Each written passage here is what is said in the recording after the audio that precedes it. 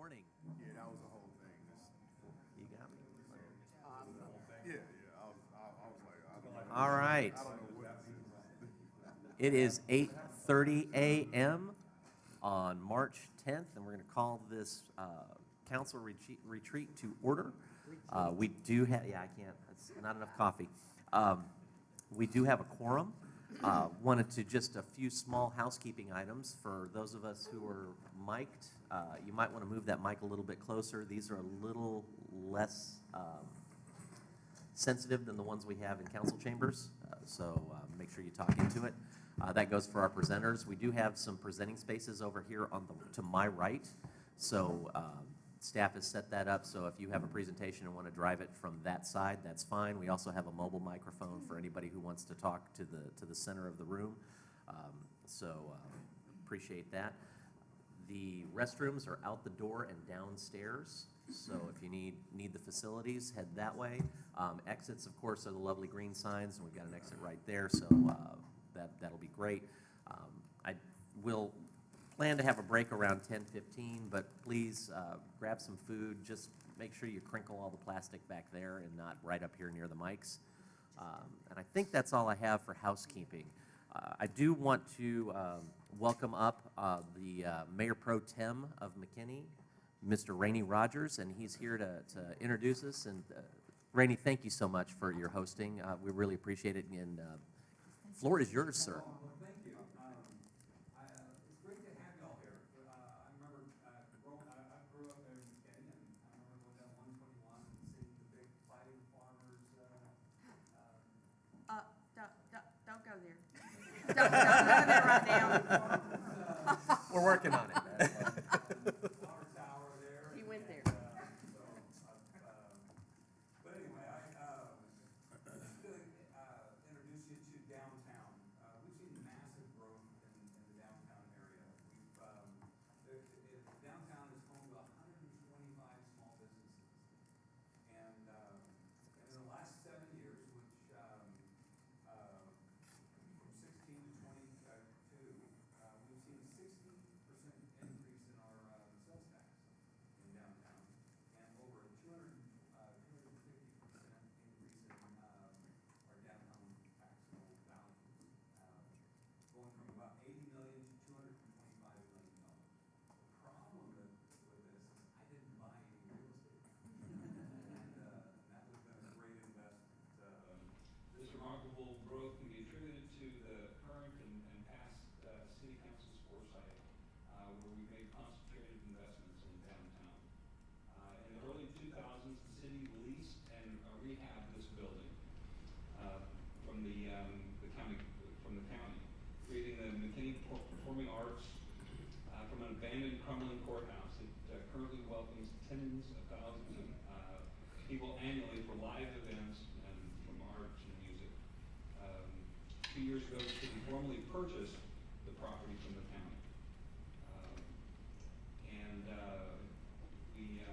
The last 2 years, we've rebuilt the streets. I mean, we widened the streets. We had investment in 2010 where we made sure the sidewalks were all rebuilt, and it's a very walkable place now. And as you know, we're building a city hall just a few blocks over here, so it's all going that way. And the creation of the McKinney Main Arts Program, a public-private partnership of McKinney Main Street, has a dedicated staff consistently advocating and promoting downtown area as a destination. McKinney Main Street has been vital in making various investments and enhancements over the years. So that's downtown McKinney. We're grateful that you came and decided to have your meeting here. So welcome to McKinney. Thank you very much.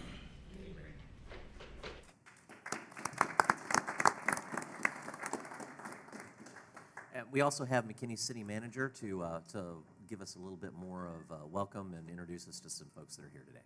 Well, good morning, everybody. My name is Paul Grimes, City Manager of McKinney. Welcome, City Council staff.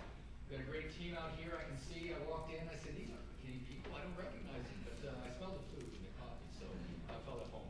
Anyway, welcome here. As Mayor Pro Tem Rogers pointed out, downtown McKinney is a gem. We're very proud of it. You have a beautiful downtown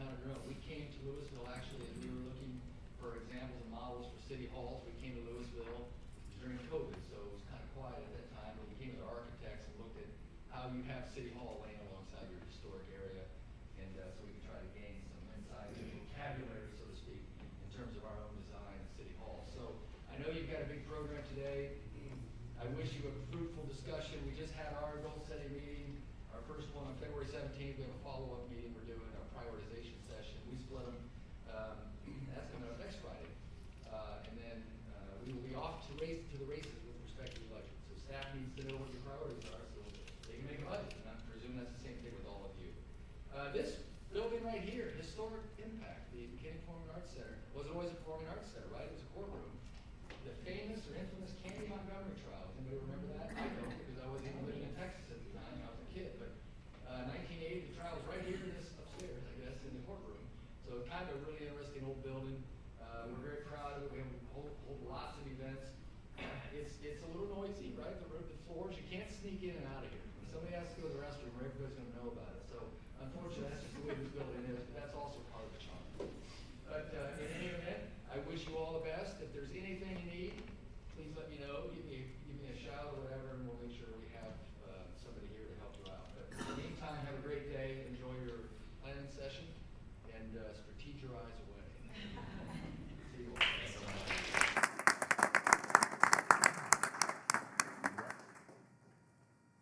All right, we're going to hand this over to Claire and see what we've got.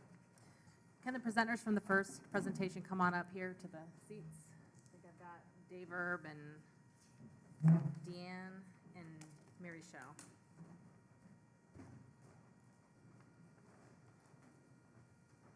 So welcome to our 2023 Council Retreat. You guys will see a trend throughout this is really tying up some of the requests that you guys had for some additional information. So you're going to see throughout the day items related to homestead exemption information, drainage fee exemption information, our feasibility study for the Grand Theater expansion, Old Town. These are all large projects that you guys have asked for additional information on. But also you're going to see a trend of trends. So today you're going to hear a lot about things that are kind of cutting edge. It may be the economics for the next upcoming year of our city, or it may be later on you're going to hear about just general municipal trends from each department, really with the idea of we need to, for y'all to think strategically, you need to see kind of not just this next year, but future years ahead. So I'm excited about this, and I'm going to hand it off to, I believe, Deanne starting off. Good morning, Mayor and Council. My name is Deanne Tompkins, and I'm the budget manager for the city. This morning, we're going to start with a review of the economic health of the city, and also we're going to talk about our budget calendar. So what we're going to start with is the overall review of the financial outlook. As we're starting our budget process for fiscal year 2024. Dave and I are going to go over the finance portion.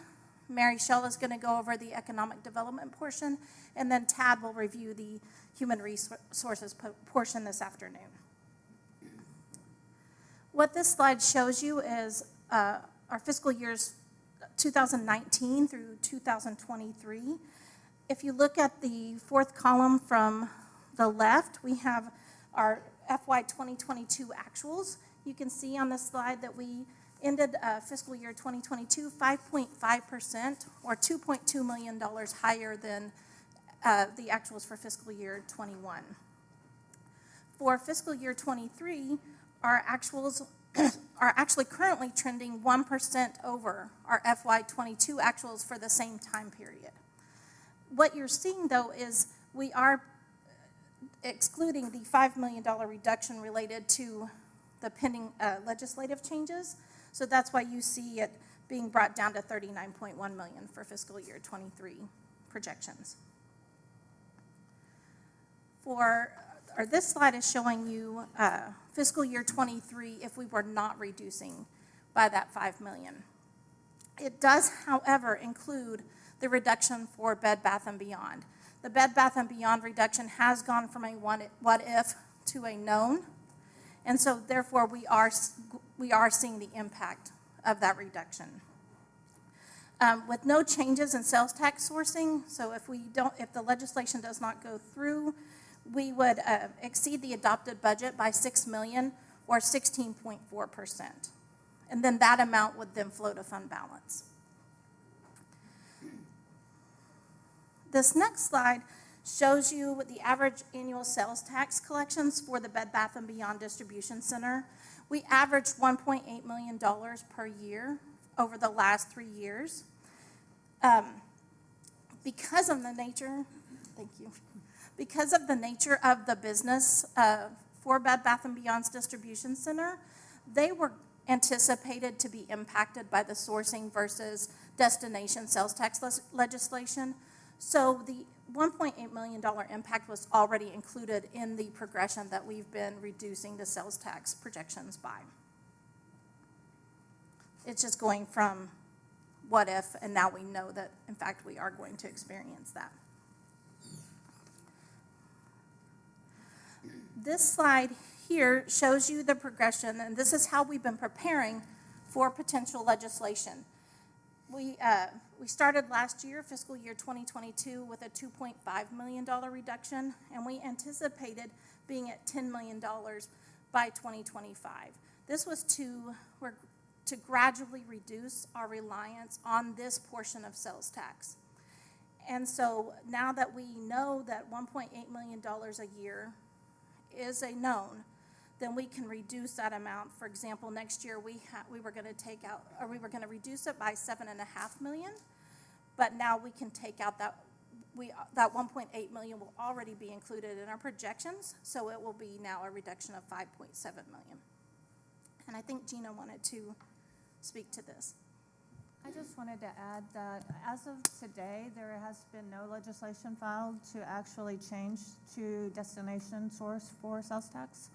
I think today or tomorrow, James, is the final day, right? Today, yeah.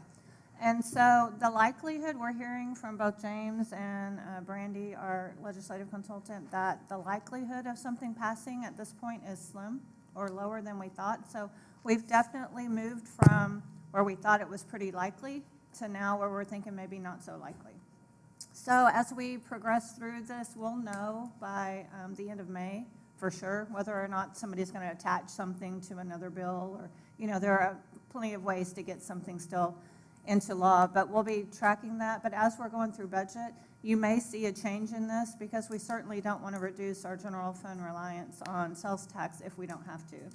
So we definitely won't go up to a 7.5% if we feel like the likelihood of this passing isn't. So we'll come back and talk with you about that more, especially at our mid-year report. We'll know a little bit more about that. But I just wanted to let you know that this is not as certain as it was in the last couple of years, and you may see some change in that, and so that's just something to keep in mind as we go through the rest of this retreat.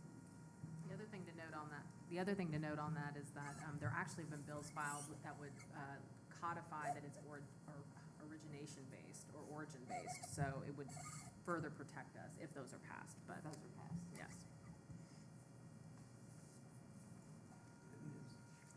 This slide is showing you our building permit information for fiscal years 2019 to 2023. We had an increase of 1.9 million from fiscal year 21 to fiscal year 2022. This was primarily related to the annexation of Castle Hills and large developments such as the Realm and the residential phase 10. For fiscal year 23, we are projected to end the year with an increase of 190,000 or 17.1% over the adopted budget. Just a reminder that building permits are projected based on actual projects in the queue. So this will probably be brought to you at mid-year with a marginal increase, and this is just based on experience that we know there's probably going to be a slight increase between now and mid-year. This one I'm excited to present because we have great news as far as hotel motel tax receipts go. We had an increase of 783,000 or 41% from fiscal year 21 to 22. the year-to-date estimates for fiscal year '23 are estimated to end the year with an increase of $184,000 or 6.8% over fiscal year 2022 actuals. And we have been, you can see the budget line, we have been budgeting this conservatively because it's been so volatile during COVID. So that's why you see the difference between actuals and projections, but we are returning to pre-pandemic levels, which is reflected even more so on this slide. This shows occupancy rates from 2019 to 2022. You can see that we reached a low in fiscal year 2020, an average low of 50.6%. But in 2022, we were back to pre-pandemic levels, even a little bit higher than pre-pandemic levels at 71.7%. And we're still seeing that trend consistent to what it was prior to the pandemic. Utility fund revenue, this slide is showing you fiscal year 2019 through 2023. Your actuals are in the first four columns on the left. We have an increase of 28% or $11.8 million for fiscal year 2022 over fiscal year 21. The majority of this increase is related to the annexation of Castle Hills. However, we also had a 4.9% increase for both water and sewer that was implemented for fiscal year 22 as well. The increase in water and sewer rates is related to council's decision to increase our cash funding for infrastructure so that we can reach that goal of a 50-50 cash funding, debt funding split. Our estimated utility fund revenue for fiscal year 23 is at $51.3 million. That is an increase of $1.8 million over the adopted budget. We also implemented a 4.3% increase in water and sewer rates for fiscal year 23, so that's reflected in that number. We always like to remind you that this revenue source is heavily influenced by the weather.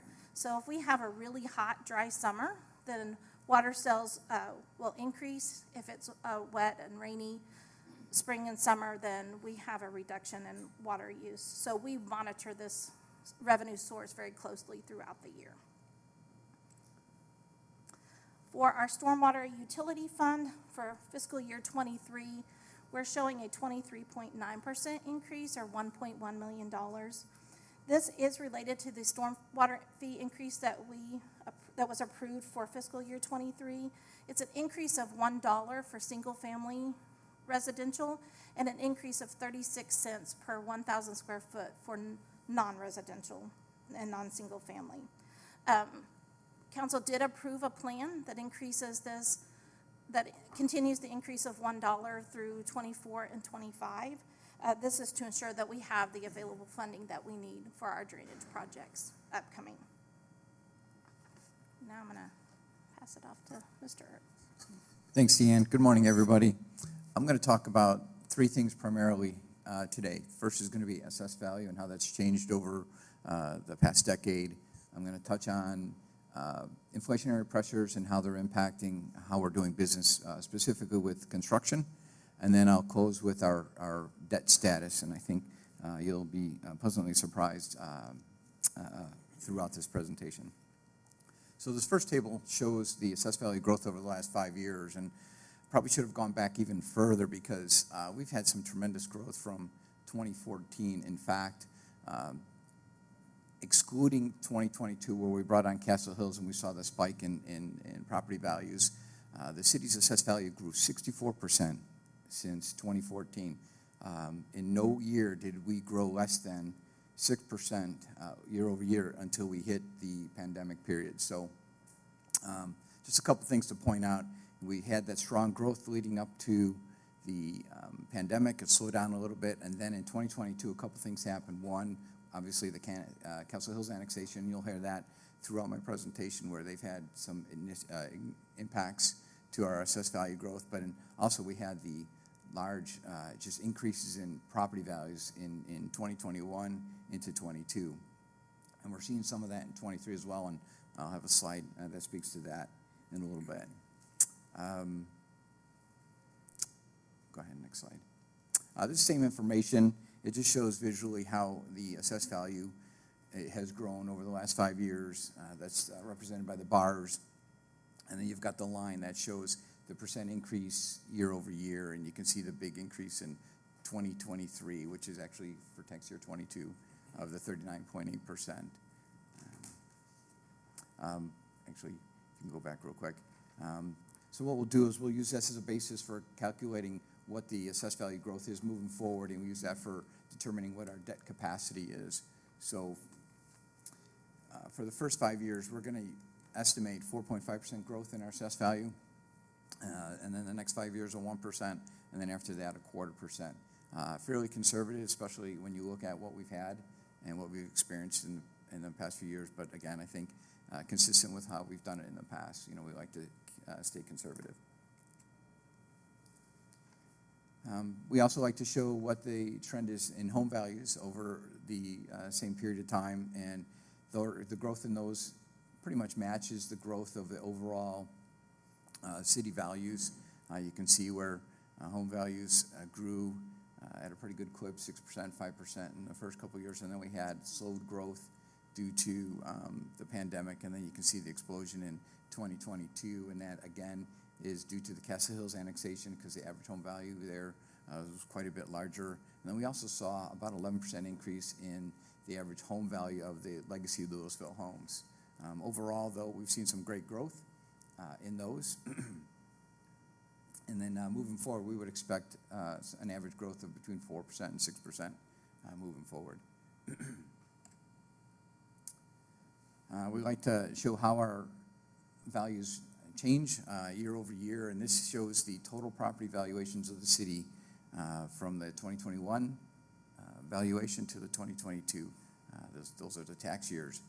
The green bars show the major categories of the categories. So we've got the single family, multifamily, commercial, industrial, and then business personal property. That first section, the first 3 or 4 columns there shows the approved, under review, and total values, and then the percent increase of the total. And I think I just would like you to take a look at that. The percent of single family of the total for 2021 was 35%, 17% for the multifamily, commercial, industrial were a little over 22%, and then business personal property was 15%. You can see with the 2022 numbers, which includes Castle Hills, those numbers change quite significantly. First, the single-family percentage of the total allocation went up from 35% to 43% of the total. While we saw increases in all the other categories, the increase to the single-family was much greater. So in spite of that, you saw a decrease in the percentage allocation for some of the other categories. So for instance, the multifamily went from 17% to 16% of the total. I think at one time we had a concern that maybe we had too much of the property that represented by single-family homes, and we still want to keep an eye on that.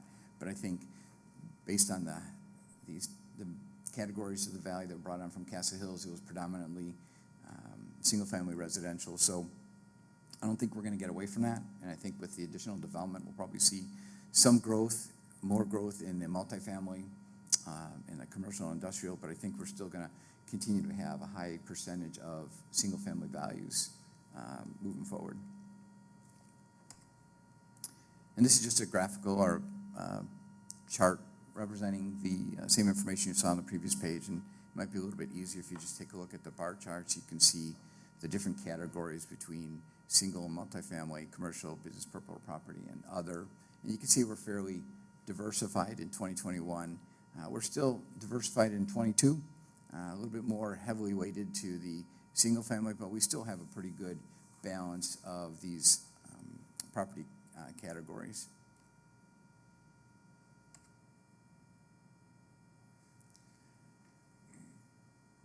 Okay, just a couple indicators to give you a flavor of what's happening in the economy and how it might impact the city of Lewisville. Unemployment is probably at its low in the last 40 years, down to about 3.5%. The Fed believes that full employment for and economy is 4%, so we're well below that. Interesting tidbit, state of Texas is ranked the 9th largest economy among the nations throughout the world, even greater than Canada, Korea, Russia, and Australia, so which is pretty remarkable. And I think being part of the Dallas Metroplex and the state in general, I think that helps buoy up the economics of the city of Lewisville. So we're in a great place, and I think we've got a lot of things in place to take advantage of that. Sales tax for December, and this is the most recent information that we had at the time that this was prepared, was up 10.5%. We're seeing continued growth, not to this extent, but we're continuing to see growth in our sales tax. And that last point about the hotel revenues, Deanne had mentioned that previously, that we're at or above pre-pandemic levels for the hotel motel, and that's just following suit with what the state of Texas is experiencing. Okay, so we're going to talk a little bit about inflationary pressures and the impacts to construction. While inflation has cooled over the last 7 or 8 months, there's still that higher than, and then the inflation rate is higher than what the Fed would like it to be. For the month of January, the CPI did decrease by 0.5% to 6.4%. Again, that's still much higher than what the target rate, which is 2%. At the Fed meetings in February, this is a quote from Chair Powell, and he talks to the fact that it will take time for inflation to come down and require future rate hikes. At that time, the thought was that there would be two additional rate hikes at 25 basis points each. Well, 30 days later, we've got something quite different than that. His most recent quote speaks to the latest economic data has come in stronger than expected, which suggests that the ultimate level of interest rates is likely to be higher than previously anticipated. So where they thought that the Fed rate would end up at around 5.1%, now they're thinking that it's going to be a little bit higher at about 5.5 to 5.75. So in March, when they next are expected to raise the Fed rate, we're probably looking at a 0.5% increase at that time.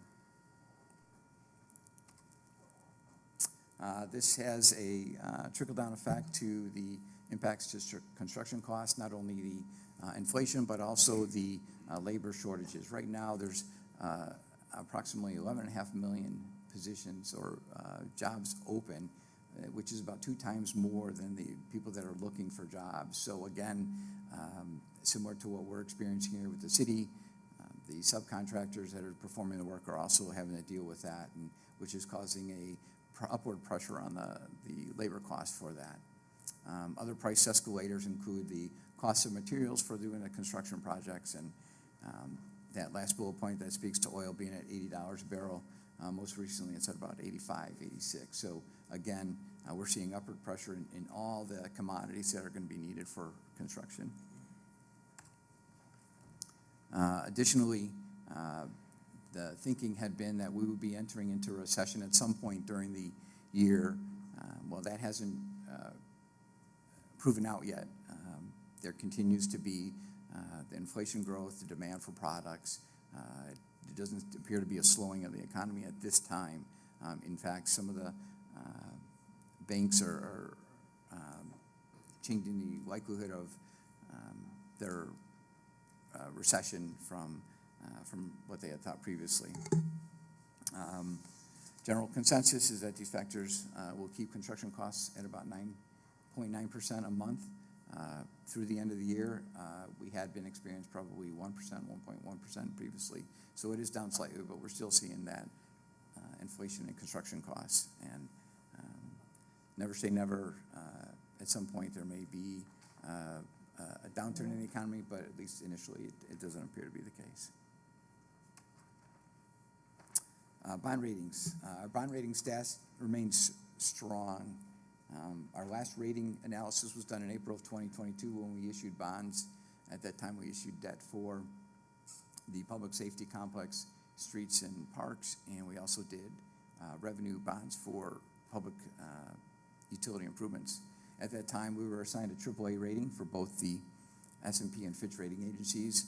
We've attained this rating and retained it since 2013, so that's been an amazing track record, and like I tell Claire, I just want to keep the train on the track, and I do not want to lose it, but I think the AAA rating comes from a lot of different efforts, the way we've managed our expenses, the way we handle the budget, our level of reserves, all those things feed into that.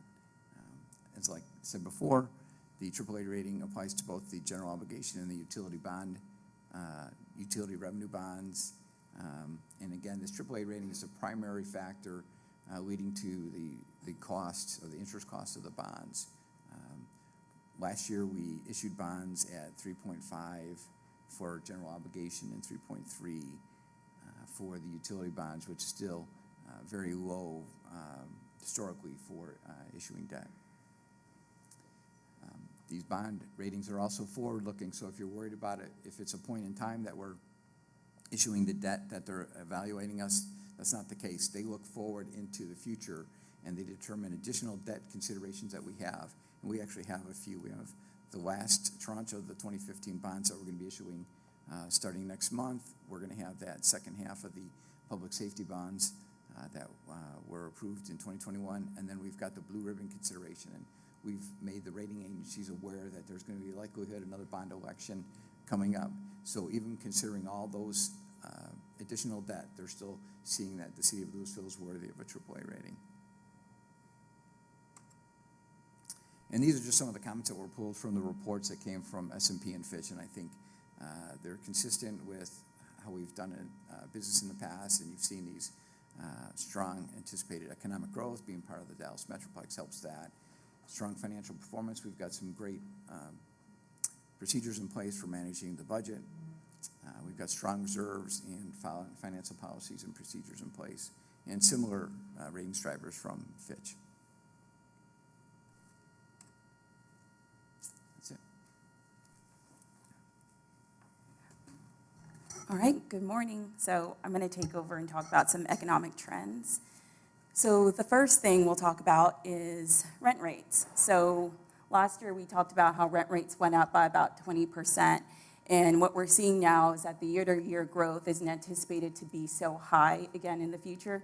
Year-to-year, it seems to be about 2.5% growth each year. However, Lewisville is still ranking below other northern suburban markets as well. So trends in office space. So back in, this quarter, we're almost at about 80% occupied, and it seems that it's going to increase slightly, but over the next coming years, we're going to be right around that 80%. Of the 20% vacancy, the largest one would be the former Chase building on Lake Vista. That's approximately 240,000 square feet. So before COVID, it fluctuated some between 83 and 93, 94%. Right before COVID, we were about at 90%, so we're not too far off from where we were prior to the pandemic, but it seemed to trend around 80% in the coming years as well. So I'm going to talk about retail and industrial. So if you've been hearing that the retail or industrial space is vacant, our numbers are showing quite the opposite. So we're showing that for retail, we're going to be relatively flat around 93, 94%. And as well as for industrial, we're going to be just a little bit higher, between 94 and 96% over the coming years. So we're very excited about that. The Bed Bath & Beyond closure will have an impact. It's about roughly 800,000 square feet. But we've talked to the owners. They anticipate being able to fill that space, especially with this level of occupancy rate that we have in our city. So it's just more so a matter of time. And over the next coming years, the ACE property will come online. It's roughly about 10 buildings, and it's going to be roughly 2.5 million square feet in total. But that's going to be down the line, and that's going to come online probably in phases. But again, with our occupancy rate, we think that they're not going to have much issues filling that space. I did want to point out that, for all the online chatter, that we don't have filled industrial. We do have filled industrial. 94 to 96%. So income levels. So we're at roughly about 78,000 for median income. The top three ranges of income are between 50,000 and 150,000. And most of the funds that per household are spent is mainly on health care. That's usually for just health insurance and medical care in general. But then we love our entertainment and we love to shop, apparently.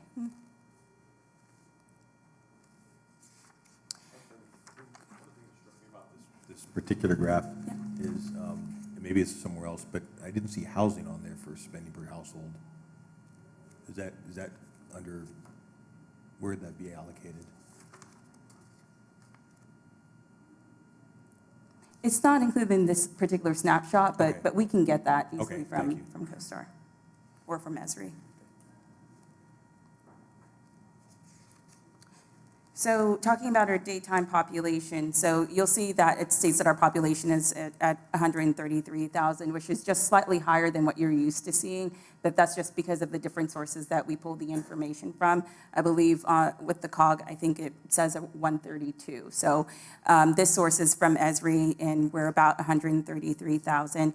And our daytime population is actually not too far off from that at 123,000. So although people may be going out to work or to do other things, we have lots of people coming in as well.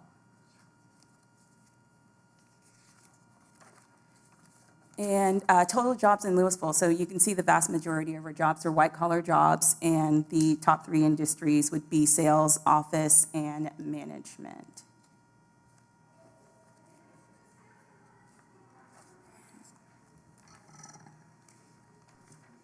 All right, so based on the economic indicators that we have presented, the revenue outlook for the city looks positive for the remainder of fiscal year '23.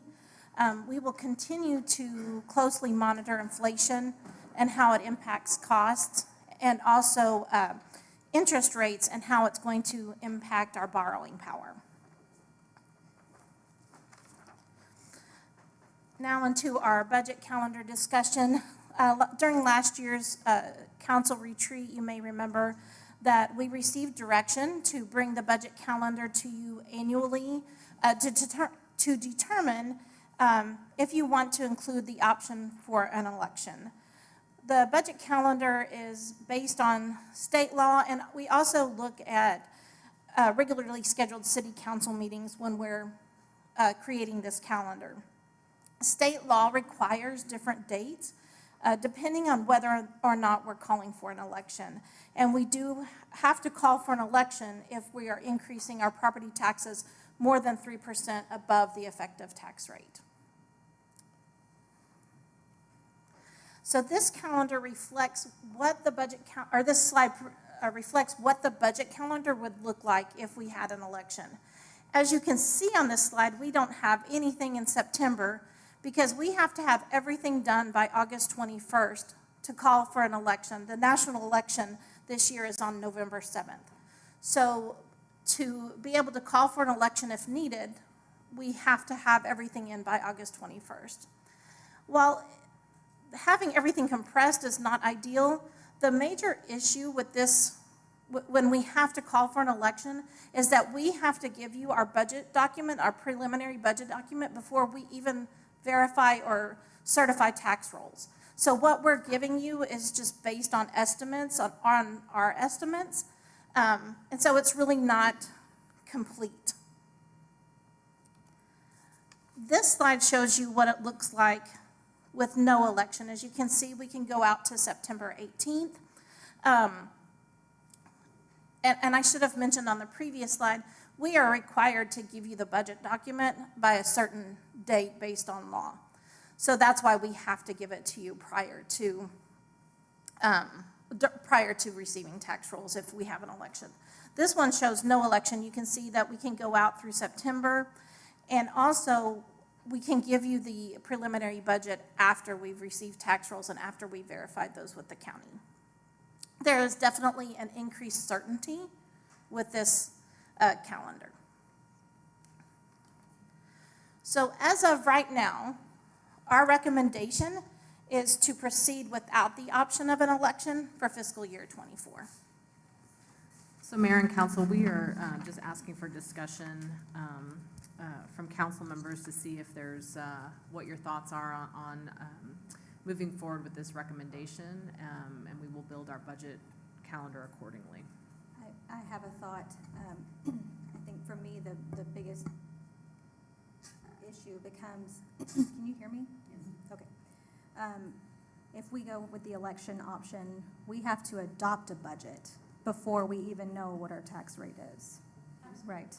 So that's really iffy to me. That causes a lot more work for staff as well, because essentially you'd have to prepare 2 budgets, right? Right. So I recommend going the no election route for that reason. I definitely agree. Work smart, not hard.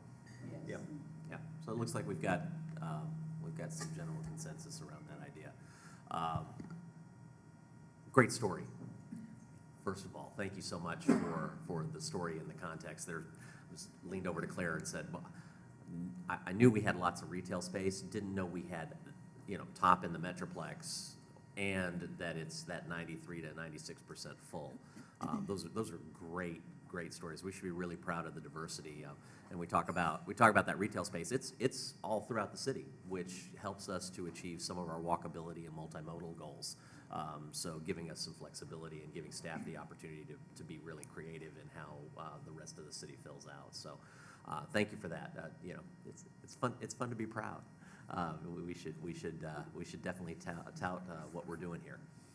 With that, if there's no Mayor, other discussion. I had just a quick, depending on how the rest of the retreat goes, there are some fairly costly items coming up. In fact, some that might affect your tax rate. Okay.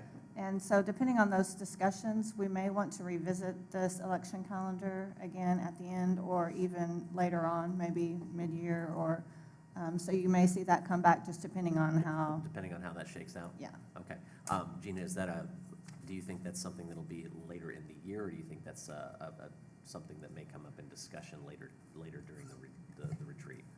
I think probably later in the year. I Okay. think we'll get your kind of direction and see what other questions y'all have, what other follow-up you have, and then we can probably end up having to come back at another time to discuss it if you vote to kind of Yeah, we won't do any change some voting major today. things. But yeah, we can, okay, super. Thank you, Gina. Mayor, I have a couple questions I was holding till the end here. So I am curious, when we talk about single-family households, do we know how much of that is people renting their households versus how many is owner-occupied? I'm just curious about that number. So I don't think we have that in that presentation, but I think that was in a prior presentation that Chris McKinney had provided, but we can send you that information again. Okay. Even just rough numbers, because that's going to impact my thought process around homestead when we get to that as well. And then the other question I have is, looking back on slide 28, to see almost 70% white collar, that's great numbers. I'm curious, is this full-time workforce or all workforce? And I ask the question because my understanding, at least from a couple years ago, is Walmart was one of the major employers in Lewisville, which would not be what I would consider to be white collar work. I believe that it's all workforce, Okay. but we can verify that. All right, thank you. All right. That's all I have. Patrick, I think that number was in the 30s for rental, and I know we're Okay. working That's good towards. enough, just a Okay. Yeah, general. I know we're working towards the housing study, which will give us a really Awesome. dialed in. I was looking for general direction. I have it. So Chris McKinney just mouthed that it's 22%. Okay, Oh, thank you so much. lower than I remembered. Okay, Awesome, great. thank you. So, One more quick question. I saw on one of the slides earlier, there was a grouping for business personal property. I'm not familiar with that term. What is that? So that's going to be the value of property that's not attached to the physical premise, or it could be equipment, it could be furniture, fixture, and equipment that's included with that they include that value in. Okay, You literally have to count your pens and paper pads. okay. yeah, Awesome. state of Texas has an interesting Yeah. tax there, Okay, which is why they're talking about it at the state ledge level as a way to perform some tax relief. okay. That's all I have. Thank you. Other questions? Good stuff. Claire, are we ready to move on to our homestead exemption conversation? Yes, sir, we are. This morning is going to be the Dave Erb show, so we can say goodbye to these two lovely ladies. Thank you, ladies. So- He's got his dancing shoes on too, which is great. So, and I'll preface the next presentation on the homestead exemption. So, this was a request from Councilman Kelly to talk about, I think at the last budget retreat, relating to kind of, can we look at a homestead exemption? What does that look like financially for us and impact to us? But also, really, this is presented to you guys for information purposes only today. Obviously, discussion is welcome if you want to have discussion. But this decision doesn't have to be made until July. So last year, when we came to budget, it was already too late. You have to make that decision in July whether or not you're going to do a homestead exemption. So we have comparisons, and Dave will talk about the financial impact at the, on the bottom line for all of those. But I just wanted to make sure you were aware. This doesn't, really what would end up happening is if I hear from a majority of you, after you receive this information and digest the information, if I hear from a majority of you around the June timeframe, and I'll reach out to you, that you want to put this on an agenda, I will put it on an agenda for you, so. So for clarity, that means that we have to have some discussion about this. Otherwise, nobody's gonna. Yeah, if you want to, yeah, it's here saying there's really, today is not the last day for discussion. We can have discussions in the future and have a meeting in June and talk about it further. Thank you. I think it's also critically important to leave in this conversation with all of the major bills down in Austin are dealing with homestead exemptions. And so what I would hate to do is get out ahead of some of that legislation, because those are going to be some significant drivers. Some of them are talking about exemptions across the board. Some of them are talking for commercial and residential. Some of them are just talking about single family. That's, I think, going to be a much bigger needle mover in these discussions. So we'll want to be able to account for those. I'm sure Dave's got some comments to that as well. A meeting with Denton Cat, Don Spencer, who's the chief appraiser, had invited the city of Lewisville and some of the other major communities or taxing entities of the appraisal district for a preliminary look at their budget and the numbers. And one of the exhibits that they provided was the number of bills that are being considered. And as the mayor had mentioned, there's quite a large number of bills that are related to capping the annual homestead amount from year to year, dropping it from 10% to 5%. It is expanding the number of exemptions out there. So to his point, I think it'd be good to keep that in mind as we go through the materials that I'll be sharing.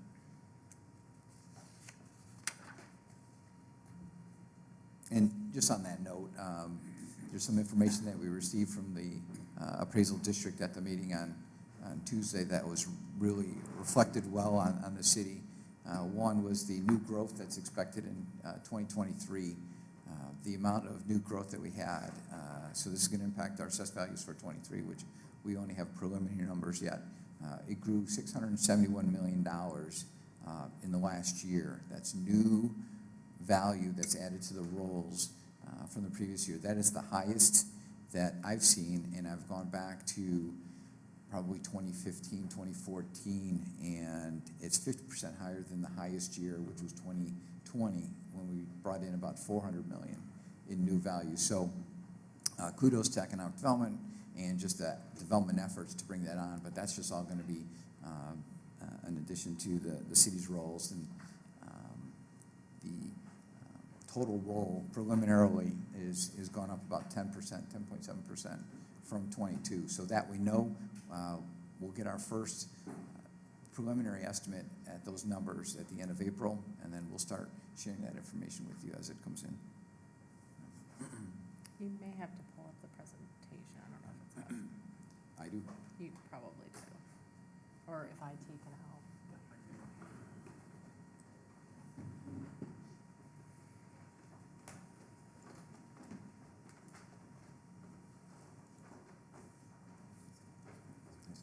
Is it high? Yep, perfect, thank you.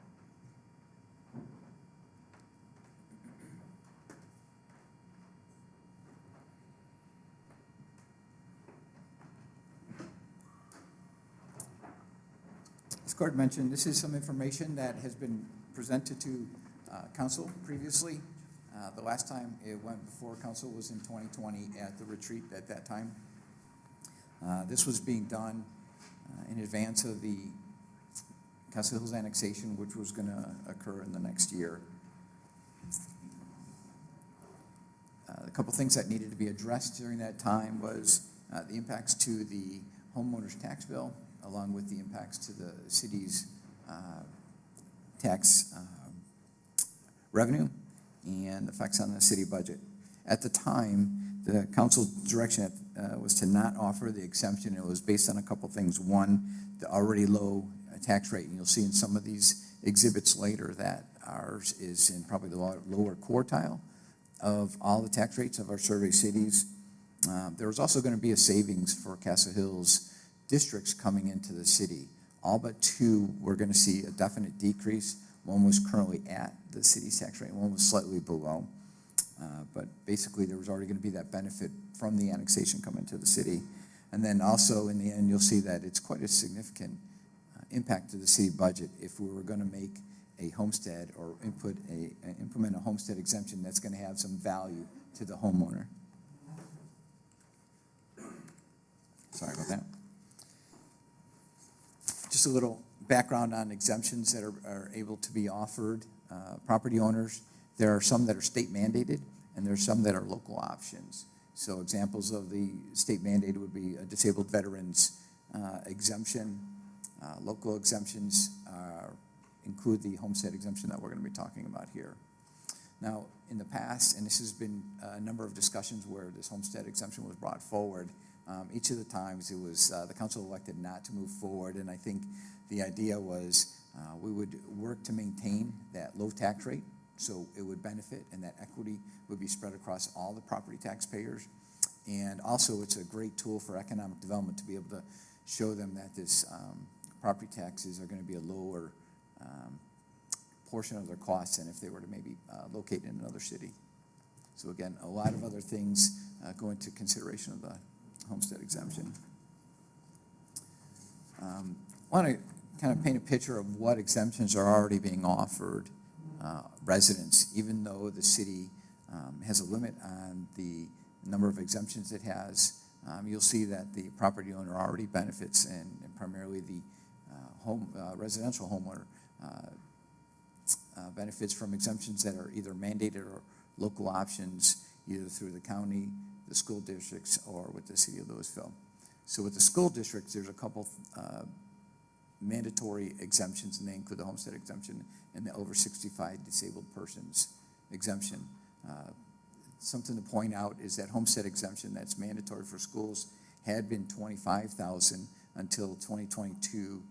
That was the first year that it went into effect, where it was increased to $40,000 from the previous legislative session. So that provided a pretty good benefit to property owners.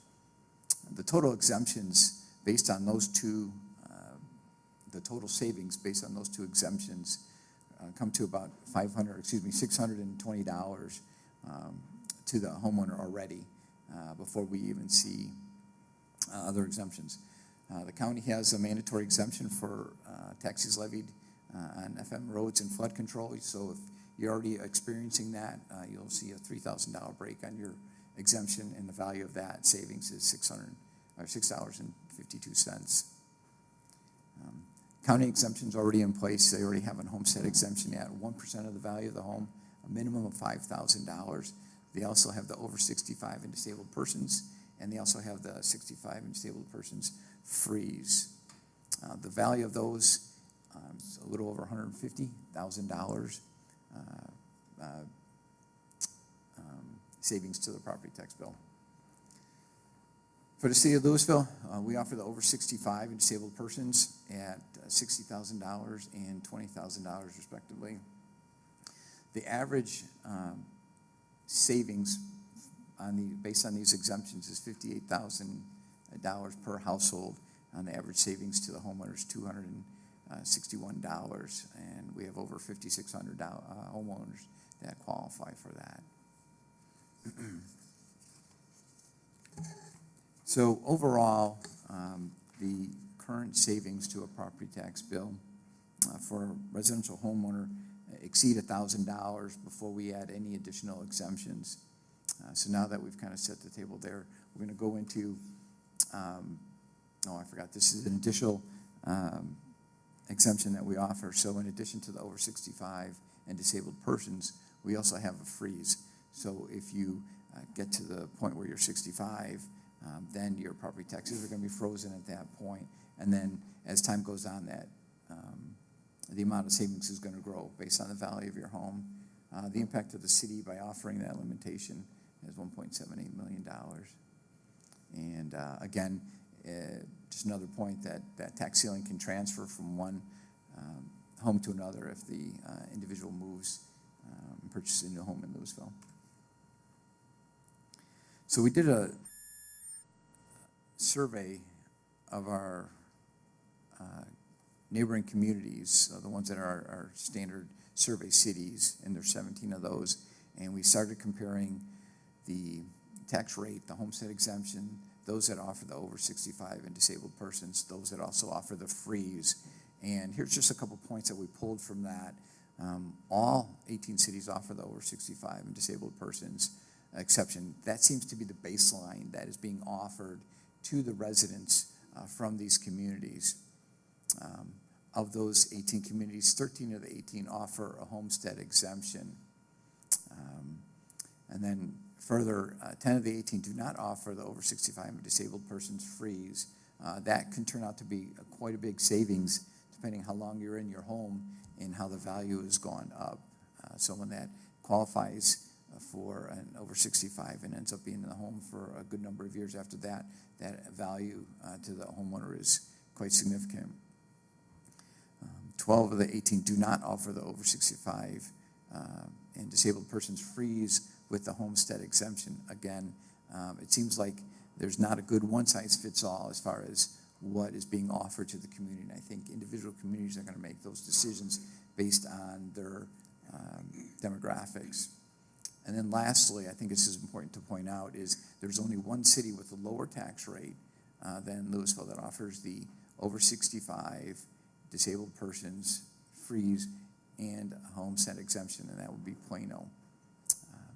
And you'll see, in spite of these exemptions that might be offered in some of the other communities, that the city of Lewisville looks very well in comparison as far as the total tax bill.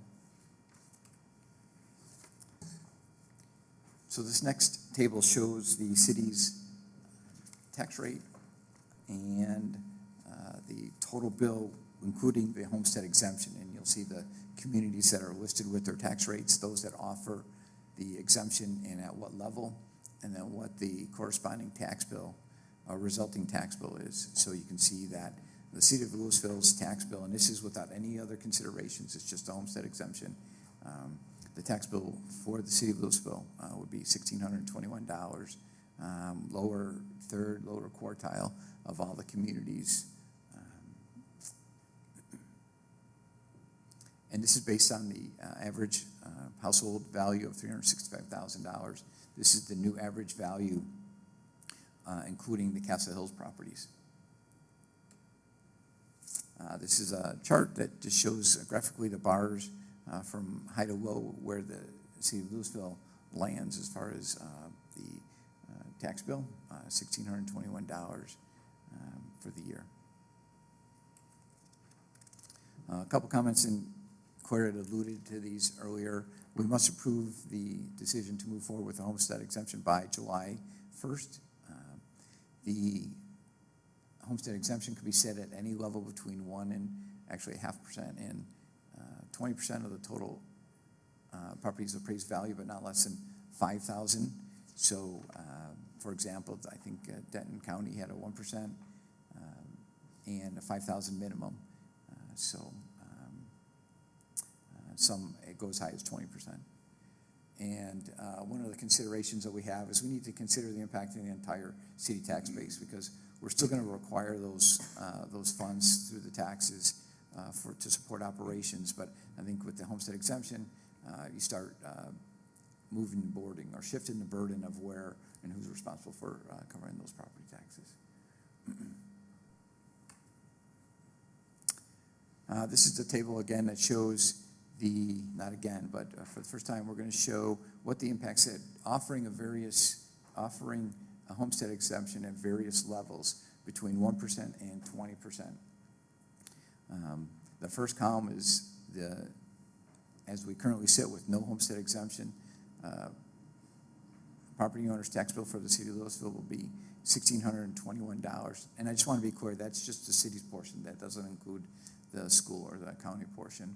If we offer a 1%, that tax bill for the Lewisville homeowner goes down to $1,599, a saving of $22.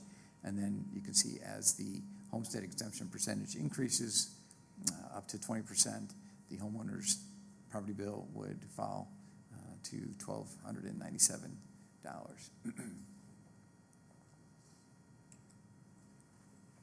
So this is a table that chart reflects, and these actually show the numbers. This is using 22 tax year information. So you can see at a 1% homestead exemption, taxable value loss to the city, a little over $94.4 million. That turns out to a loss of revenue for the city of $319,000, and you can see the split between the general fund and the debt service fund. So the city's impact is $319,000. The annual savings on a home for a Prosper resident would be $22. So not a significant amount of savings. It's not providing a lot of value to the homeowner at that point. In order to provide a value by significant homestead exemption, you'd have to offer something in the 15 or the 20% range, but those impacts to the city are quite significant at that point. For example, at 20%, the total value of loss in taxable value is $1.3 billion. The hit to the property taxes that are received by the city, $4.8 million.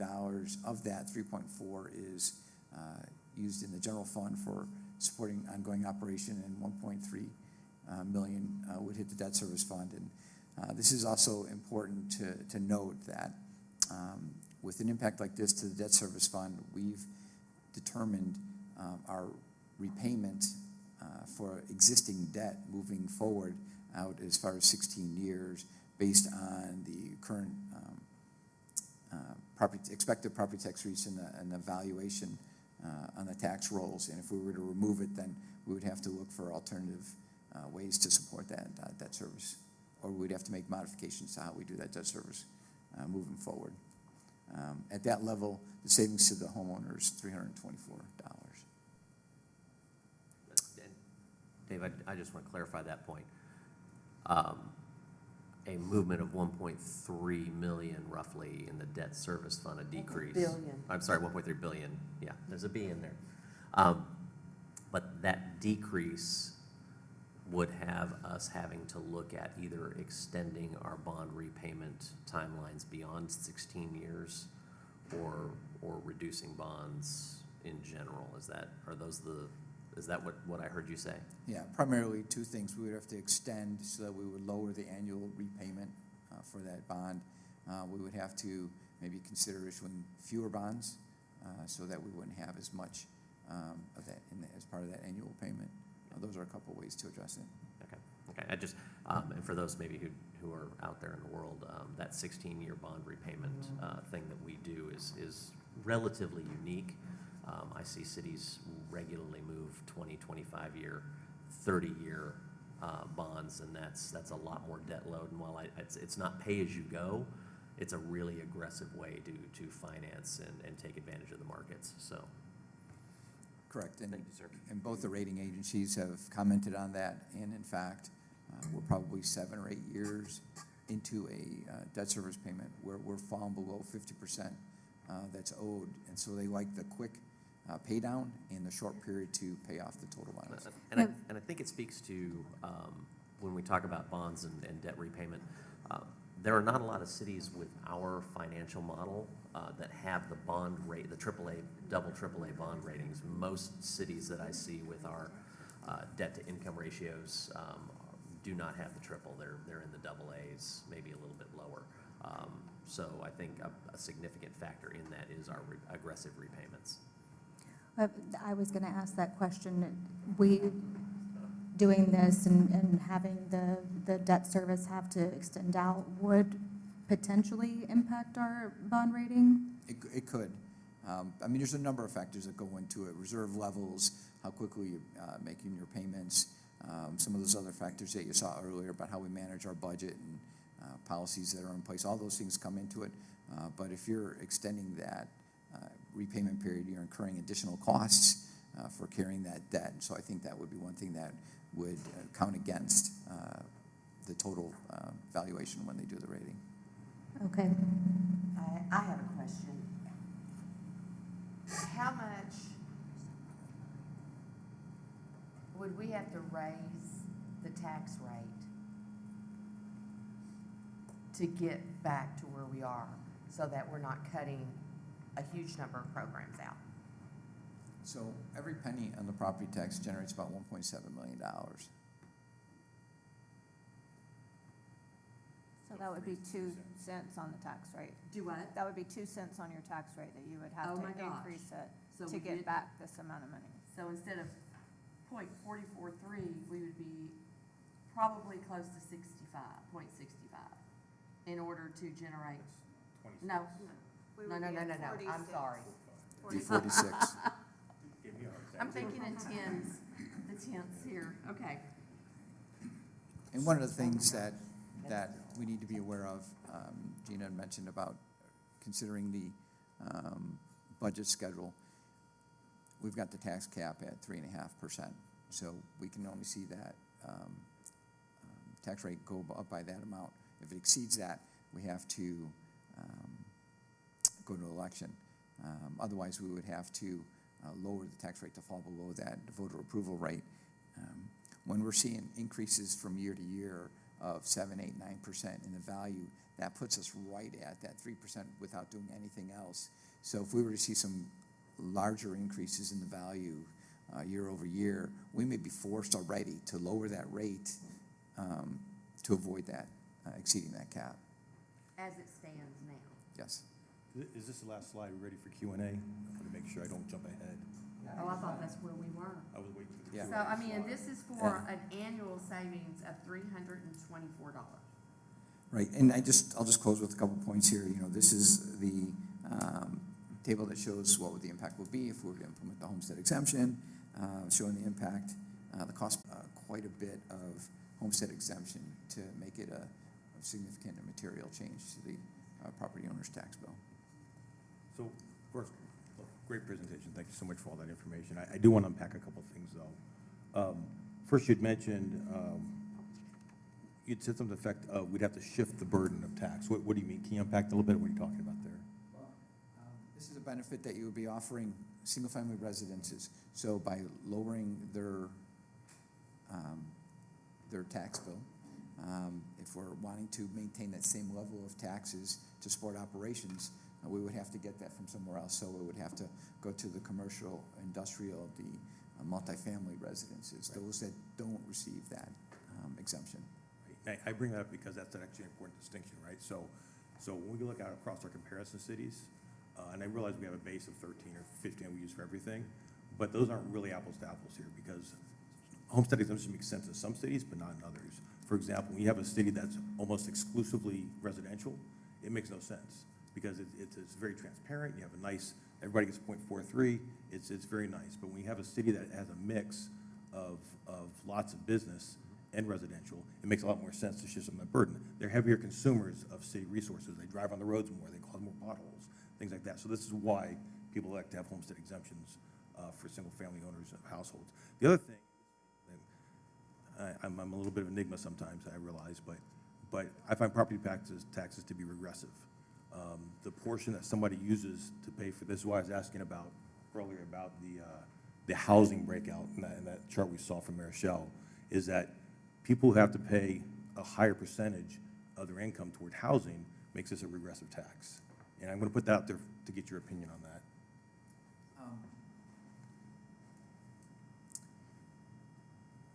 I think what we tried to do over the long haul with the city's tax rate is to keep it low so that it benefits citywide. So all of the property taxes that are being paid, the costs that are being borne are being shared from all the property owners. So whether it be commercial, you're going to have different uses of the services for the city. So while they're not going to be equal, you're going to have some that are going to be utilizing the police and fire service more so maybe than commercial industrial that might be tapping into the infrastructure needs that they have. So they all have drains or draws on the costs of the city, but I think by having a low tax rate and minimal exemptions, that we can share that cost equitably across all the categories. Right, I'm going to react to the word equitably, because I think that when we talk about just household income, and I'm going back to affordable housing now, household income, I find a property tax to not be equitable, because the people who are on the lower end of the income earning area, they're paying a higher portion of their income to property taxes than people who are on the upper end. And this is one of the things I like about homestead exemptions, is that it equalizes a little bit and becomes more equitable across our our citizens. That's my opinion. That's not, take that for what it's worth. I think, Patrick, it's a fair argument. To your regressive comment, property taxes in multifamily are extremely regressive. Yes, I concur. And so when you do, to Dave's point, I'm always looking at taxes that are shallow and wide. The more exemptions you create, it means that your field of taxable revenue, it becomes deeper for the folks that are left out there. I don't think this is a bad discussion, and I don't think, at the end of the day, what is a meaningful tax reduction? That word gets bandied about quite a bit.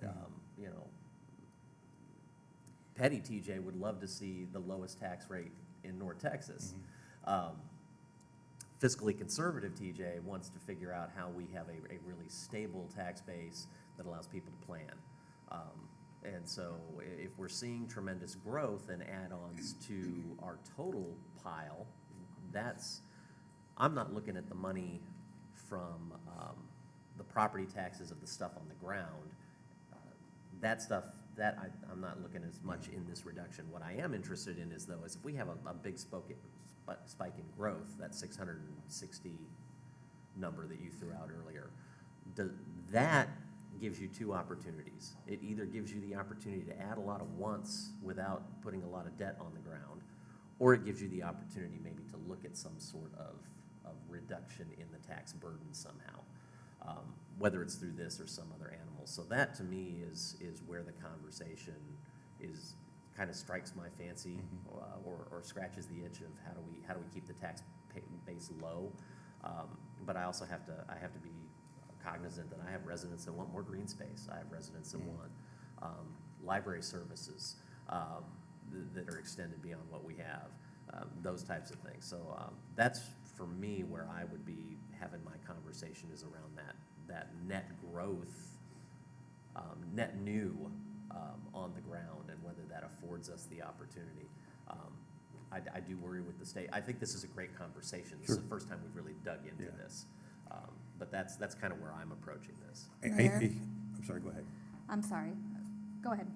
So I will say, what I'm not asking about here is, hey, let's go in June and incur $1.3 million in a decreased budget. Billion. No, that's taxable value loss. The actual hit to the debt services fund is 1.3 million.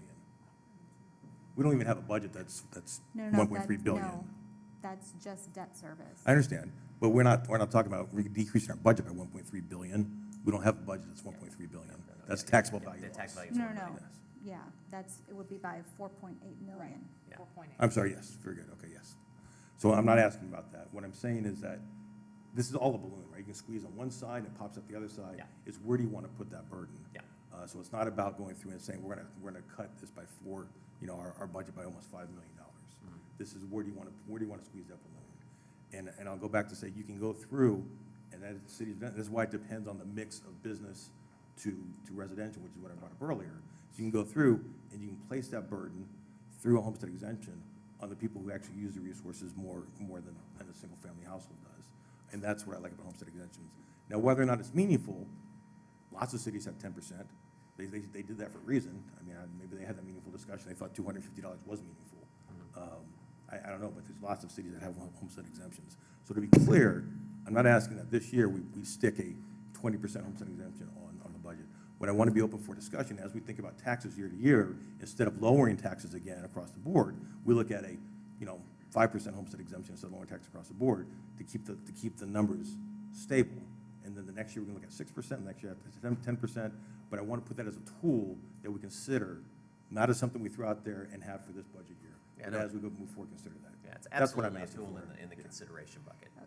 So I have an additional thought that we haven't even discussed, because I have to talk about infrastructure.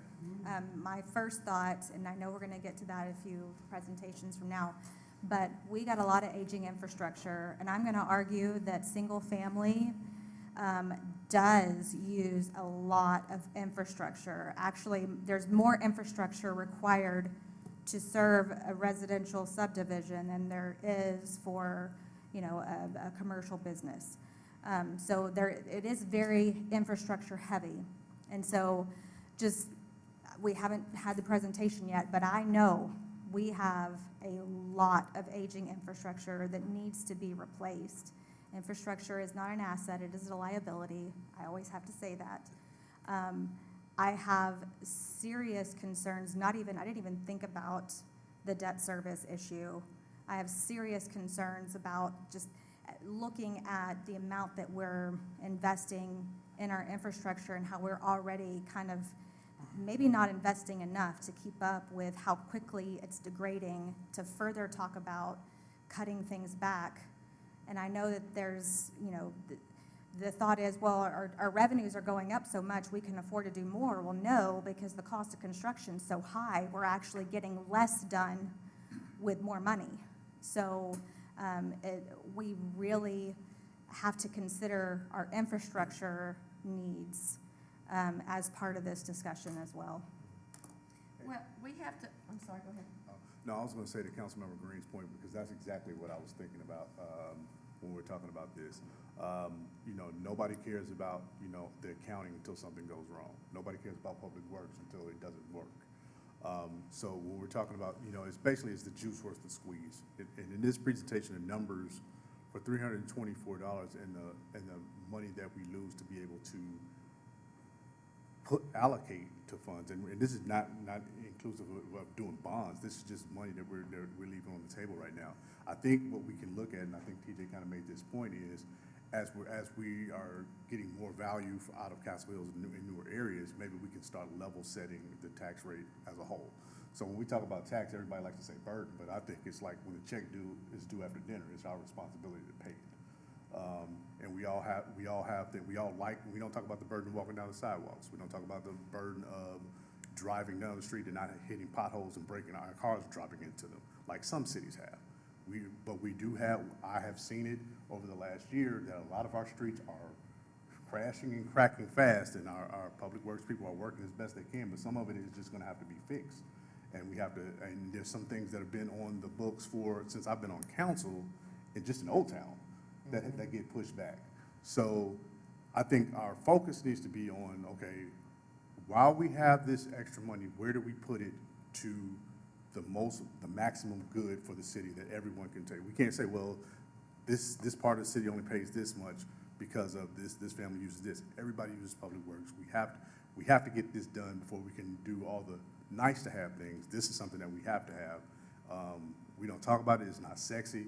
Yeah, I don't think it's a liability, but it definitely can be a drain of our funds if we don't think about this. So right now, with the exemption, I'm kind of looking at it like, well, is the juice worth the squeeze? I don't know right now, but there are other ways that we can kind of spread this tax responsibility around to everyone and try to find the most equitable way possible and continue having a conversation. What worries me, though, is you have so many bills that are filed in the state. And that's the kangaroo court up there, I'm sorry, but we don't know what's gonna happen and what window who's gonna jump out of. And we do, I'm sorry, or be thrown out of. We do something like this, and then they pass certain legislation that doubles this. who gets, what stops? Well, to that point, Ronnie, since that is primarily gonna impact the school tax rate, yeah, I might could take if there's a reduction on that side, it might be that, you know, that's a significant versus, you know, $80 on our side. But I think that's, we gotta look at that and where that's all moving, because I think it will, you know, it impacts people's pocketbooks, my pocketbook, your pocketbook. I also wanted to make the point that, you know, we offer a lot of services for residents, you know, our library services, our perk services. Yes, some of those are used by, you know, people who are here doing business, but our residents are getting a lot of services for the tax dollars they pay as well. So unfortunately, my concern is that if we start cutting back and giving exemptions, I'm afraid that not only infrastructure, but I'm worried parks is going to suffer. You know, libraries are things that are the value that we provide to our residents.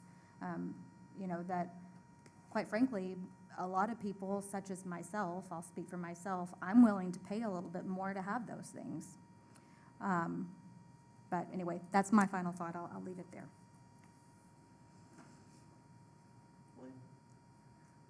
Yeah, I mean, I think everybody's already said everything I probably would have said anyway, but I don't think I would be in favor for any of this, but I mean, $324, I think the first time that somebody can't flush their toilet, I don't think they're gonna care about $324. So I think the infrastructure thing is a huge concern. There's a lot that needs to be done over the next few years, and so I think that's gonna be very important to do. I think it's always important to have the conversation.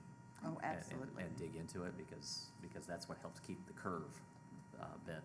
I do think one point that maybe hasn't been made in all of this, or kind of gets lost in the shuffle, I don't have an EDC, right? I can't write checks. But what I can do is if I've got a solid tax base and a solid, repeatable time horizon, when companies and organizations come to invest in Lewisville, they know, hey, okay, may not be a flashy check on the front end, but over time, that tax rate over time is a solid beast that we can measure against, that we can market against. And I think that does give us, for the smart folks, I think that gives us a really good competitive advantage along with our location. So something to think about. And I think this is a good conversation to have for us to also educate our residents. Right. Because, you know, we're talking about it, but we need to have these conversations with them to kind of see where they're at, but also to say, okay, what's important to you? Everybody can look at their street, and even in Castle Hills, there's older infrastructure. You know, so we're saying, you have all this extra money. Well, this money is going back into the city, and here's where it's going. Here's how we're reinvesting in the city. I tend to think that most people would be like, well, that's reasonable. It's not that we're doing something, building something that's not necessary. This is stuff that everybody can say, okay, yes, we don't want this to fail.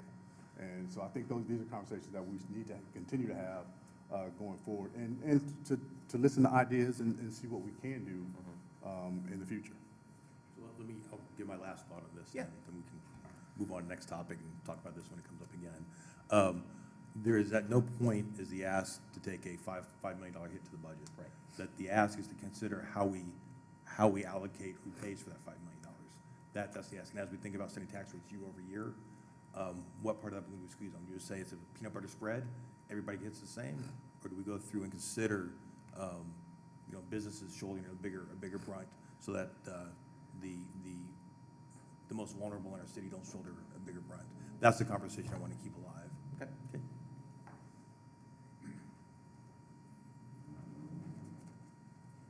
Okay, council, just to reiterate, so next steps, basically, based on the conversation today, my intent is not to bring this back unless I hear from you guys prior to June that, from a majority of you that want to revisit this in June. So I will pursue accordingly. Okay. Super. Well, Conversation. Yeah, no, I conversation appreciate the needs to keep conversation. going. We need to stay educated as to the numbers and stuff. Do we have to set the tax rate at the same time homestead exemption? Because that's a big thought for me, is that I can't decide if I want to endorse a homestead exemption until I know if the tax rate is likely to go up or down or not. You have to do the homestead exemption before you set the tax rate. Of course we do. So, yeah, Right. great, that's helpful, not at all, so that's, Right. okay, All right. thank you. So next up, we have Act 3 of the Dave Erb Show. I've got a sidekick today. Oh, awesome. Stormwater drainage and religious organization exemptions. So this is another question that was brought up that we're asked to present information on. I've asked Keith to come up and help because he handles the nuts and bolts of the program. I can provide information regarding the administration of it and the data behind it. And then if there's any specific questions related to the program, he's able to help. I also want to thank Public Services and Caitlin for helping pull some of this information together. And with that, I'll just move forward. Stormwater fee, for those that you weren't here, 2018 went into effect. The ordinance in the stormwater credit program, just additional backup information was included in your packets. A lot of effort went into determining what was needed as far as the stormwater fee at that time, extensive analysis of the impervious surface, and setting of the rate at that time. The single-family residence is, at the time, was paying $4 per month. It was assessed through the city's utility bill. For non-residential properties, the fee was assessed at $1.43 per thousand of square feet of impervious surface. So how we kind of handle those is through equivalent residential units. So the average home at the time, we were using square footage of about 2,800 square feet. So when we boil that down to 1,000 square feet for non-residential, that 143 times 2.8 equals to $4. So they were paying equivalent rates. It was just going to be based on a different measurement. The single-family residents pay a flat rate. The non-residential would pay based on the amount of impervious surface. It had been 4 years since it had been in place, and we hadn't done anything. We hadn't made any adjustments to the fee, although we do an annual review of the revenue that's coming in and the projects that are being funded by it. We wanted to get an assessment of where we're at. So last summer, we had brought on NewGen to do an analysis of the stormwater utility fee. Now, you're probably familiar with NewGen. They've done the water and sewer rate utilities, and they also helped us change our billing structure when we brought on the Castle Hills annexation, where we changed to a stepped rate for that. The goal of the study was to determine the adjustments that were needed to maintain the sustainability of the program, so making sure that we have sufficient funds on hand to cover the costs of capital moving forward.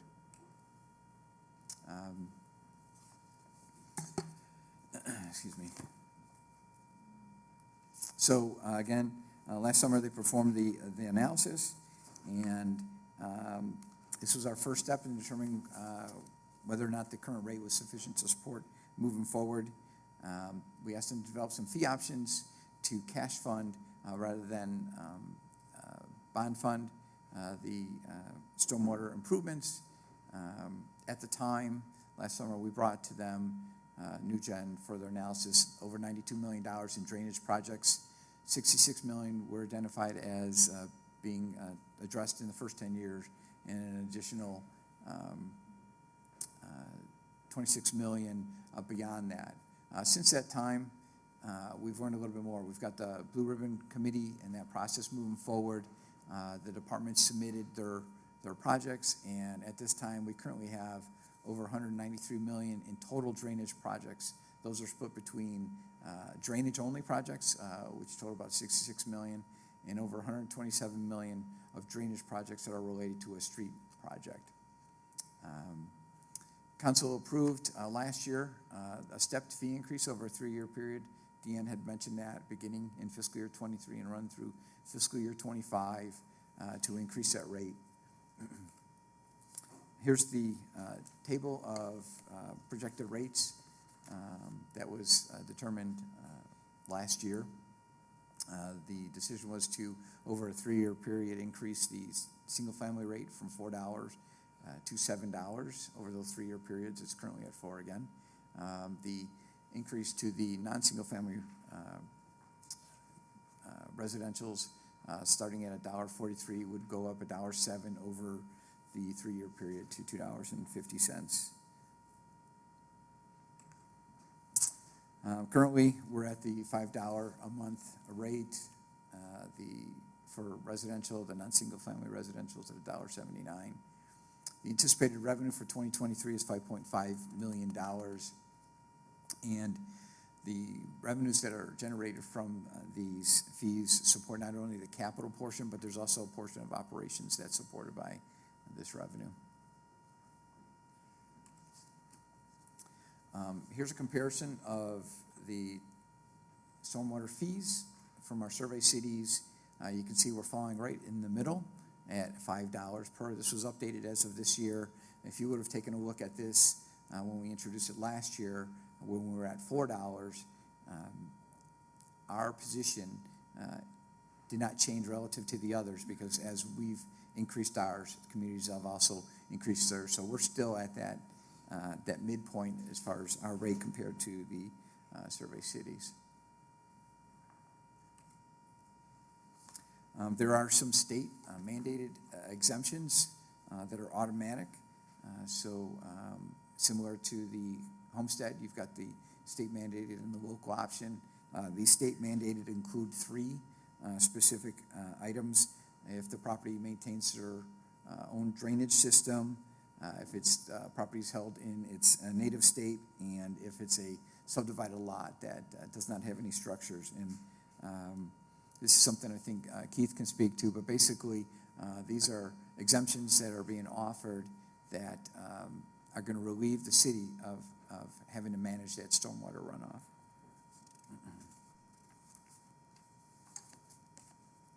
Who else can be exempted?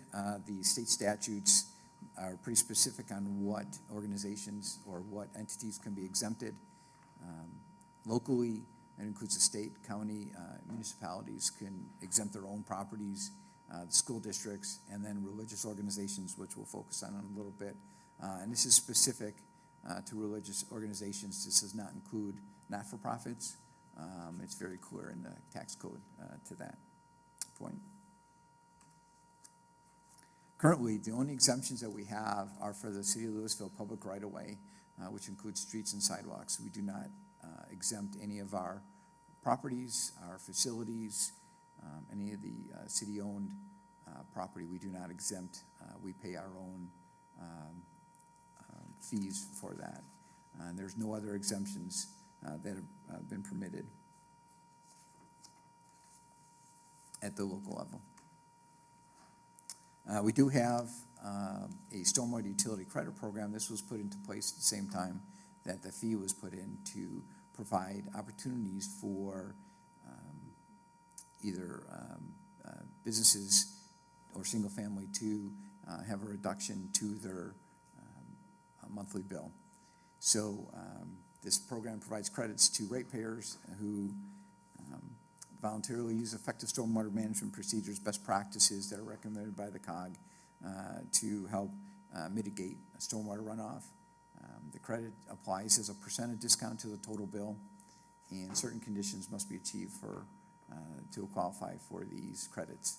Again, this is something that we want to be fair and equitable in applying the credit to the users.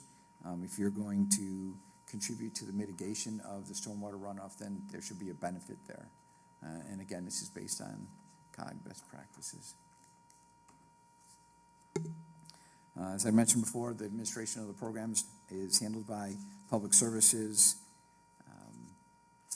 There's an application process that starts with supporting documentation. It's followed up with some city inspections, and annual renewals and self-monitoring are required to continue to receive the exemption or the credit moving forward. Sorry, quick question. So how does that work on the credit? I mean, we'll get to that in just a second here. And currently, there are no ratepayer that has taken advantage of the credit program. And Keith, you want to speak to the two that we had previously? Yeah, so there had been two applications up until earlier this week when we did receive our third application. One of them was given the credit for the first year, and then they didn't do the self-certification, the annual renewal process, so that dropped off. The other one, when they were asked to submit some engineering documentation, they failed to submit that, so they didn't get the credit. The one that submitted this week, it was Round Grove Methodist Church, I believe it was. Let me open this up. I'm sorry, Vista Ridge United Methodist Church on Round Grove there, and they applied for the 5% credit available for the Adopt a Spot program. And then one thing that I will point out, it's actually on the next slide, we do have a number of people that fall within the Levy Improvement District, and that is an automatic 25% fee credit. So when we say there are no participants, I think it's like 535 homes and businesses that fall within that levy district on the south side of town that actually get that 25% automatic credit. The reason for that is they are funding the maintenance of the creek and levee system in that southern part of town. So they are already funding some drainage work and improvements on that automatic.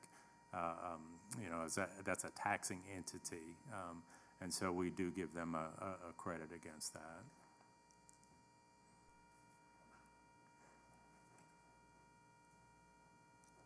Okay, and Keith had mentioned there's credits for single-family and for non-single-family properties.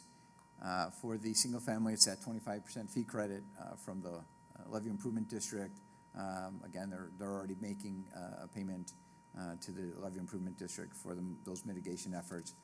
There's a number of credits, and cumulatively, you can save up to 50% of the monthly fee for stormwater by doing any number of these.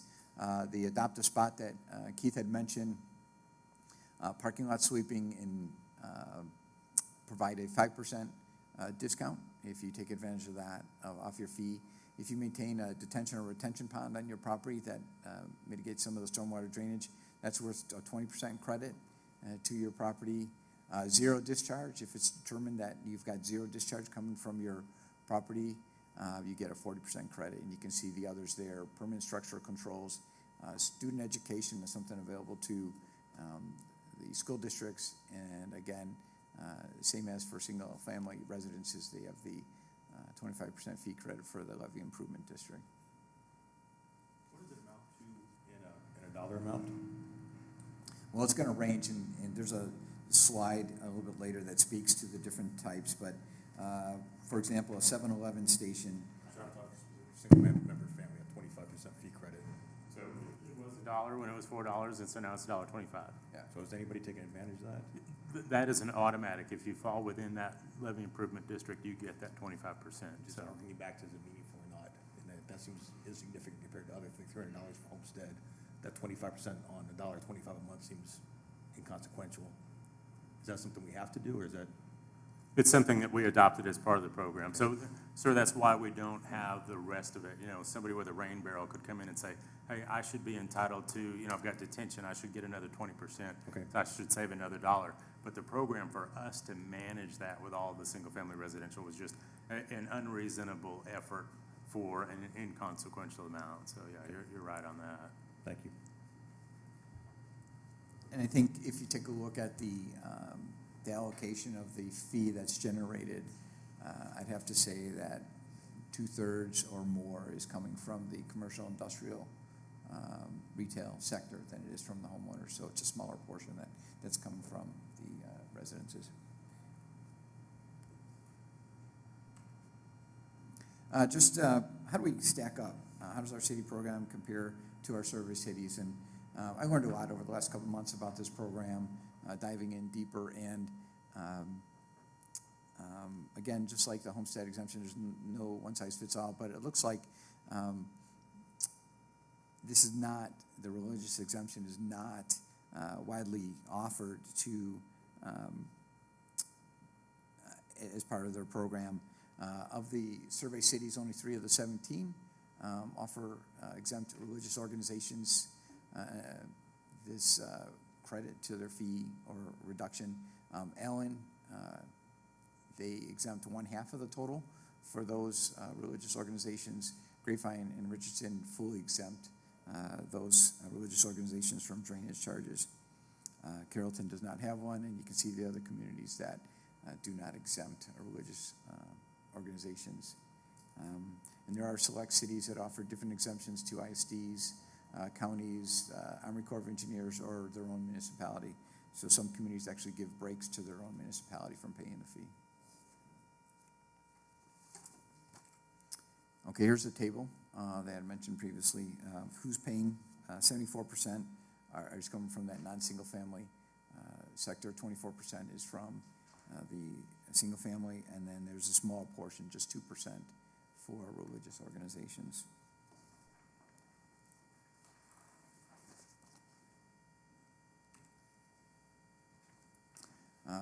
If we were to do something for religious organizations, what does that look like? What's the impact to the city and the generation of the fee? Religious organizations represent about 5.5 million square foot of impervious surface, consisting of 102 properties. They generate about $119,000 annually towards the stormwater fee. So that's about $1,000 per organization, is that my math right there? I'm sorry. 118,992 divided by 102. They pay about $1,100 per year, so it's about $1,000 a year per organization. Obviously, some of them are much larger than others, right? We're talking about some large churches and then some fairly small. Some of them are small cemeteries owned by churches and whatnot. Thank you. So if we were to implement this, what's the impact? Earlier we talked about sustainability for this fee to cover stormwater projects moving forward. If we were to offer this exemption, we would either have to forego those revenues that support those projects, or we'd have to adjust it accordingly to bring in the same amount of revenue. So what we've got here in this table is an example of what the current rate is before we would offer a religious organization exemption and what it would be after. We also provided some additional examples of how it might affect certain properties. So a residential rate would have to go from $5 to $5.16 on a monthly basis to cover that cost. Likewise, the non-single family residential rate would have to go from $179 to $195. Typical 7-Eleven store, that size of property, they would see an increase of about $5.20 in their monthly fee. The Toyota Lewisville, you can see the increase would go from $6.59 to $7.18 to generate the lost revenue. So again, keeping in mind, we want to have a sustainable program for stormwater. We've got these upcoming blue ribbon considerations about additional drainage needs. Keeping that in mind as we consider whether or not we move forward with any further exemptions or changes to the credit program for the stormwater fee. And with that, I'll just open up to questions. I have a question. First of all, I appreciate this discussion because I believe I was the one who brought it up. So I appreciate you putting this together and bringing it. I do think it's very interesting that we have no one who is utilizing the credit program. So when I see that, my first thought is, well, are we just not marketing it enough, or people just not aware? But then we get to this last slide, and my next question would be, if we had a program where we were getting the word out to more commercial businesses to, hey, do you know about this program, and encouraging them to participate, are there going to, if people start getting credits, are we going to need to adjust the rates to make up for that? Yes, we would. Okay. The only thing to add to that is the credits really, with maybe the exception of the education of students, the credits are really, should be based and are based on things that will alleviate our cost spending in other ways. So like adopt-a-spots. That means that we have to spend less money with regard to maintaining some right-of-way because someone's cleaning that up. So It's intended to be that way, so yes, if you want to be whole in this one category, you're right, and Dave's right. But if you're looking more globally, there are benefits we get from having people partner in those ways. So I get that one. What my thought was, but if we go zero discharge, or if we have somebody put in a detention pond, does that mean that we have less creek that we gotta take care? I don't, so it's not a direct. I mean, ultimately, that would be the goal, right? And it's not a goal for tomorrow, but if we start developing properties in a more, I guess, environmentally conscious manner, so that we're reducing the quantity, improving the quality, reducing the velocity of flows coming off of those properties, we're, preventing erosion problems later on. We're preventing some things that will be, problematic for us in the future, that will require big capital dollars, right? If we encourage more development along those lines, and that's the goal. The ISWIM program that the Council of Governments has developed and managed for the last 20 years really is a very progressive program. If you do these controls, these structural controls and downstream modeling and all of the things that we don't necessarily require of a developer. The goal is that there's protection in those creeks, that we don't have to, we've got a huge project or a number of huge projects with sediment in the creek that we've got to go clean out, that if we had 20 years ago had more controls that reduce those erosive velocities and stuff, we might not be doing those things. So, the goal was be aggressive in how we market the program and how we help that development reduce those future costs. We haven't been very aggressive in terms of marketing that program, though. Okay, so what we're saying is that if we can get more aggressive and promote it more and get more, people to participate, I mean, essentially, I think part of the reason people aren't doing it also is not just the education, it's also probably that it's a cost up front that they're not really gonna see, that the payback may not be worth it to them at the moment, especially if it's a commercial property that they don't plan on owning over the long term. But it doesn't impact this 100 and something million program that the Blue Ribbon Committee is looking at. It'll be 2 bond committees from now that are thinking about the things that we've saved in money, because they're not thinking about the projects that don't need to be done. You're right. It's a future trade-off that for us and the developer, as you point out, if they're developing a 1 million square foot warehouse, then they're going to turn around and sell it. Are they going to put the capital in the front end to reduce that new owner's monthly cost? Right. So I guess my final thought, where I've come to, and it's kind of been evolving, is that I wonder if maybe instead of looking at an exemption for churches, maybe we could just maybe take another run at religious organizations and make sure that they are aware of some of the credit programs that we have. Those low-hanging fruit ones, those 5% ones that take nothing but labor, right? Get your constituents out there, your parishioners out there to sweep the parking lot once a month. Those things benefit us in the operating costs. Those and the adopt a spot where we're reducing the need for us to bring in contract labor to go clean creeks and that sort of thing. That's a more immediate thing. And so I agree that we as a city and public services, probably working with community relations and tourism, need to be more proactive in advertising those things than we have been. And so that's something that we should be doing. So, and maybe we need to look at that certification and the burden that we're putting on those people for that annual renewal. Maybe that's something that should be reconsidered. If the one participant that was actively in the program is not anymore because of that burden, maybe it's too high of a burden.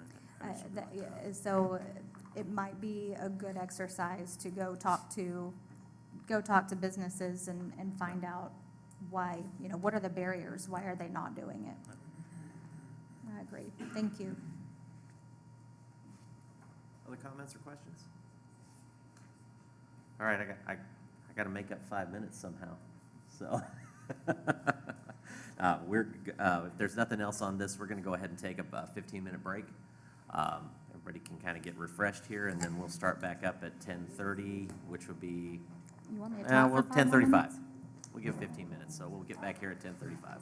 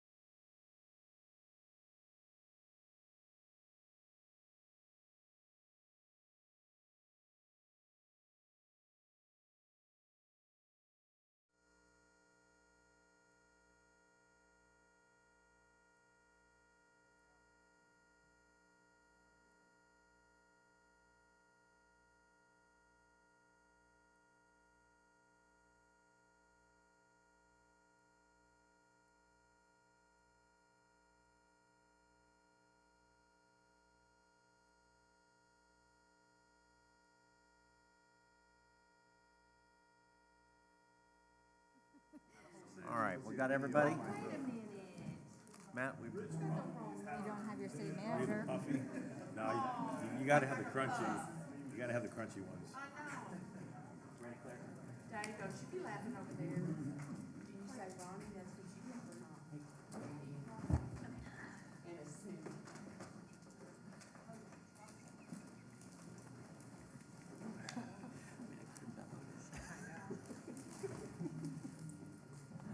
All right, it is 10:37, and we are here to resume with our infrastructure replacement, financial analysis, and long-term strategy presentation. We have New Gen and Mr. David Erb. Well, we don't have New Gen. We have a New Gen as the author, and Got it. we Thank you. worked collaboratively to pull this together. Really excited to share this information with you. I think you know over the past several years, there's been an effort on budget part to fully fund or work towards increasing funding for capital. We know the importance of funding capital at the appropriate level, and I think we've made a great number of strides to get there, but this is the first comprehensive look that we've taken at our infrastructure. Just basically, I'll cover this later, but we took a data dump of all of our fixed assets that are listed for the city, assigned dates that they were put into service, the cost, the estimated useful life, and the replacement cost to come up with some of these information that you're going to be seeing. So a lot of work went into it. We're probably still maybe 2/3 of the way through. I think we have a great starting point with this information. We're going to do some refining. That's going to continue after this meeting, but I think it's going to be good information that you'll be able to take with you as we move into the budget process, and there's going to be a need for additional funding for some of these capital items. I'll just make a couple points before we move forward. I think the City Council can feel pretty good about where we're at with the funding levels. You'll see that we've got lower bounds and upper bounds for desired funding, and we're at the lower bounds, which that's not a bad thing, that's a good thing, actually. And we're contributing in excess of $50 million a year towards capital, which is quite remarkable. So with this presentation, what we're hoping to do, it's a two-pronged approach. We've got, excuse me, recognize a need for additional funding, but then also recognizing a need for process improvement and making ourselves more efficient over the long run. We don't just want to keep throwing money at infrastructure. We want to be able to do infrastructure better. And I think Public Services has done a number of things, along with the other departments, to develop programs to help spend those monies wisely. So I'll be touching on all of that as we move forward. Just a couple points on the funding project, the infrastructure funding project, and what we did is set up as goals for moving forward with this. We wanted to determine the future funding needs. So what should we really be putting aside on a regular basis? And we're going to exclude major facilities like the public safety complex or for City Hall, because those we typically address with a bond issue. What we want to do is we want to address those items that are funded on a regular basis, either through the bond election, through regular issuances of bonds, or with cash funding. I think we're striving for a good amount of cash to support so that we're not over leveraging ourselves. But that's one of the first things. Go ahead, Gina. I was just going to say, when you say we're going to exclude major facilities like our City Hall and stuff, we aren't excluding them in terms of roof replacements and, HVACs and things like that. We are not saying in 20 years we're going to move out of City Hall and build a new City Hall. So we're not amortizing, I guess, the cost of a new City Hall. We're anticipating that we're going to stay in that City Hall. We're going to maintain it every year in the way it needs to be maintained, so we don't have to wholesale tear it down and start over. Correct. Thanks for Just that to clarify. clarification. What we did is we applied useful lives to all these assets, including the buildings, and technically a building would have an effective useful life. But with the maintenance programs that we have in place, we're working towards extending that useful life. So rather than try to set money aside on a regular basis to support that replacement when that effective useful life is up, we're putting money aside to maintain and continue that moving forward, so thank you for that. The second goal for the project was to identify gaps in the annual funding. So we know what we're contributing, we know what we have been, and what we've ramped up our capital funding on an annual basis to. So now we've determined what we need, what we're funding, and then we've identified those gaps. We want to develop strategy to close those gaps. We've got two ways. We're going to smartly fund the capital, and then we would also look for efficiencies to bring those costs down over time. And then that's to that last point, identify methods to gain long-term cost efficiencies. So how do we go about this project? Like I mentioned before, we did a comprehensive review of all assets. We did a data dump from our accounting system of every fixed asset that we track. And we've got them broken down in all the different categories from water and wastewater, infrastructure, which includes streets and sidewalks, machinery and equipment, stormwater, water and sewer. So we've broken those individually, and you'll see in the slides coming up how we've broken those out as far as determining funding levels and gaps. Initially, we used the accounting service lives employed for shorter-lived assets. So basically what we did is, for depreciation purposes for our accounting system, a useful life of an asset is X, and we depreciate that cost over a period of time. But in discussions with Claire and Gina, we've talked about the actual useful life of that is much different sometimes than the accounting life. So we've moved away from that as we've kind of refined this process so that we have actual or close to actual useful lives assigned to these. And where this comes in is when we start determining what that funding need is in the future. If we're saying that we're going to need to replace a building after 30 years, well, if we're going to use it for 50 years, if we're having to fund it in 30 years, that's going to bring a different number than if we have to fund it over a 50-year period. So that's just kind of the refining that we've done with this. And again, to that point, we've made some adjustments to the longer-lived assets. Water and sewer typically would have useful lives of anywhere between 45 and 60 years. We want to make sure that we're using the appropriate useful life when we determine funding in the long term.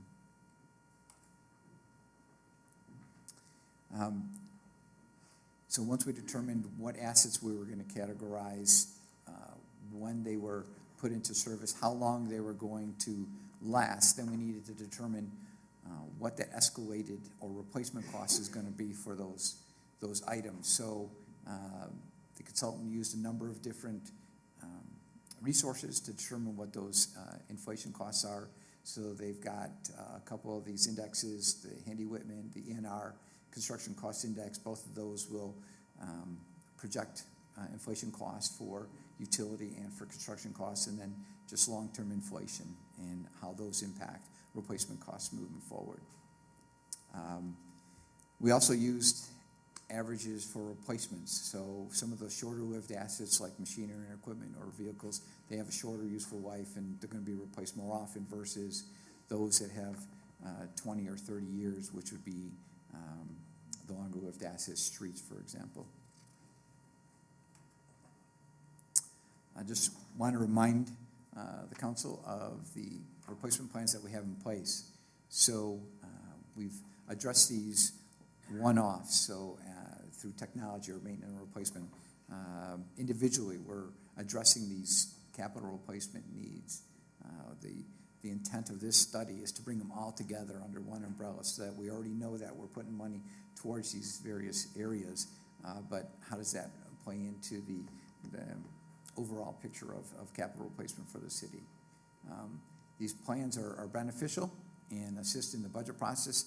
They're reprioritized every year based on needs, and they allow us then to look out 5 years or more, those funding needs, so then it helps budgeting for those items. So the first step we did is we took a look back after pulling together all the assets, is how much we were putting together or how much we were putting towards capital funding every year, and it was quite astonishing when we started looking at it.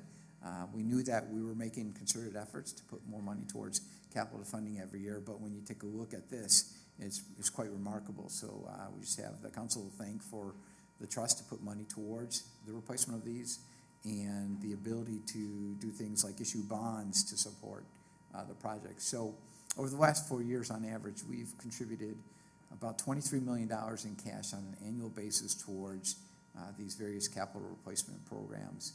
In fiscal year 2023, we contributed a little over $34 million. A lot of that is due to the additional monies that are going towards the public safety complex. But we've noticed over the last several years that we've increased that capital funding with cash over time, and that'll be reflected in the amount moving forward. Historically, we've issued bonds averaging about $16.8 million a year. This is going back to the beginning of the 2015 bond election. A portion of that is broken out to infrastructure and parks. There was also an amount that was for Thrive that we've not included in this, but generally we're able to contribute on the GEO side for infrastructure and parks about $16.8 million. On the water and sewer side, over the last several years, we've issued about $10 million a year to go towards water and sewer improvements. So on an annual basis, I'd mentioned this earlier, we're contributing about a little over $50.5 million a year to go towards capital replacement, maintenance, and ongoing costs for capital. So moving forward, determining the current funding level moving forward, and then determining the gap from there. We've anticipated that we're going to be contributing about $25.3 million in cash towards the various capital programs. In addition, we're going to have that $16.8 million in GEO bonds, and we've actually ramped up the amount that we're able to support via water and sewer from the $10 million to $14 million. So those are annual issues they would do that would take those monies and put towards those projects. So the total annual cost of replacement funding moving forward, $56.3 million. We asked Chris Eckroot, who helped us with this, how he thought we were doing compared to other communities. And basically his comment was, far and away, we're well ahead of many other communities for funding for capital. A lot of what he's seeing is communities that are being reactive to capital needs or becoming a little bit proactive, but we've moved through this progression of trying to be a little more predictive of where we want to use our monies and get the most bang for our buck with that. So I think that was kudos from someone that does this as a living, sees what other communities are doing, and sees that we're doing something real positive here. So you're going to see a number of these charts moving forward, and let me just walk you through and explain what the different components are. So this is one way that we use to identify the gaps in our funding, and there's a number of different lines that you'll see. The first set of information on the upper left talks about the current funding level, $56.3 million. The lower bound average, 57.2. That's what they're saying we would need over a short period of time on average to support the capital program, and you can see that we're right where we need to be. The upper bound average takes a longer look in time for the amount of capital that's needed, and saying that you need to support the capital program with this amount of money. You can see where we're falling short from that, but as far as the lower bound, the shorter period of times, we're meeting our needs for capital. Regarding the chart on the bottom, you've got the solid blue line, which is the current funding level. There is the green line, which we're right on top of, which is the lower average, or what we need on average over the next period of years to support capital program. The yellow line is the upper average. That is the amount that over a longer period of time on average, what we're going to need to support the capital program. Hey, Dave, can you clarify what is short-term versus longer-term in years? Certainly. So this is a summary table that brings shorter and longer-lived assets together. So there's not a specific time period, but typically for the shorter-lived assets, we would use a time frame of maybe 3 years, 5 years, 7 years. So they're going to be replaced more often. So they've used a shorter time period to measure the amount that's needed for replacement. For something like infrastructure, water and sewer, those go out 20, 30, 50 years. Those lower bound averages and upper bound averages capture a period in time that we would need to require funding. So obviously, if you go out for 20 years, it's going to capture more capital needs and more projects that maybe have significant amounts, and that's what is represented in those spikes. So a significant project came online at that point. So, for example, early on, it might be, that's when we brought online the water treatment plant. So obviously a big expense related to that, so that's coming up for replacement in a future period. Is that good? Okay. So again, this is a cumulative chart taking all the short-lived and long-lived assets, and that's why while there's no time frame identified here, that's the idea, to kind of meld those together. So the first one we're going to look at is infrastructure and streets and sidewalks. Based on the funds that we're putting towards infrastructure, the current funding level is $24.9 million. A portion of that is going to be those bonds that we had talked about, and a portion is going to be cash on an ongoing basis. That lower bound average is $23.6 million, so you can see that we're just slightly above what we need to fund those street programs over a 10-year period, and you can see where now we've identified that lower bound average is a 10-year average. So the projects that are coming due in the next 10 years, what we need on an average to fund those.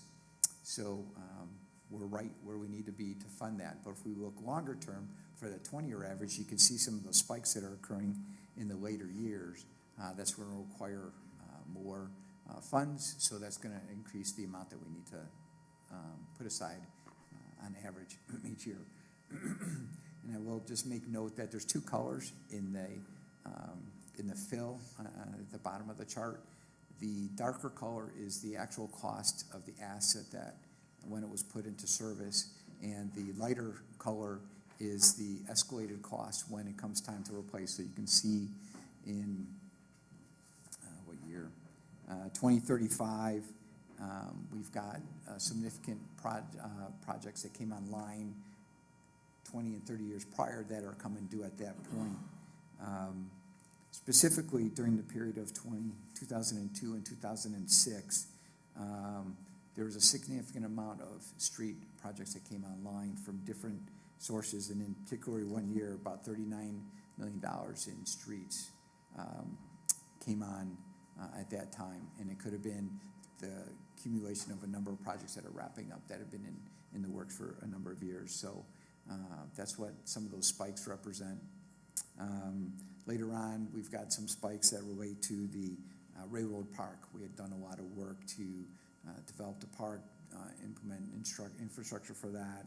And then later down, we've got some spikes that relate to neighborhood improvements that went into place. So again, as it relates to infrastructure, streets and sidewalks, our current funding level is 24.9. We're meeting that lower bound average, what we need to fund those projects over a shorter period of time.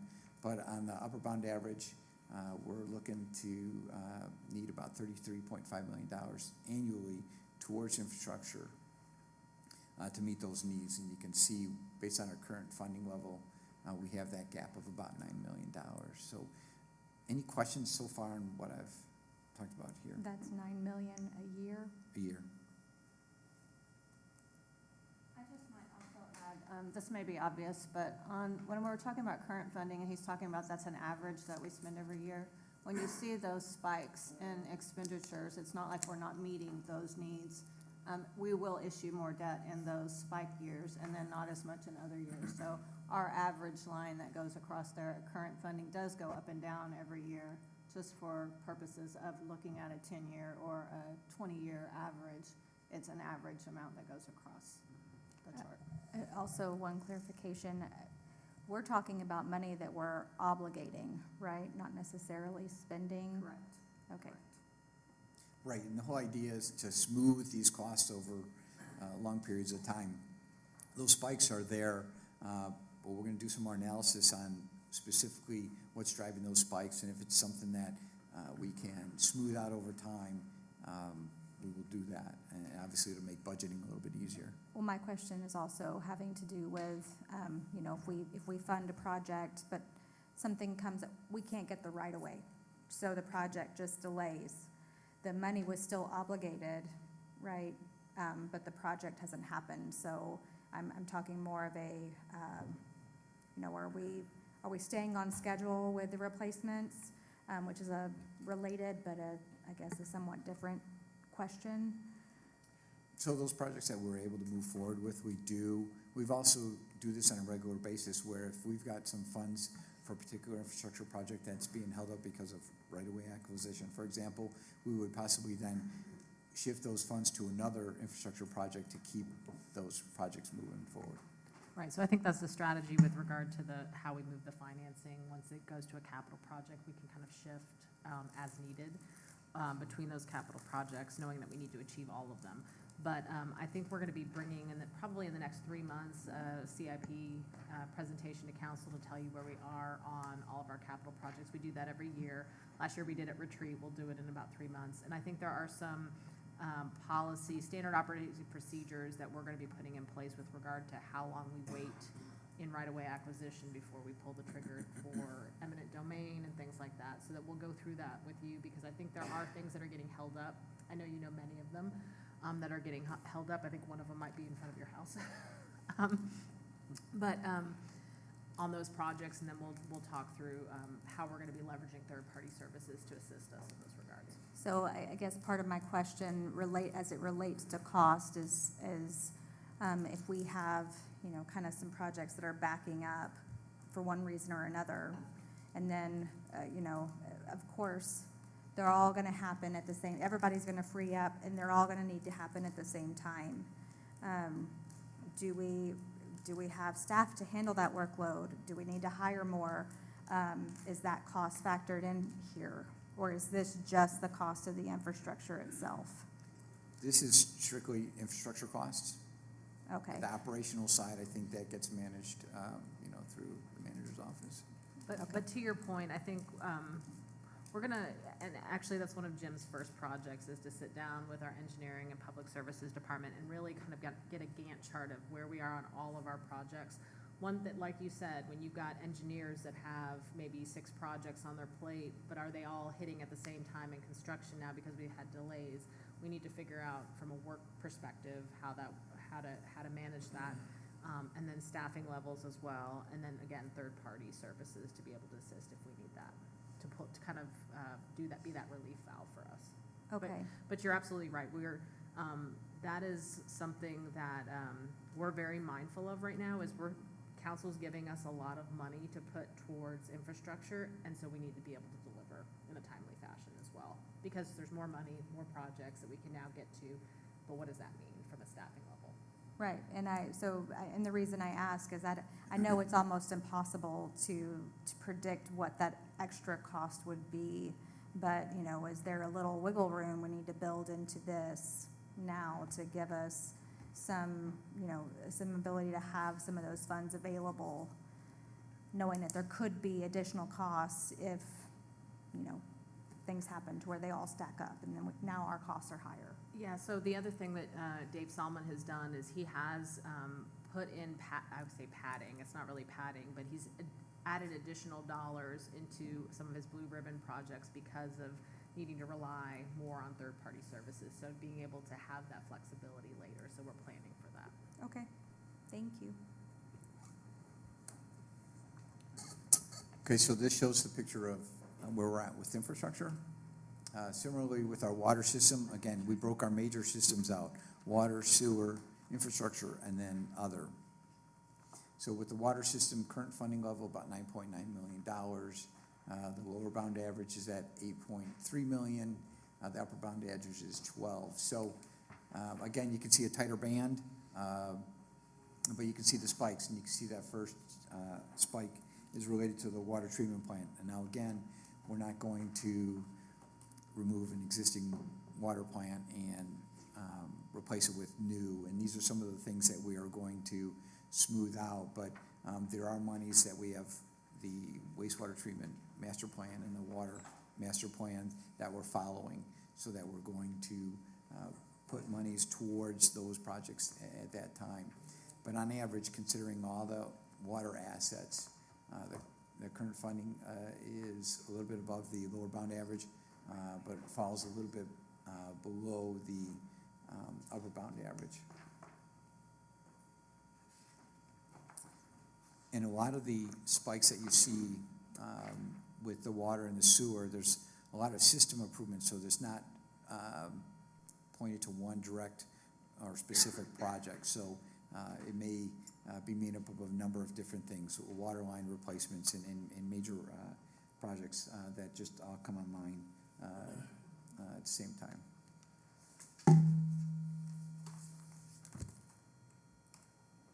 Wastewater system, again, current funding $9.9 million. Basically how we determine that is on an average, we're going to split the amount of money that's available for utility equally between water and wastewater. Now, on an annual basis, that doesn't necessarily hold true.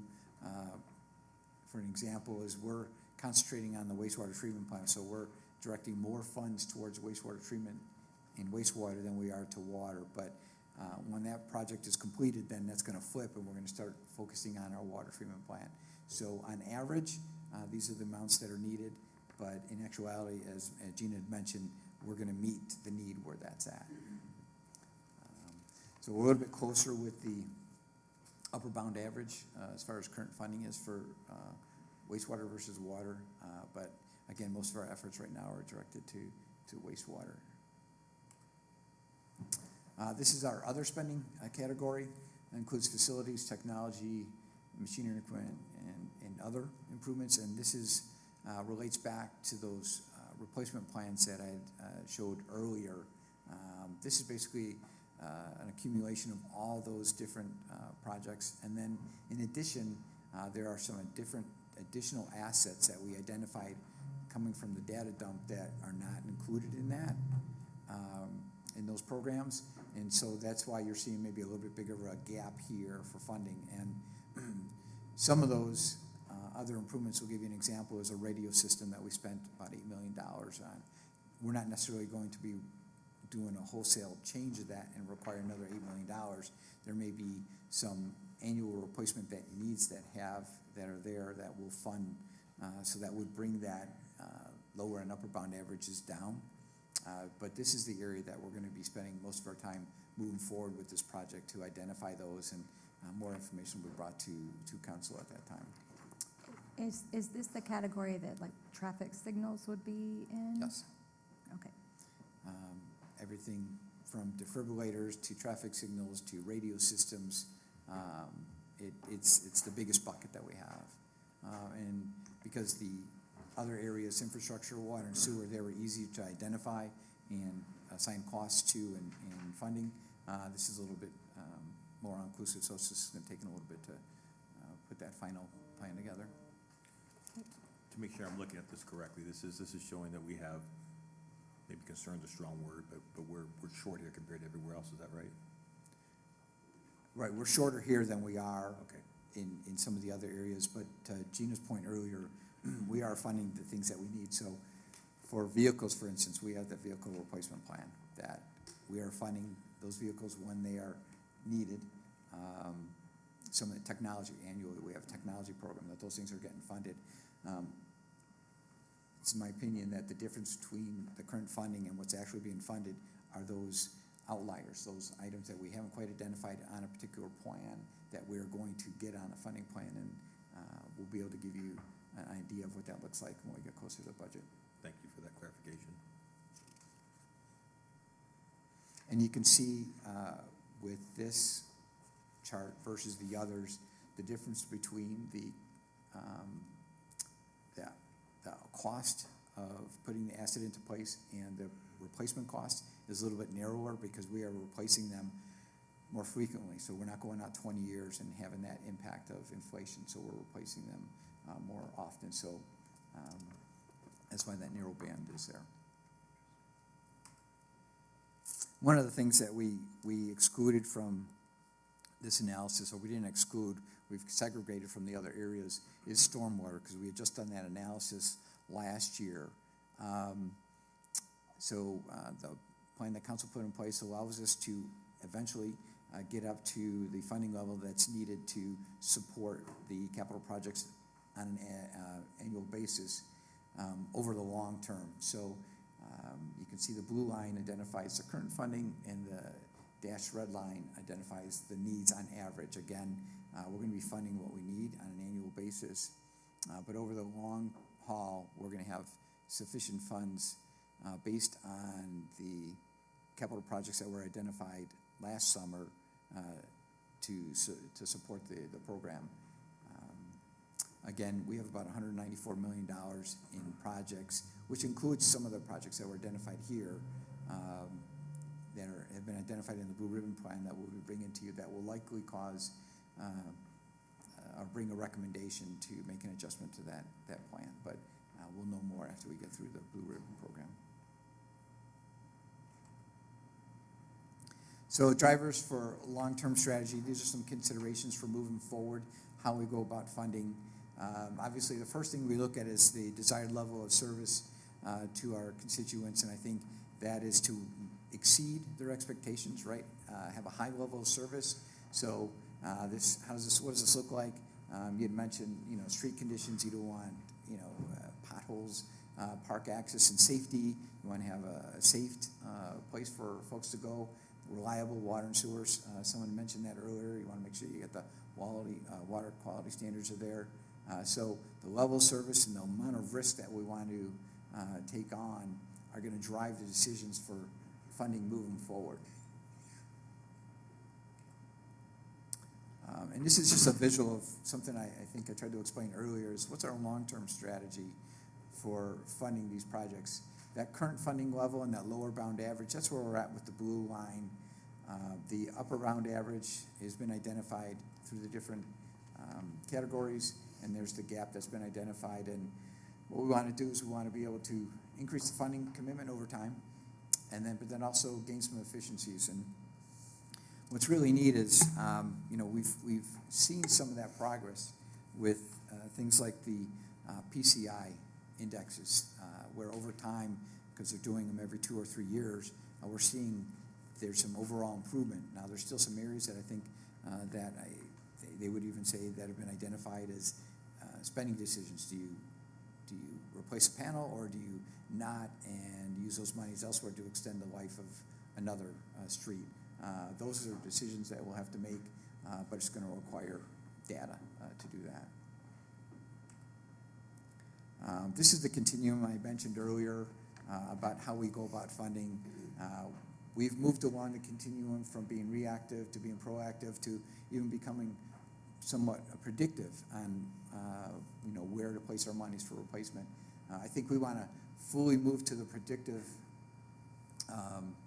end of the continuum where we can anticipate needs before they're coming, and in that way make it the most cost-effective capital program that's there, and that's possible. This is just a visual of kind of the decision-making progress that we would go through, and it would be continuous, starting with defining the level of service, which I think has already been identified, collecting the asset information, which is what we've done already with the project, assigning risk. Where will we run into trouble if we don't put monies in certain areas versus elsewhere? Developing that funding plan long-term, implementing and reevaluating the success of the program, and then going through the process again. And then just with every turn, just refining the capital program with the idea then is you're gaining these long-term efficiencies and saving money over the long term.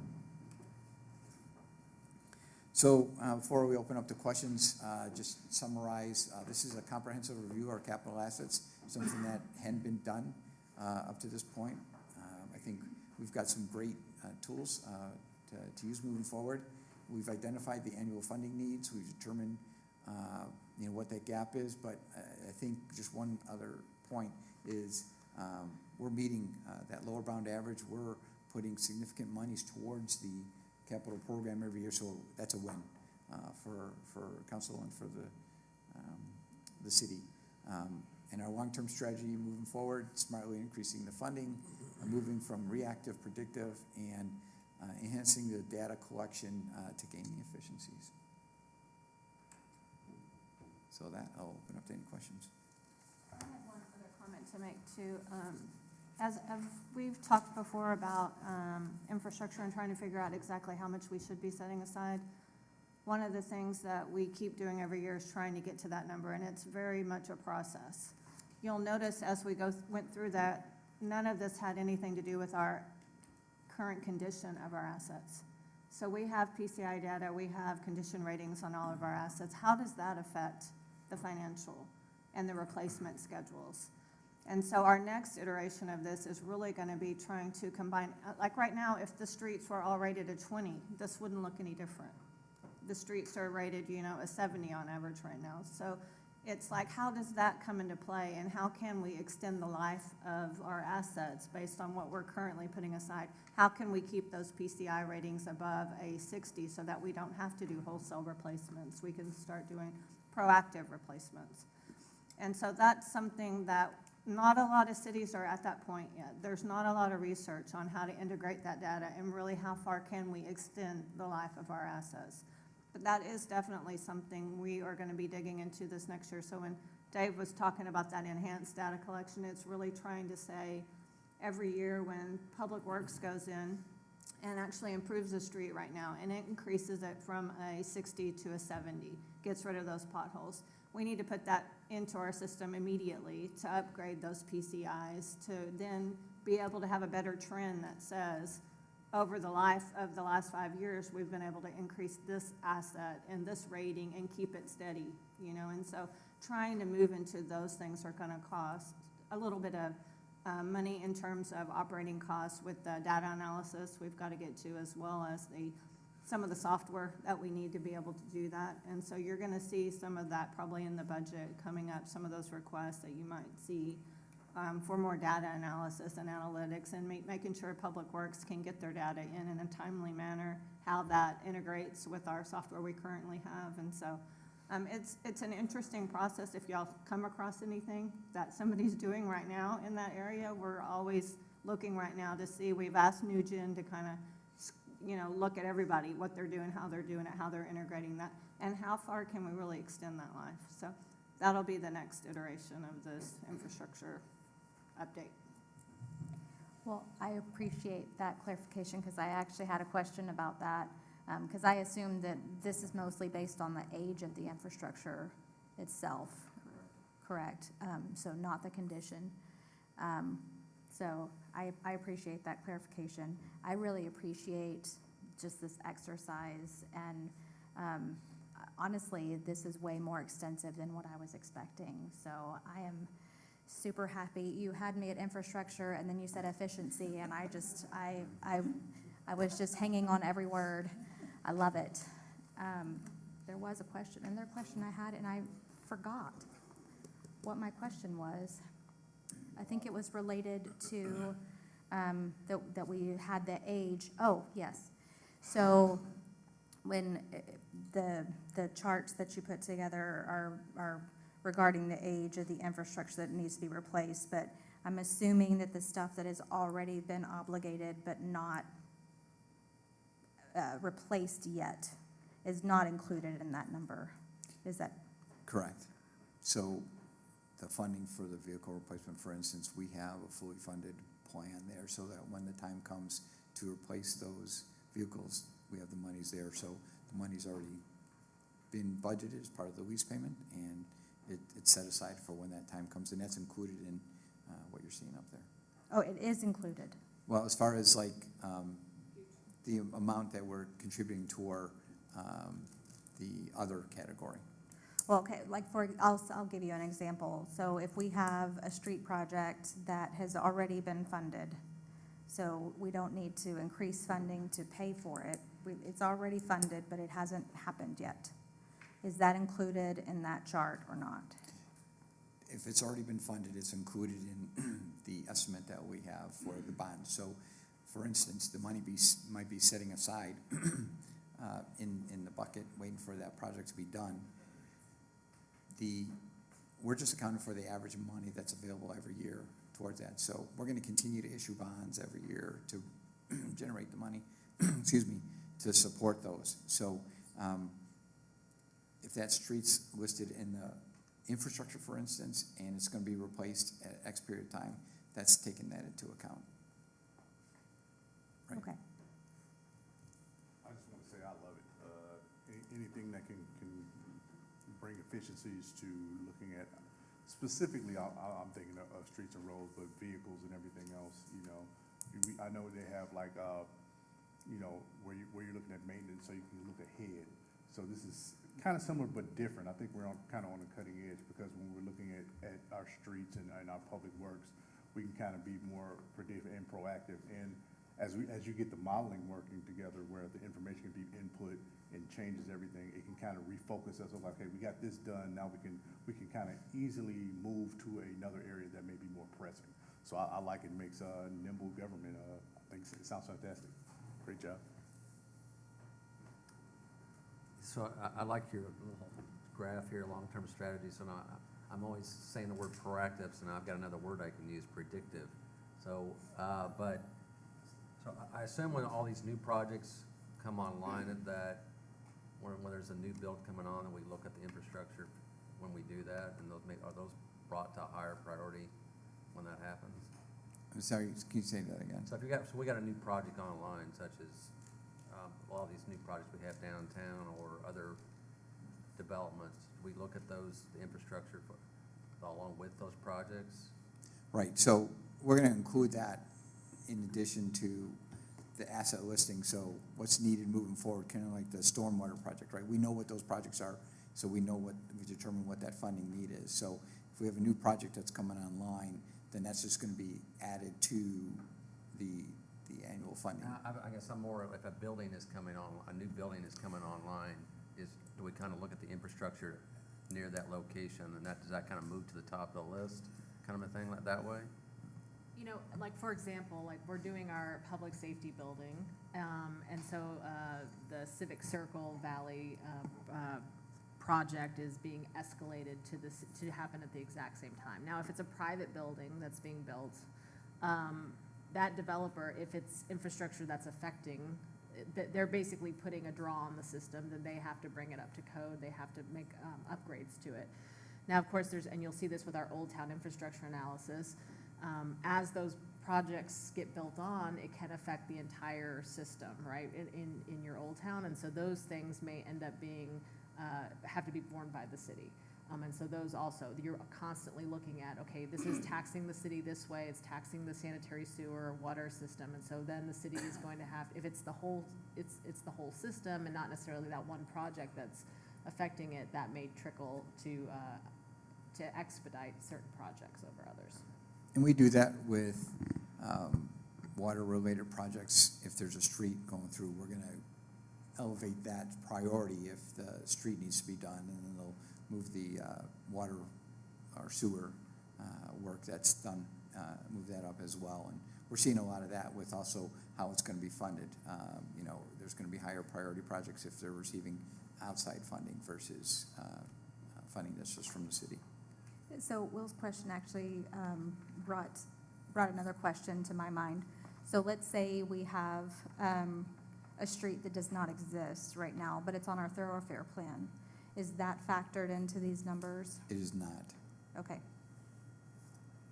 would have to be added at the time it's built, then we would start planning for the future replacement of a new street.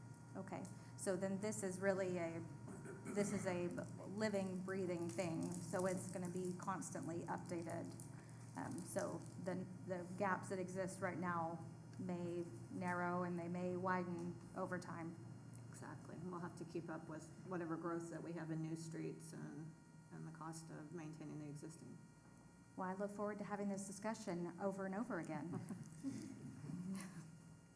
Yeah, so based on the useful life of the asset, if it gets added in this year, you'll see it appear in the chart 30 years down the road, and then that's going to play into the average need for funding. So when we put it in use, that's when it'll start impacting that Okay. chart. Great stuff. Love the visual of seeing all of the different capital expenditures in one space. We tend to see them financially as separate things, you know, water, wastewater, sits in its own, and being able to see that all as a holistic view is great. I feel vindicated in moving some of these dollars that we've moved over the years to get more pay-as-you-go, and I'm always terrified that it's all going to fall apart, and so this is great data. Thank you so much. Thank you. Next up, I think, unless there are further comments or questions, we have our mall master plan, and this is Paris Rutherford and Marichelle Samples.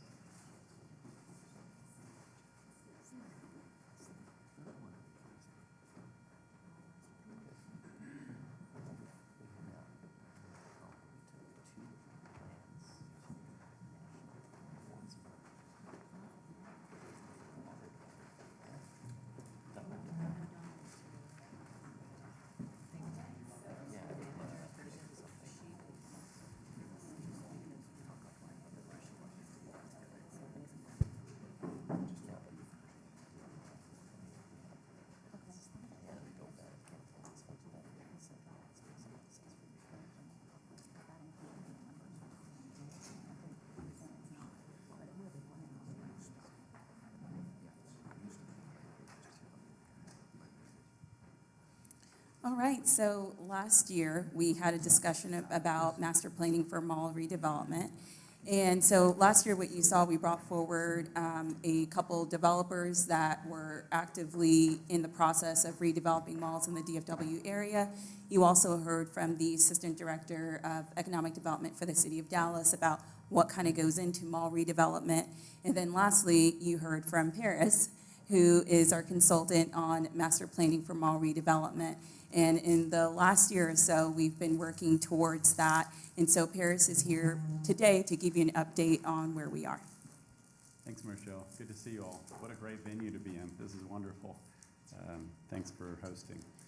As Marichelle mentioned, it's been a little while since we had that conversation, but since then, there's been a lot of work on preparing a plan related to Music City Mall, former Vista Ridge Mall, and how to revitalize that property, taking advantage of the assets that are currently there, but in a manner that can be embraced by the market, and then gets the various owners interested, hopefully, and moving forward as well, and then bringing in additional outside capital investors, developers, et cetera, to make a place that will take us into the next few generations. So that's what this is about.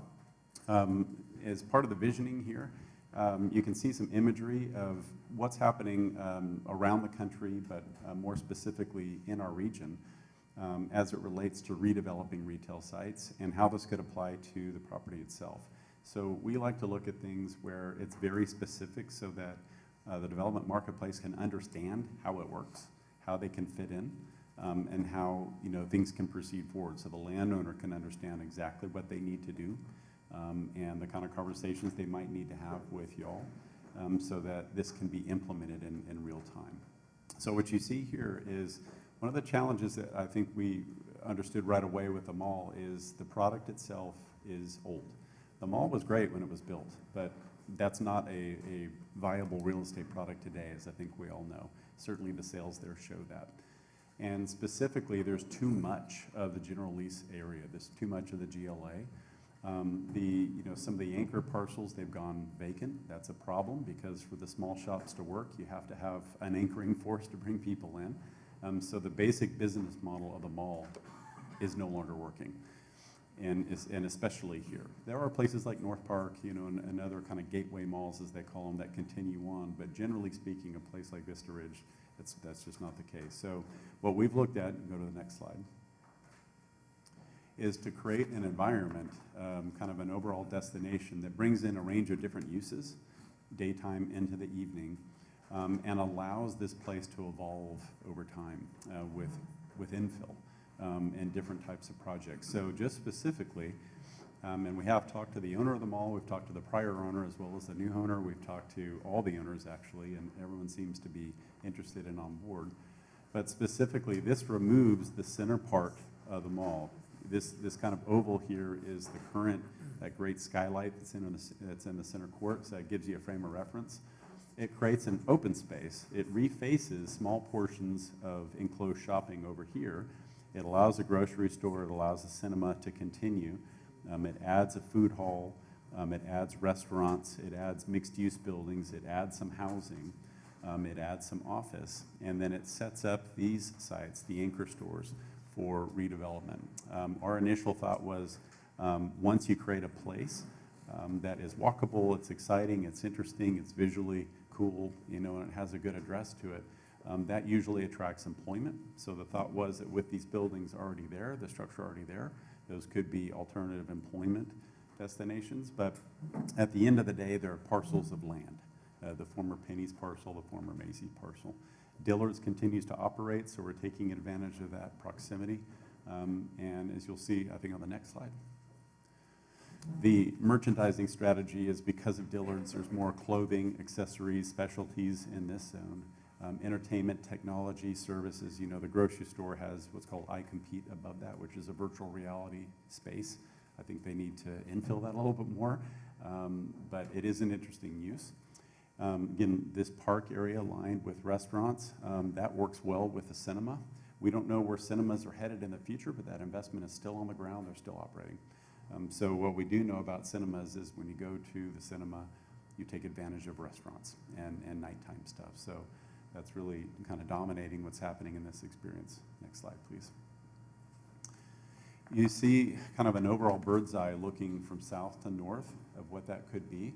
What's important for this to work is the mall is set up on an infrastructure plan that was about the mall. Back in the 80s when that was done, it was completely about the mall. There's a real estate agreement that's completely about the mall. It locks it all in. So for there to be any kind of change, the REA, the real estate agreement, would have to be modified or eliminated. Because you know, you can't make any change without the various owners saying, yes, we approve that change. It's essentially like private restrictions. But there's also infrastructural changes that will need to happen. Obviously, none of these streets exist. The open space doesn't exist. There's a pretty complicated grading regimen that was put in place to allow access to the first and second level of the mall. And you know, one thing that was notable getting out there was it's very confusing how to get to the mall. Unless you've been there a million times, you don't know necessarily where the main entrances are, et cetera. So this makes it very clear the main entrance comes in off Vista Ridge, comes in straight into the heart, and there's a slight change in grading to make that work. This is all doable.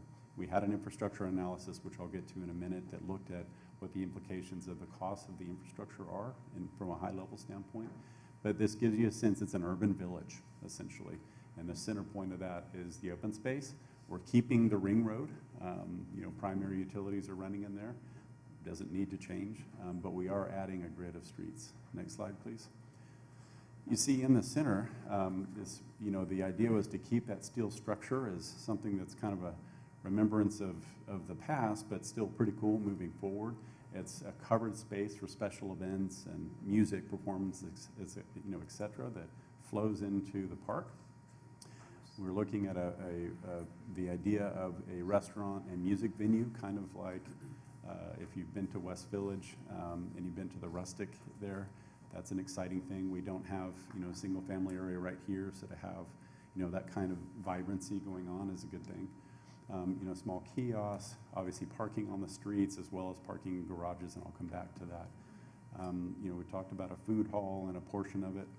You can see some of the mixed-use buildings beyond, that's further to the south. You know, obviously, full design would need to happen with private ownership about fountains and all the niceties that go in, but this gives you a sense of what it could be in the middle. Next slide, please. This is the street that's on the south side of the park that runs. Dillard's is off in the distance. And you can see some mixed-use buildings here that are overlooking that space as well as the open space. You see the edge of the food hall there, strung lights, wide sidewalks, ample planting, cool signage. All those elements are things that are necessary for a space like this to be successful. What's also important is that there's a range of uses in here that get people here during the daytime and at night. So for instance, in these mixed-use buildings in the southern portion of the site, that's really the back end of the site. It doesn't have any visibility from highways or anything, so residential makes sense there. We were looking at employment uses where they can be seen but still plug into this plan. So at night, there are folks home looking out into that space, walking down, hopefully cruising around. During the daytime, you have employment doing the same thing. That was the idea. Next slide. This is from the south looking north. You see the current skylight structure. You see the music venue, restaurant venue, residential and mixed-use buildings framing a street, taking you up there, strung lights in those important streets. Next slide. So let's talk about the infrastructure. So we worked with a civil engineering firm to identify what the mains would be. Again, right now, with how the mall is set up, the infrastructure feeds the mall and each one of the stores. Obviously, it didn't contemplate a street grid like this. There was no street grid. There was the ring road, and then you had just a whole bunch of different lines that came and fed that.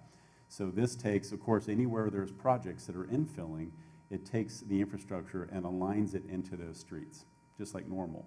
So those streets would be, realistically, I think probably public rights-of-way or at a minimum public easements, so that you've got control, you know what that neighborhood is over time.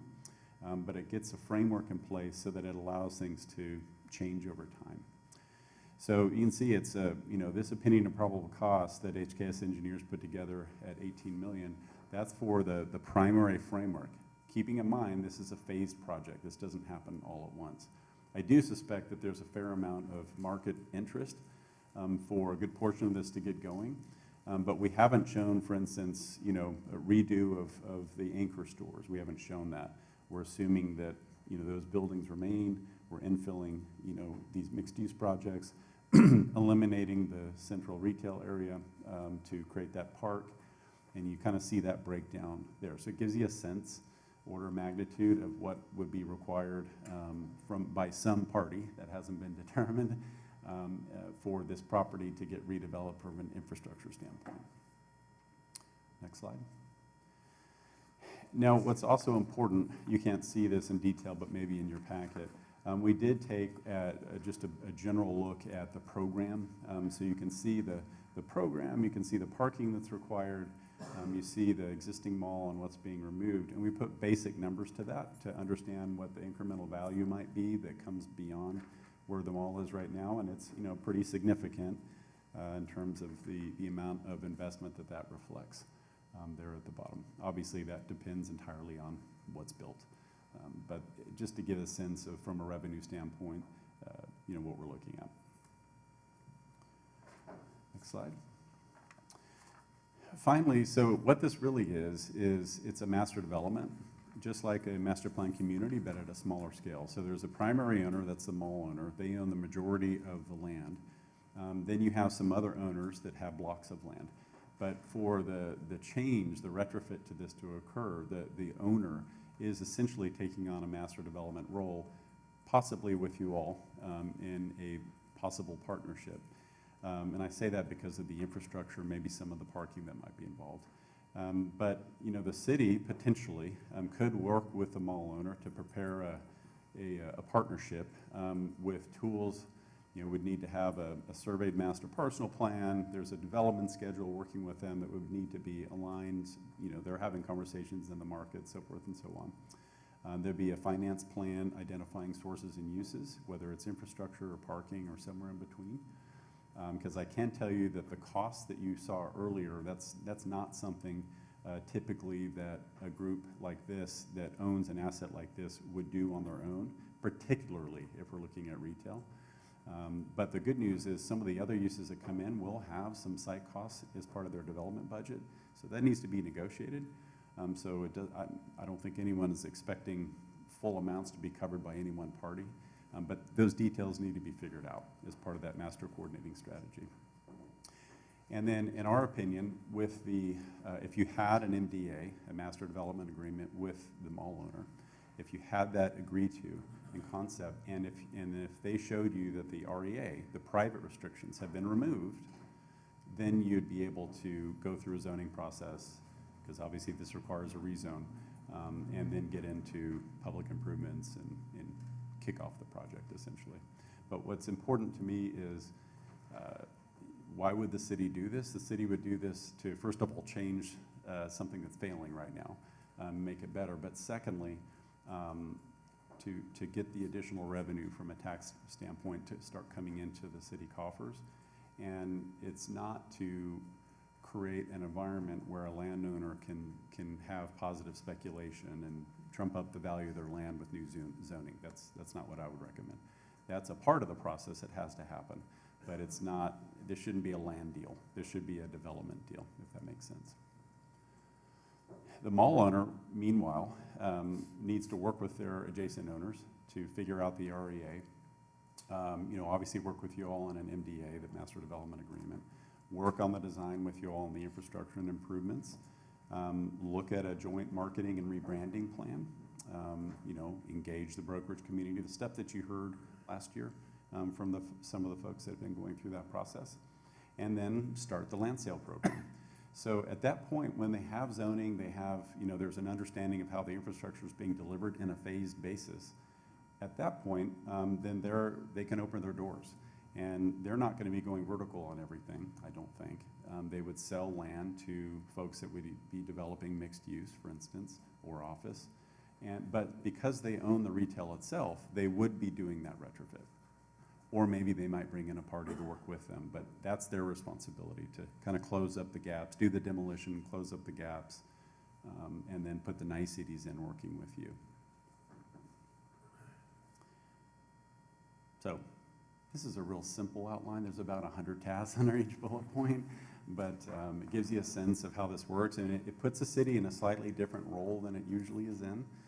It's not to say the city's a master developer, you're not, but you're not just a regulating body in this case. You are in a development partnership, I think, in order for this to get done. And you're probably providing some funding to make this work, and you're probably being a little more proactive than you might ordinarily be, because this is a complicated deal. As you heard from some of the folks before, there's not a lot of these that are going on around the country at such a big scale, because it's a big scale.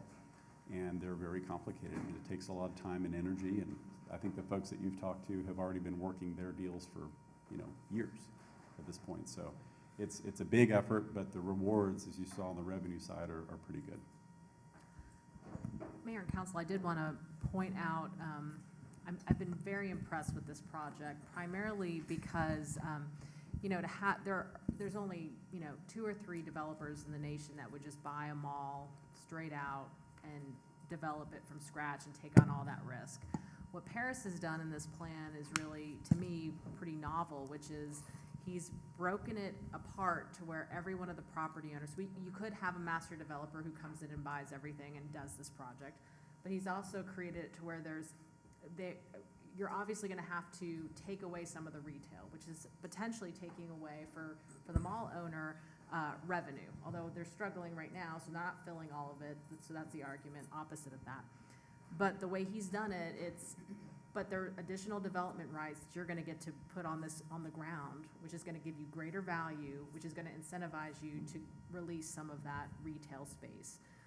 So it would make financial sense for everybody who's on the ground to be able to be a partner on this. So, and we have seen that. So Marichelle, you want to kind of give an update on kind of where we are?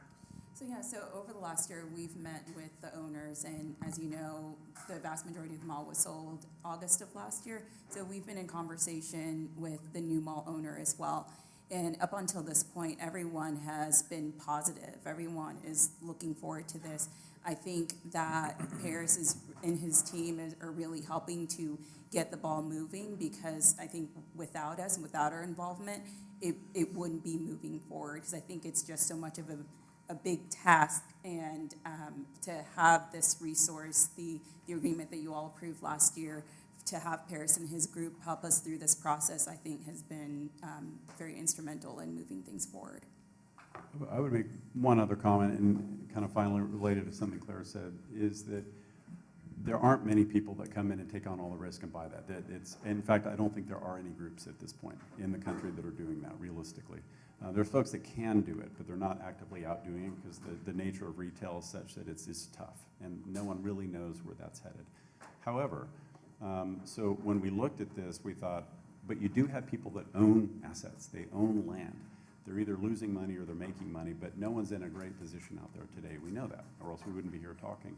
So the thought is that just in any normal business, you don't want to come in and just front a whole bunch of cash unless you can see what the return is on that. So in this case, the mall owner, their return is once zoning's in place and once there's an understanding of how the infrastructure gets financed, there's some land sales, and the proceeds from those land sales should be able to handle their side of the improvements, or a good majority of it. So that, as a business transaction, that makes sense to them, I would think. It would make sense to me. But what's tricky is if they went out today, even if they had zoning today and there was no infrastructure agreement, just like you were talking about in the last topic, there's massive infrastructure realignment that needs to happen in this plan, any plan, frankly. And so if someone comes in and says, yeah, great, we'll buy this parcel of land and do a mixed-use building or an office building or whatever, they don't have infrastructure capacity to handle what they would do. They're not going to put in the massive infrastructure, even for a first phase, because it's a big number. So that's why the kind of a partnering role we think is appropriate, because it does put it back in a viable operation for the market to come in and be the third side of the stool, if that makes sense. I must say, I really like this and appreciate the effort that went into it. It reminds me almost of Grandscape and Legacy kind of got together and had a, I don't want to say a kick, it seems bigger than both of those. I appreciate keeping the nod to the tradition of what was there before and keeping that class structure. I really like this. I'm excited about it for sure. I was just going to say, I appreciate, I think it's beautiful, the renderings, I love it.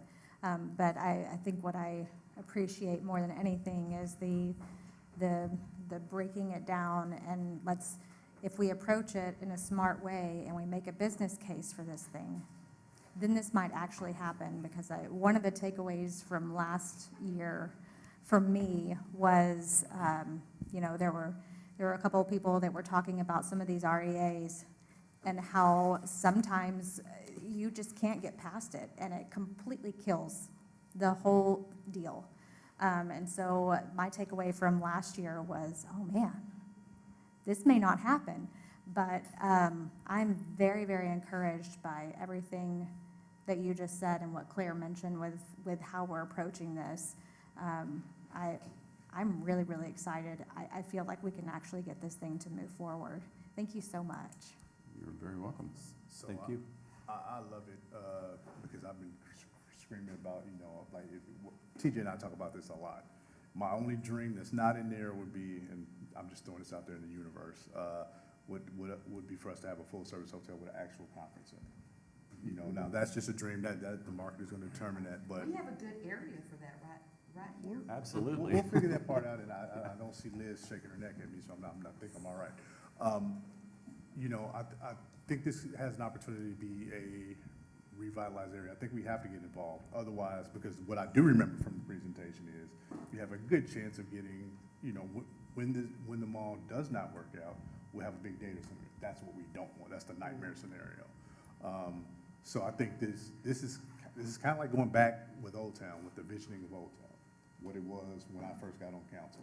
And we were like, well, we can't get developers to come out because they don't see it. But then we showed them the vision, and now they're interactive. So I think this is a good Kickstarter to get this. And I think by phasing it, it actually makes it kind of bite-sized and something that we can get done. I love it. Council? Yeah, it's great. My wife even just texted me and said she loves it too. So,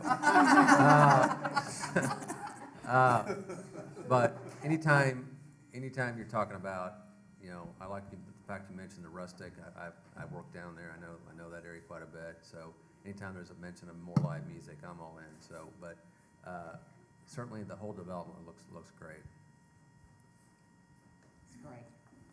Well, So our next steps on this are we're basically going to continue conversation with the various owners. I know that the mall owner specifically has expressed like they're conceptually on board and want to move forward. They want to already move forward with entitlements, and we're like, slow down, let's get a development agreement ready and try to work through all that. And I think we need to work through it with all the other business owners out there, not business owners, what do they call anchors? Thank you. I'm thanking myself. Anchors out there. So I think we've got a long haul on this one. This is going to, like Paris says, it's not gonna happen. Even if we get these development agreements in place, it's gonna take a long time to get this done. But this would definitely be, a great achievement for Lewisville, so we'll keep pushing forward.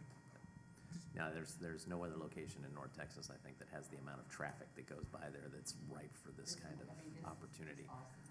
One thing I would, since we're gonna speak things into the air, I love the bite size, I love the idea. I would encourage us to push harder on getting rid of that parking in the interior. The slides are beautiful, 7, 8, and 9, but you're still like 30% of that slide is set aside for a car. And I want people in there. And so people scale, human scale, however we can do that. I would love to see a conversation with DCTA about a trolley system instead, to be able, because I get it, you got to put them somewhere. So maybe there's some flexibility or some opportunity to leverage the investment we make with our transit system in North Texas, here in Denton County, to create that, and maybe even create those pathways to the rail station across the way. That's a great point. One thing I would point out, I think if you touched on it, is that, we could have drawn something on every square inch, and the more you do that, the more it starts being not accepted as easily by the marketplace, because the third partner in here is the broader market. Right. They're creative, they have ideas. So what this does is it sets up particularly the anchor stores as blocks of land. Yes. And it's probably pretty certain that folks are gonna come in with a different idea about what's there right now, maybe tearing down the building, doing something different. And once they do that, then, the value of their exercise is to, come in with stuff that, fills it in, so forth and so on. You saw that at the mall in, I think, South Dallas. There were some healthcare facilities that came in, et cetera. I'm sure that'll happen in this case too. Super. Thank you guys so much. And Paris, thank you for your continued long-term vision and working with us on this. I know it's been a long slog, so thank you. Thank you. There are no other comments or questions? I think we're at a point where we can take a break. Lunch has been delivered. We will plan to, looks like it's scheduled to be kind of a working lunch today. So, yeah, we're only a few minutes behind, so let's go ahead and plan to get back started about 12:05 p.m.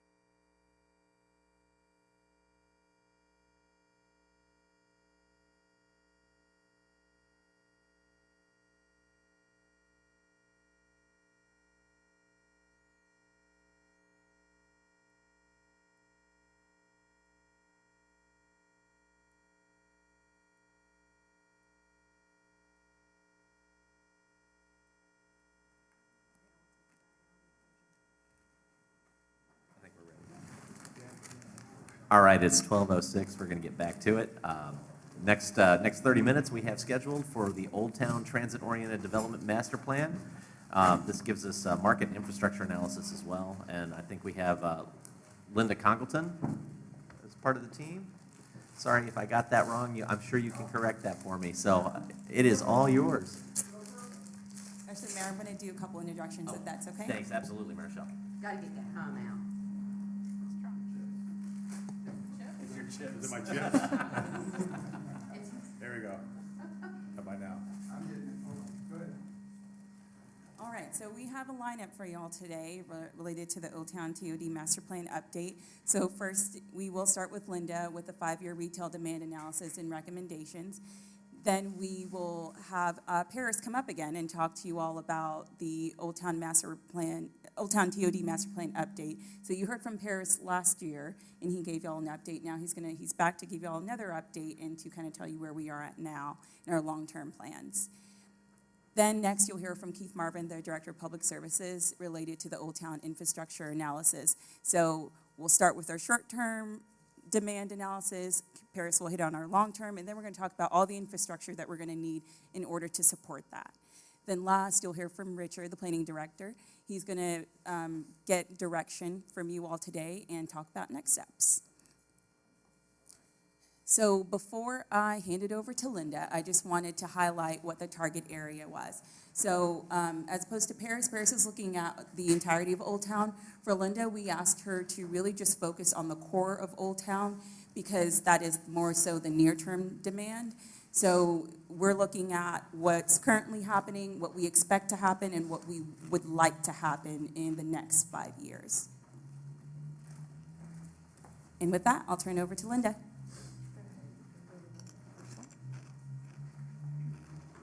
I'm Linda Congleton. Can you hear me pretty well?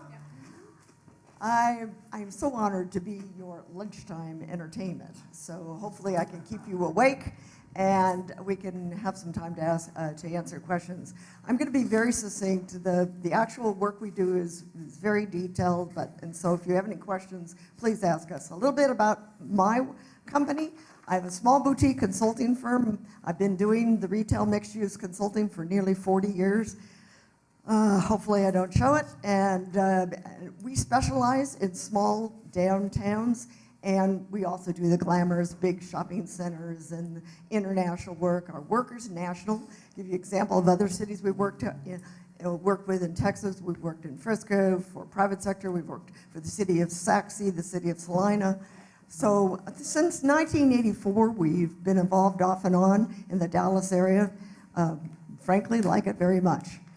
So we were retained to do a short-term 5-year demand so you can do some excellent planning on your projects coming up in the future. Next slide. We were also asked to look at viable strategies that your staff can conduct. Next slide. And we were given specific questions that your staff was curious about. Things that they want to know about the balance of heads and beds versus retail demand. Where's the optimal locations? Are asking rents too high? We'll address all these questions in the recommendations. And most importantly, what are the keys to success for near term for a grocery store? And do you have a demand for that? Yes, we do. You do. Exactly, you do. Next slide. As part of our scope, we looked at comparable other downtowns within your market area. We attended staff meetings and brainstorming sessions. We updated your Old Town inventory. Now, I will tell you some of the data that we had was in November. Yesterday, I was walking around downtown. There are a few more vacancies than it was in November, but it's basically pretty much the same. We also retained to do a grocery store demand analysis. Next. We looked at not only your close-in residents, your city residents, your daytime workers, your hotel visitors, the whole gamut of potential demand. Also, your office, when I say daytime workers, I mean your office and your other workers within your city limits.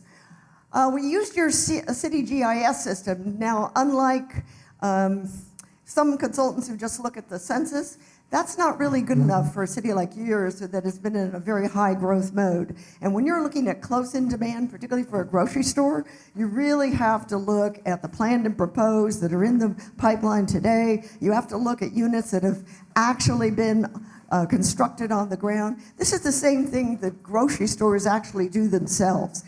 We call it counting rooftops. What is really there? And I will tell you, no matter how good the census is, for high-growth cities, they're behind the times. So we really look at your city GIS system to really assess how many households you really have. Next slide. One thing I want to start out with is, what are your strengths? What have you done well? And you've done a lot of things exceptionally well. And I want to take my hat off to you. You've got an attractive center park. You've got the Performing Arts Center.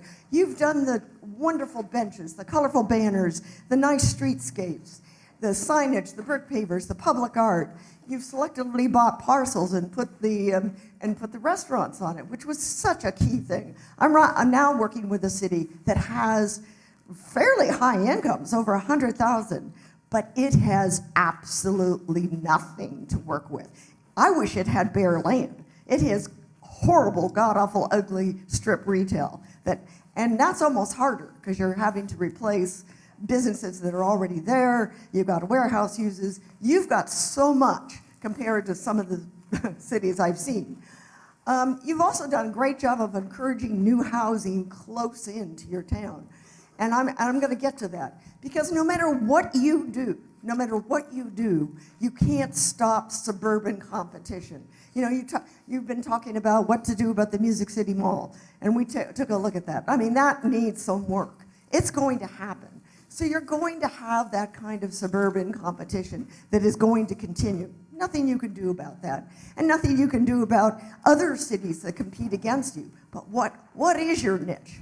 And I'm going to pose to you that your real niche is creating what I call an urban village to serve your own residents first and foremost, then sort of like extra, that extra 15, 20%, because if your locals are shopping there and your close-in residents are shopping, guess what? Word of mouth arises. They tell all their friends that live outside, they'll come in and shop as well. But your first and foremost thing is to concentrate on your own close-in market. Next slide. Next. First thing I'm going to do is kind of give you a big picture of downtown. Right now you have, and I'm just talking round numbers, you have about 115,000 square feet. Now I want you to think in your head, that's about the size of a neighborhood grocery store center, except guess what, you don't have the grocery store, you know, and you badly need it. Now, when you have two projects that are under construction built, and that's the deck on Main, and when you have the Main and Mill lofts, you'll, you will also add on additional retail. When you add on all those two retail projects, and we contacted the owners and what they're building, you will have about, let's just round it off and say about 130,000 square feet. Now, I want to compliment you and say, that's not a bad square footage, but you also have about 4 or 5 vacancies in town that need to be filled. And always it's a retail premise. You gotta fill what you have first. You gotta fill those vacancies.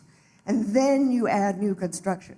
What I'm gonna say to you is your new retail demand over the next 5 years is only about 8,000 square feet. But guess what? If you fill the spaces you have that are empty in town, that will fill it.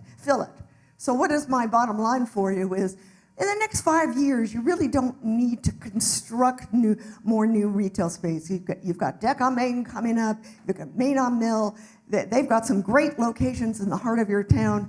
You don't need to construct more, at least in the 5-year. Okay, next slide. So back to this urban village, my summary conclusions. What is it that I always believe in building upon your strengths. It doesn't do any good to build upon your weaknesses, does it? Okay? What are you different from all the other cities that are around you? You've got that great charm, small town feeling, that strong sense of community. You're very walkable. You can walk from your square, the public park, to all the uses in less than a couple of minutes. You really are quite walkable. You're close in heads and beds. You're in 5 years, within a half a mile, you're going to have 2,200 homes, households, not people, households. And that includes all the planned and proposed projects. That is a good number. That's only within a half mile. Those people can walk, they can ride a bike, they want to take their car, it's really short. That's your core market for that small grocery store that we see. Always you have to remember that retail follows residential. It has never been any other way. In other words, you got to have the households first, then the retail comes. Every retailer will tell you, every big box will tell you, every grocery store guy will tell you, I need to know how many homes you have before I come there. And I'm going to keep coming back to that main point. Your biggest near-term potential is adding that grocery store. Next slide, please. So what is one of my biggest points? Over the next 5 years, I think it would be grand if you could focus on new housing growth. You already have quite some apartments already under construction. You've got other projects. Like I said, you've got a number of projects that are already in the pipeline. But if you're even looking out beyond 5 years, focus on what you can do to bring in new homes within about a 5-minute drive time. Remember this urban village. If they're 5 minutes from your downtown, your project is going to be their first choice.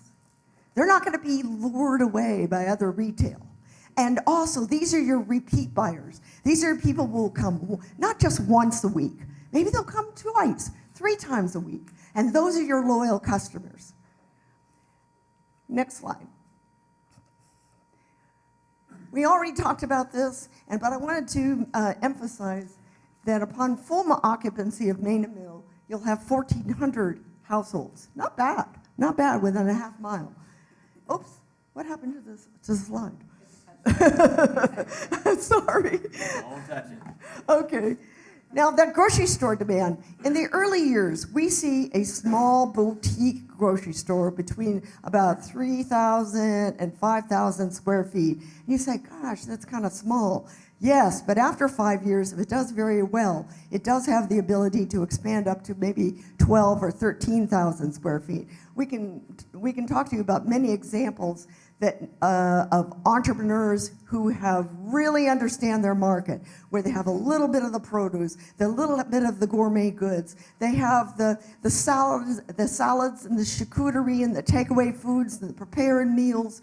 You're going to get some upscale folks, particularly living in some of those apartments that are right around your downtown.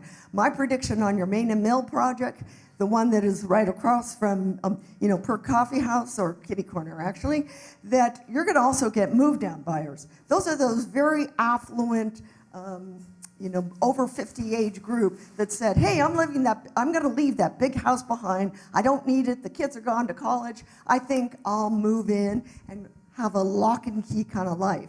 They've got square footages that are almost, that are fairly significant.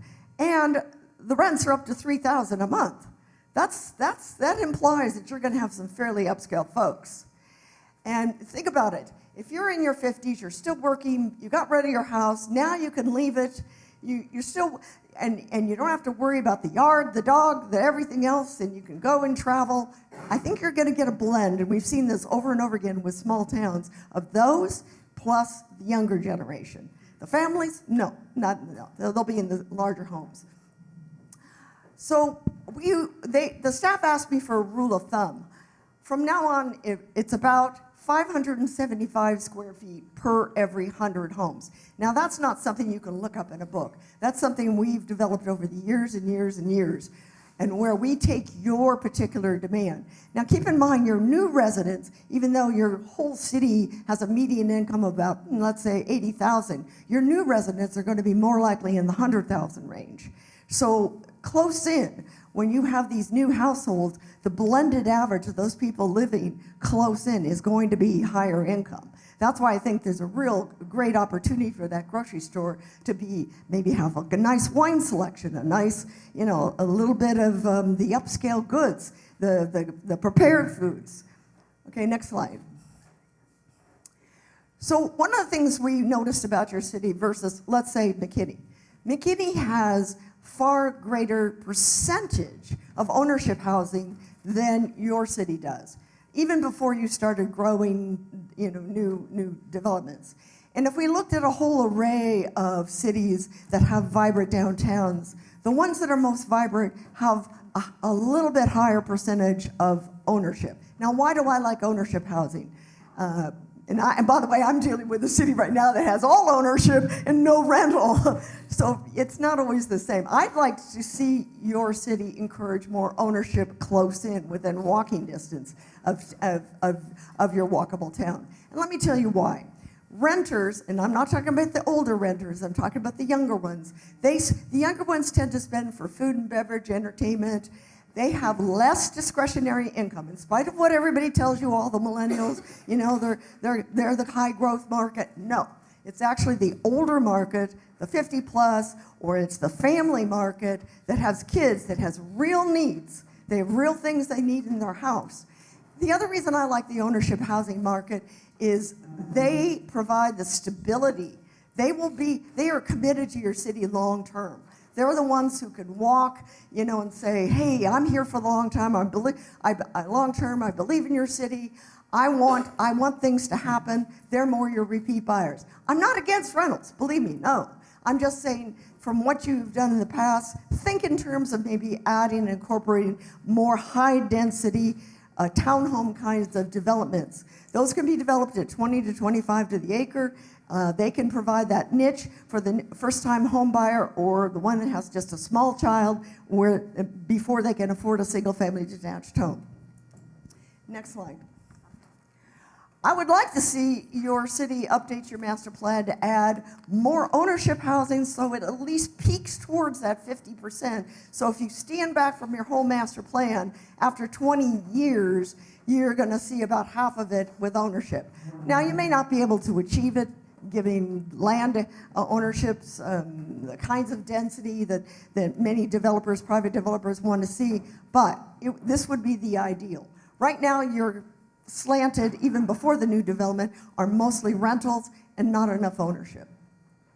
And why I'm also promoting this is I think your town is a huge selling point for people who own homes. Think about it. If you get that grocery store, that will be a big plus for your downtown, because people who own homes want to see that they can easily go to the grocery store. It's walkable, they're committed to the town, they see the charm, and I think that is something you might want to consider in the future. Next slide. Now, I was asked by the staff, do higher incomes impact spending? It seems like an obvious question, but not necessarily. Yes, of course, higher incomes impact spending. And you know, the higher the median income of a particular city, like if it's over 100,000, blah, blah, blah, you know, they tend to spend better. However, as I said, the character of spending for younger people versus older people versus families is very different. You can have the same 100,000 a year household, and if they have 3 kids, they spend, I guarantee you, vastly different than a household with 2 singles that are not related, and they're out there partying still in their lifestyle. So yes, they do impact it. And I'm going to say that one of the greatest news is you have, because of the new housing you already have planned for, as those incomes will rise, you will see more spending downtown. Right now, I feel that many of your retailers are sitting here kind of waiting like, oh, when Main and Mill opens, or when Millen, when the project over here opens, I know I'll get better sales. I think you will. I know you will. But the more you promote more of that housing that is close in, the higher the sales. Okay, next. I was asked, should we focus on one street versus another? Short term, no, not important. One of the kind of misimpressions people have about retail, that they think, oh, in a small downtown, it needs to be all in a row. It needs to be all on one street. No, it doesn't. Think about most of the historic organic towns you've ever met. Something is over here, something's over here, something is over here. It's not necessarily in a straight line. As long as it's all easily walkable. Most cities that grow organically, not built from scratch, have that kind of sense of, well, there's a historic building over here. Like if you go to Ben Distillery, that's a really nice destination, but it's different than, let's say, going over to the Perk Coffee House. Are any cities, I was asked about city subsidies. Are they needed for the grocery store? No. Now, the grocery store does need favorable rent. Grocery stores don't pay the same kind of rent as small retail shops. They just can't afford it because their margins are thin. But it doesn't need, you have enough homes in 5 years to support a grocery store easily. You have enough homes when Main and Mill opens for a 3,000 square foot store without any city subsidies. Now, I'm not talking about things like maybe you provide tenant improvements or maybe some benefits on the sewer fees and things like that. I'm talking about if somebody comes to you and says, oh, I'm pioneering here, in this town, I don't know about my operations. Guy, yeah, you can make it. There are enough homes. And if he doesn't have that kind of confidence, he shouldn't be opening up in your town. I was asked about the asking rents in downtown. Are they hurting your leasing strategies? Actually, some of the things that are hurting your leasing strategies are not the high rents. Your rents are actually quite modest. They're modest in the Dallas area, they're modest overall. And if retailers can't afford those rents, that means that there's really something wrong and that they can't make the sales to justify the rents yet. And again, that goes back to if you have more homes, the sales increase, they can afford the rents. You don't have overly, but you do have some structural problems in terms of design. Some of these spaces that I see vacant, somebody didn't coach them very well. For example, I'll see a space that has no window. Retailers don't like little bitty windows. And same with restaurants, they don't want to have a tiny little space where you can't see the diners. Or maybe I'll see a space that doesn't have any outdoor dining. So you shouldn't be leasing to a restaurant if your window pane wasn't built, broad enough to really show the diners in there, or if you don't have outdoor dining space. So some of your property owners probably need a little guidance on how to really construct space that is desirable for retailers. Next slide. Yeah. Okay, I will. All right. I was asked about a hotel. Now, keep in mind when people... We probably don't need to spend a whole lot of time on this one. I think we get that there's no 100, 150 room hotel. That's okay, got it. And if you're going to do a small hotel, fine, like 8 rooms, 10 rooms. Okay, next slide. Direct marketing to visitors. And you have an unusual situation in that I would say about 75% of your restaurants are rated 4 and above on Yelp. That's exceptional, exceptional. So I would say that out-of-town visitors, I know most of your hotels, getting back to the hotels, are located around where your highways, your major highways, or around the old mall. But visitors will easily drive 10 minutes for a good restaurant. Maybe not so much for shopping, but for restaurants they will. I think there is a way to promote to them. And not in a magazine, a one-page flyer that's in something that they can easily see. Visitors do use Yelp ratings, and I think there's a way to distinguish your downtown to visitors. Next slide. The grocery store, we already talked about this. We can maybe go over this a little bit later. New live entertainment concepts. I was asked to think of anything that might be worth looking at. I'm a huge believer on live events that highlight your existing businesses. Look, one thing that Claire mentioned that I thought was dynamite is where you have either musicians or artists inside the retail shops and have a strolling event where people go from shop to shop or a restaurant to restaurant on a Friday evening. That highlights the businesses. Now, don't get me wrong, some of your big events like, St. Patty's Day or anything, they're fun and frolicking and all that kind of good stuff. But I will tell you, in general, retailers are not really excited about things like jazz events or music events. Because what do people do? They come with their picnic baskets. They sit in the park, they listen to the jazz event, and they go home. They don't shop and they don't eat. Next slide. I do think there is a potential for a craft brew pub, not large. The kinds of restaurants I would recommend in the future, and this is a national trend. It's not just you, it's not just Dallas, it's everywhere. The 3,500 to 4,000 square foot restaurant with a generous outdoor dining area. I like to see up to 1,200 to 1,500 square feet of outdoor space.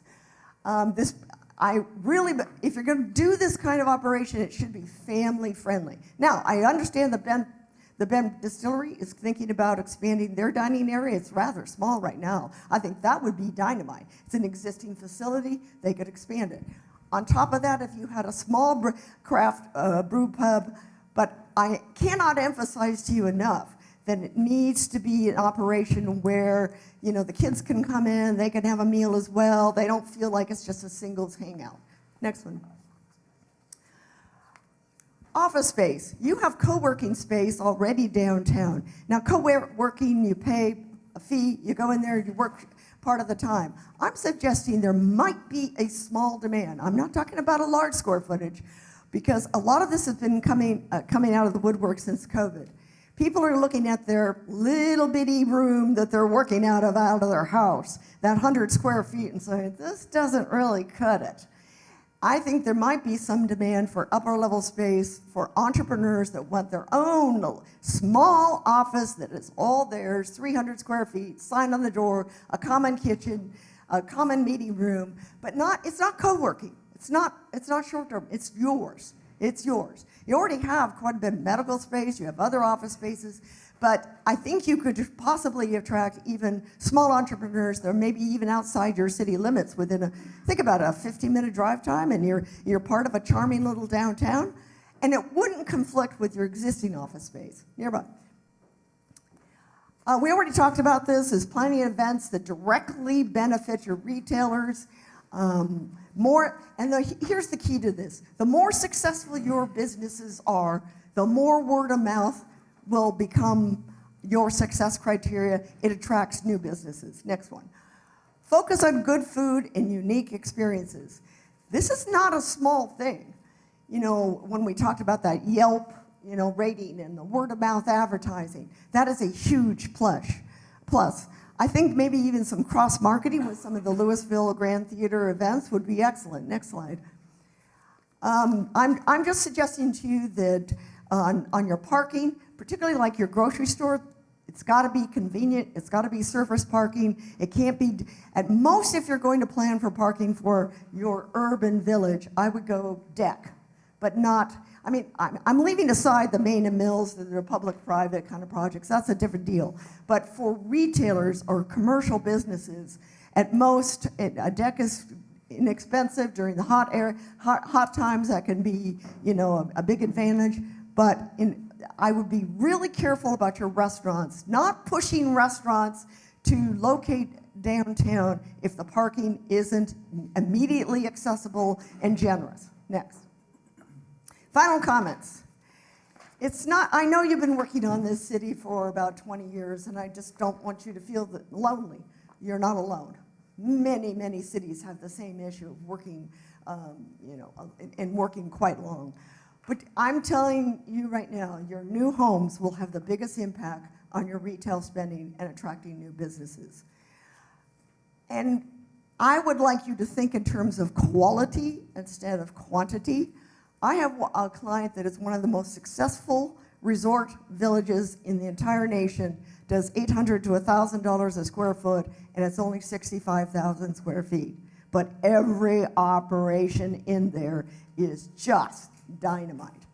You don't have to have lots of square footage to be really wonderfully successful. But what you do have has to be really super, really good, and really successful, and cater to your local residents. You need high sales per square foot. Your individual businesses need to say, wow, I'm doing $400, $500 a square foot, not $200, not $250. That's marginal. You need to build upon your core strengths. That is the good Yelp-rated food. You have some really wonderful, committed entrepreneurs. I've fallen victim to that. Here's your Odin bag. Just a little humor. You've got a distinguished distillery. You've got small town charm. You've got a sense of community. Build on those strengths. Don't focus on your weaknesses. Focus on your strengths.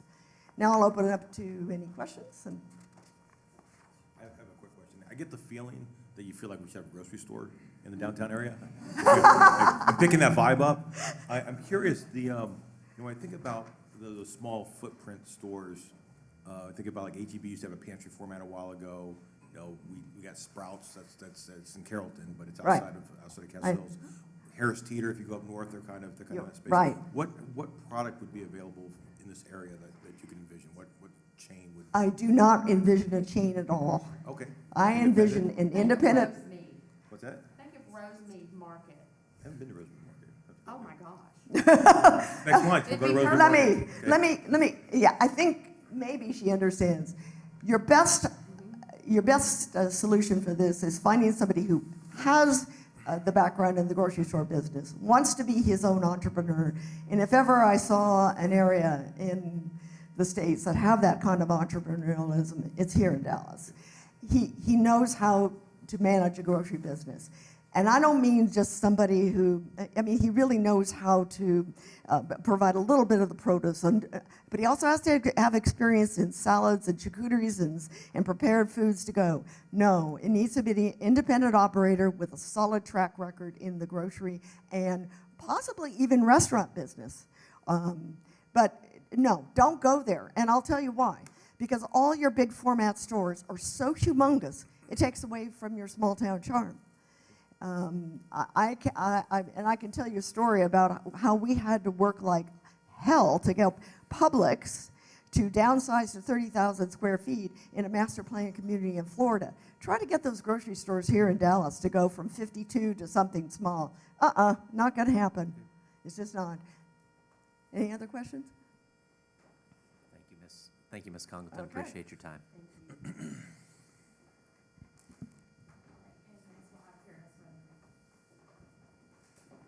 Hello again. Hey, Perry. So when we got together last time, we talked about the master plan. There's been some updates that we prepared since then. I just wanted to run through that a little bit. And then we've also have engaged with you all HKS engineers on this as well to go through a pretty extensive infrastructure analysis. I think they're going to go through that afterwards. But we are a big believer in having a strategy as to if you're going to open an area up for development, know what the costs that are implied in that development to be, especially on a time frame.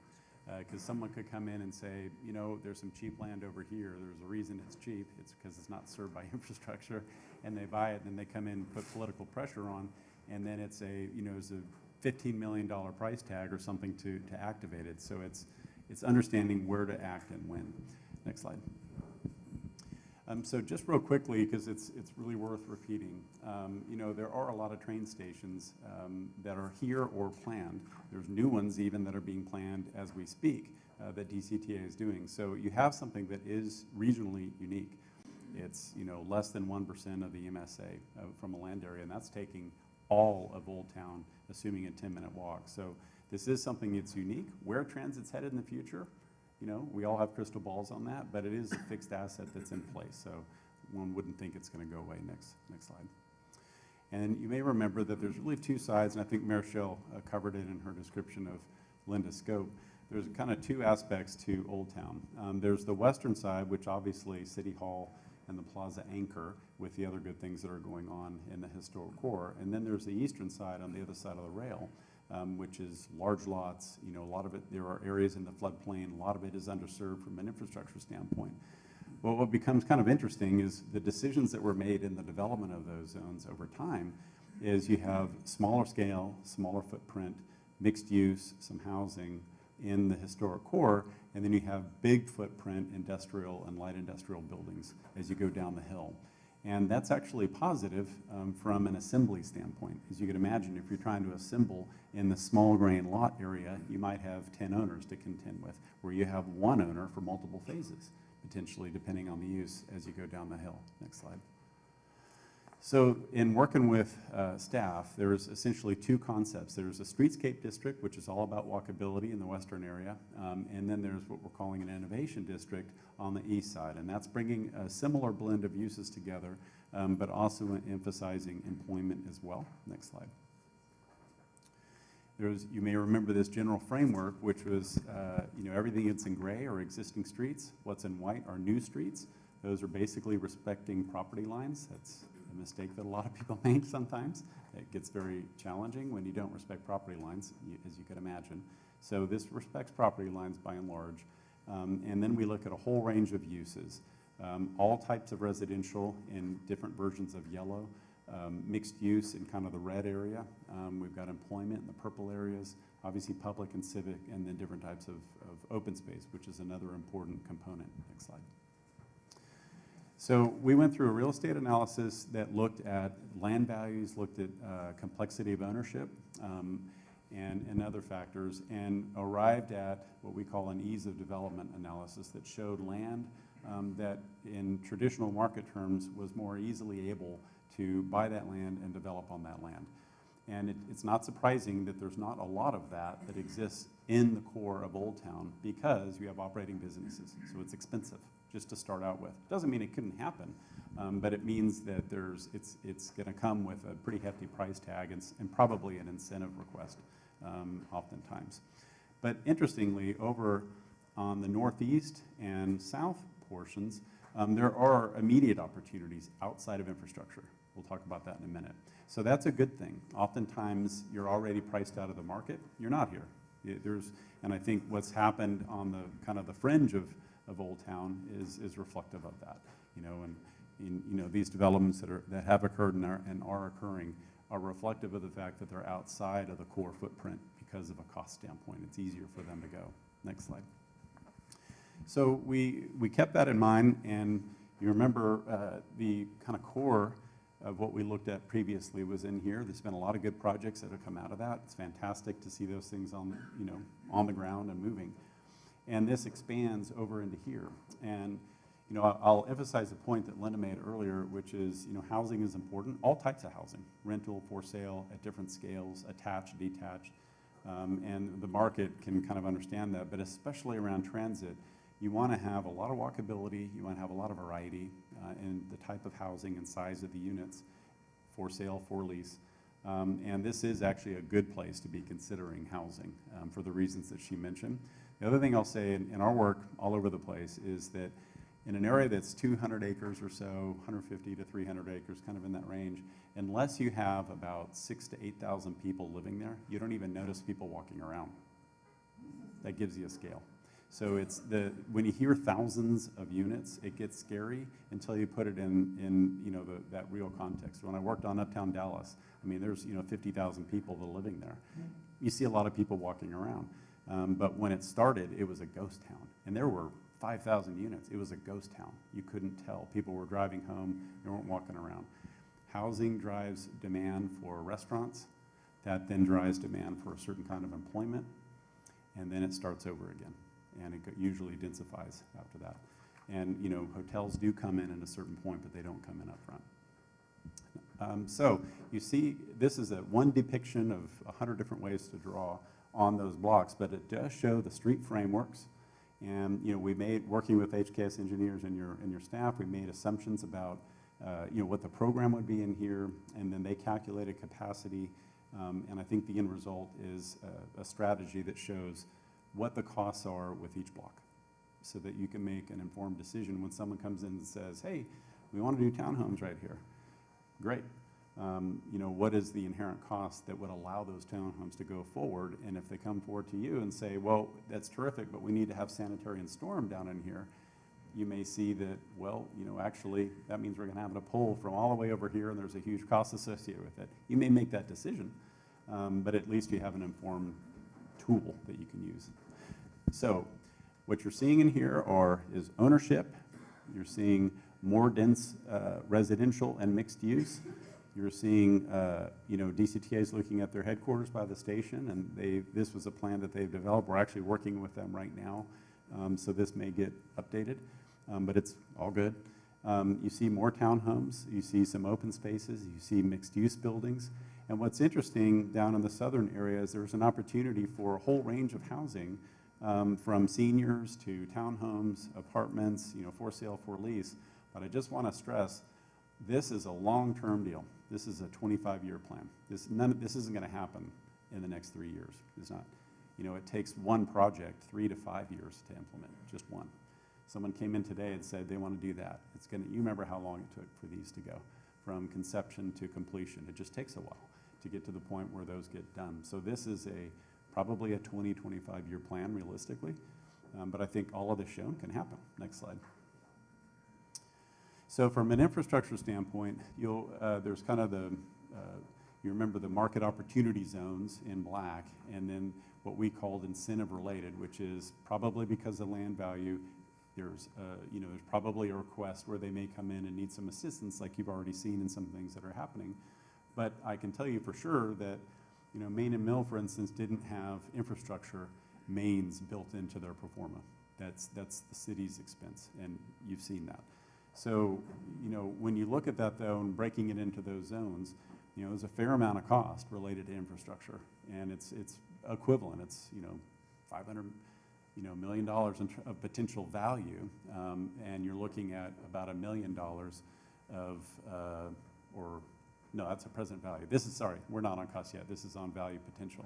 But when you look at all of this in here, that's reflective of about $1 billion of taxable value over that 20, 25-year time in today's dollars. I mean, that's robust. Next slide. So from an analysis standpoint, Linda put an analysis together from a market standpoint that was kind of a 5-minute trade area, if you will.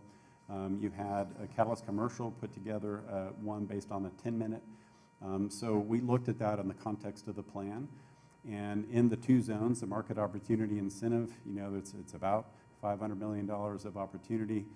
If you take what they had laid out and you ascribe values to that, it's 3 times that in areas. So, when you add these together, we're pretty close is the basic point. So that's positive. And, obviously the market's going to step in and verify all of these, all the crystal balls. Next slide, please. So, this is reflective of 37 projects, and, there's a sizable taxable value that comes out of that. Importantly, there's a critical mass of use and activity. Housing is a big portion of that. When you fly in an airplane over any area, primarily what you're looking at is housing anywhere. And then you have employment, you have retail. So once again, what we need here is more critical mass. And I think if you use that number, if there are 6,000, 8,000 people living in downtown, you're just getting to a threshold where you notice that people live there, that it's a neighborhood. As many units as that sounds, it's the reality. And I saw Linda's point about the number of units per square foot of retail. We believe in something similar to that. And when you add it up, you see it still doesn't create a ton of retail, even with the number of units that we're talking about. So what does create that, whether it's we worked at Legacy or a bunch of places around, it's the form, it's the experience, and it's a couple key restaurants. And then once that happens and there's more opportunities that the market can see how they can come and fit in, then it takes off. And then you get a bunch of stuff. Sometimes you build too much of a certain thing. At that point, you're out of it. It's a market thing there. But it is not led by retail. She's made a real good point there. And I think that's it. All right, and now we'll have Keith go over the infrastructure analysis.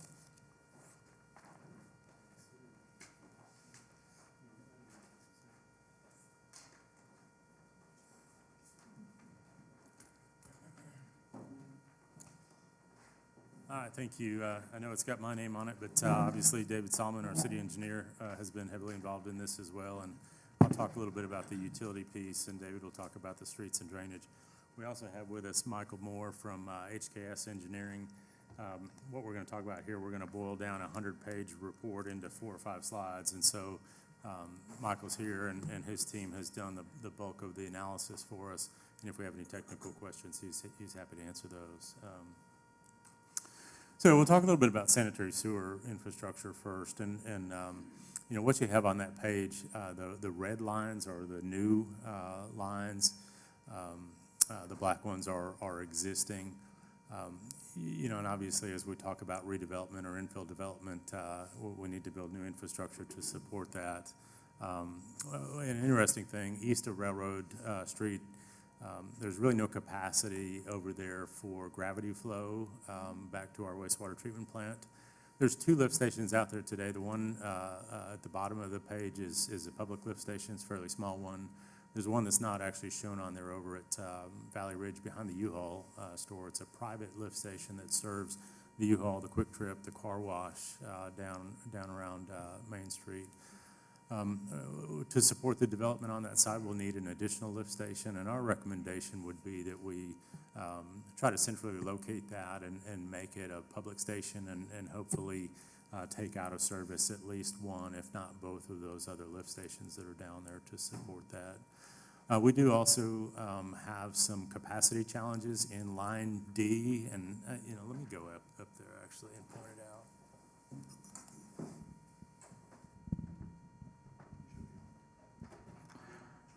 out.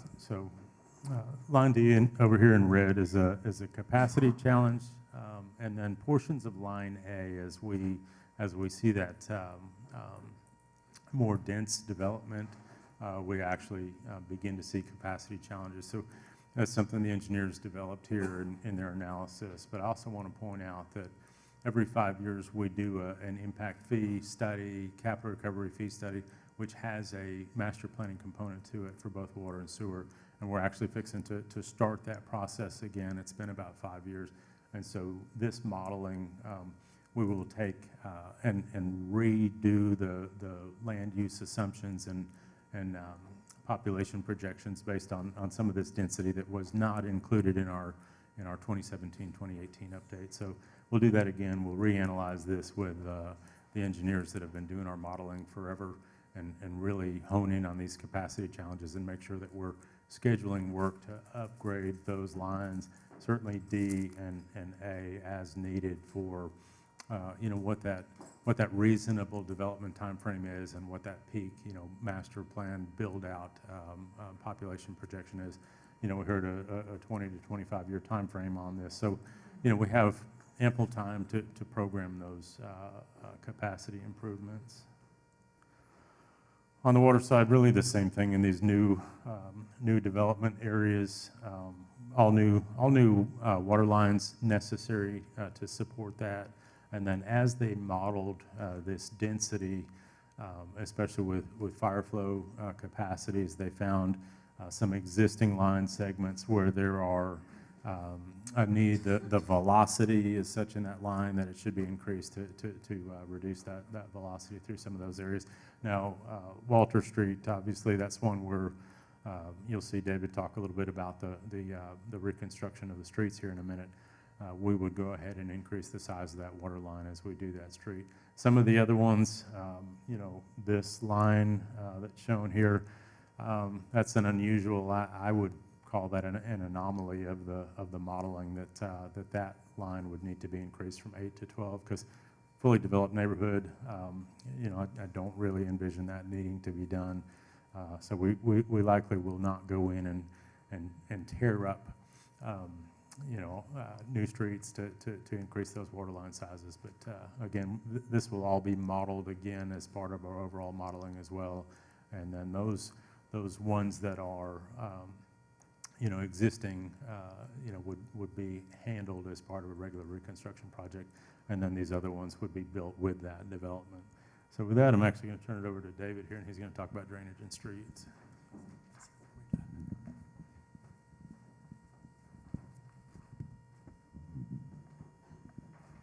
On the storm drainage side, actually, we're in relatively good shape as far as Old Town goes. Back in the early 2000s, the city spent quite a bit of money on drainage upgrades in Old Town. And then also when the state rebuilt Main Street and Church Street, back in the early 2000s. They upgraded a lot of the drainage then.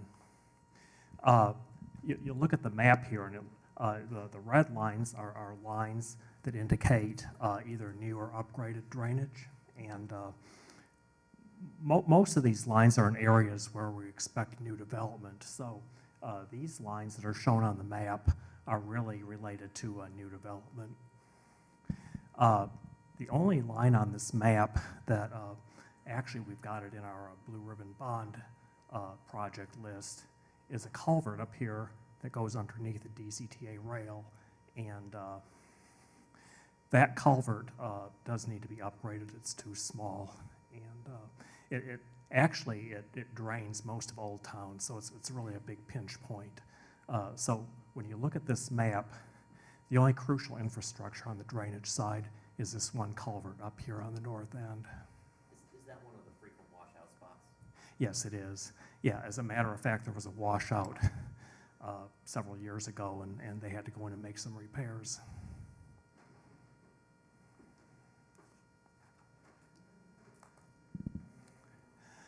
On the street side, you'll notice the streets in green. Well, first of all, of course, we've got streets over here and then down south off just north of Purnell. And again, all those are development born.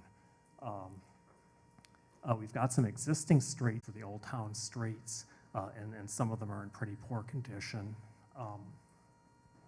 We've got our northeast Old Town up here, Walter Street, Leonard, Harris, Hatcher, not Hatcher, but Henrietta. And we've got all those streets packaged together in one of our Blue Ribbon projects that the bond committee is considering. Down here we've got Elm Street. Elm Street is already funded. In fact, the design is completed.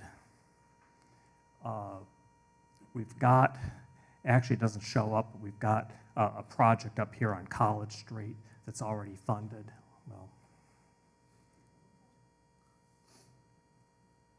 we've got a project up here on College Street that's already funded, and that'll be a bid later this year. We've got a couple of streets down here on the southwest area of this map, and those right now are just short dead-end streets.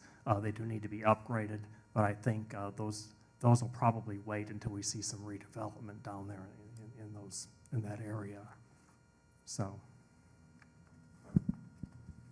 All right, we'll talk briefly just about the costs, and so these costs are based on today's dollars. There's not any escalation included in here, and categorized just by sanitary sewer, storm, water, and paving improvements. There is a 25% contingency in there. The interesting thing about this is there's a mixture of how this would be funded, right? So some of this would be constructed by the developer and would only be serving that particular development piece.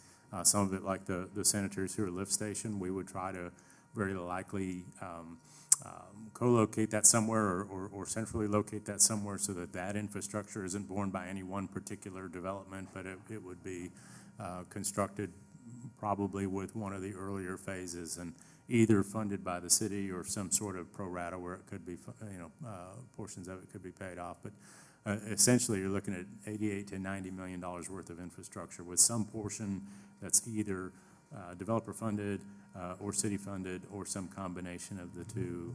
And I don't know if Clary, if you want to add anything to that. Yeah, so obviously that's a big number. And like Keith said, this doesn't mean we're going to be pulling an $88 million check out of our back pocket. It really will be phased. It will be demand based on development along the way. And obviously things can also change. Also, one note to, really the streets that we put on there were primarily streets that needed to have repairs to them that were in bad shape. So we've got a mixture that are already in our Blue Ribbon program for prioritization by that committee. And, we have several that I think in the future for complete streets, we've got some complete street projects that are not actually on there. So if you were to say, hey, bring all of our streetscaping up to, the standard, I think our new standard would be Leonard Street, what Leonard Street is over by Station at Old Town or Old Town Station, it would be almost all of our streets in Old Town, because none of them were really built to look like that walkable. So I think there's a lot more opportunity for additional projects, but you know, how we can leverage COG dollars and things like that to be able to achieve those over the years. This really is here to just tell you there is a need out there from a financial infrastructure standpoint. Obviously our TERS dollars will be paying off the Grand Theater in 2027. And so you just need to be aware, especially going into your next conversation, which is about the Grand Theater, is there isn't, you know, there are costs associated with all of these things, and you'll have to make decisions based on those things. So that's it. I think Richard had one final next steps for y'all.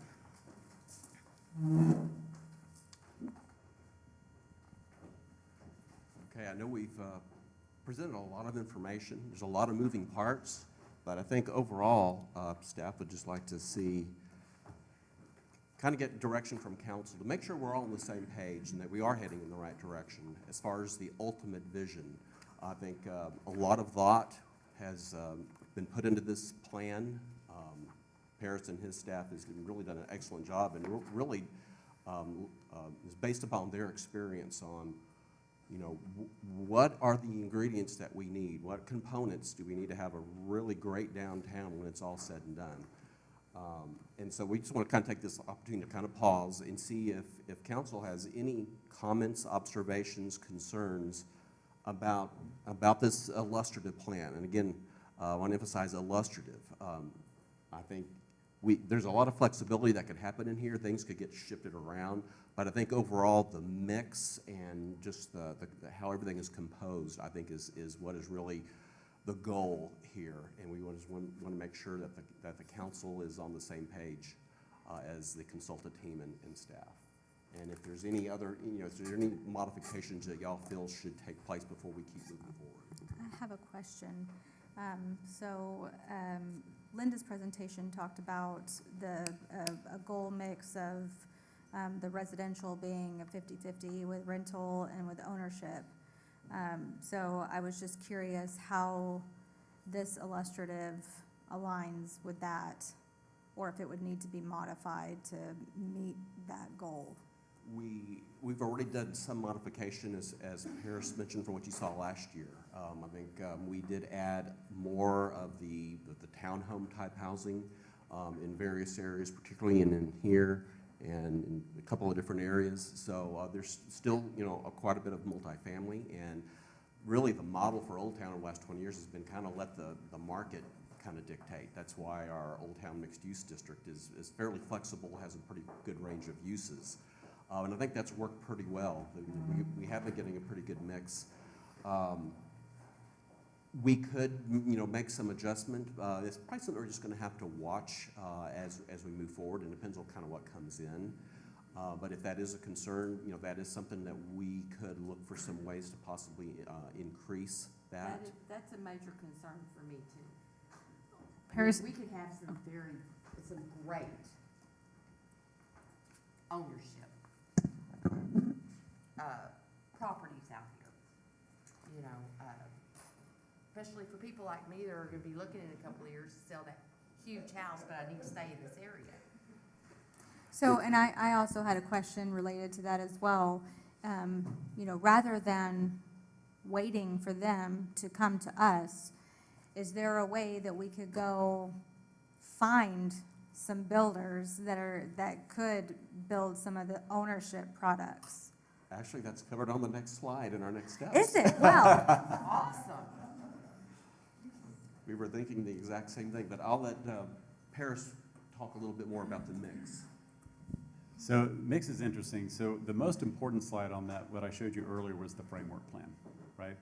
What this slide shows are literal building footprints, but the important thing is the street framework and what can be handled by that street framework.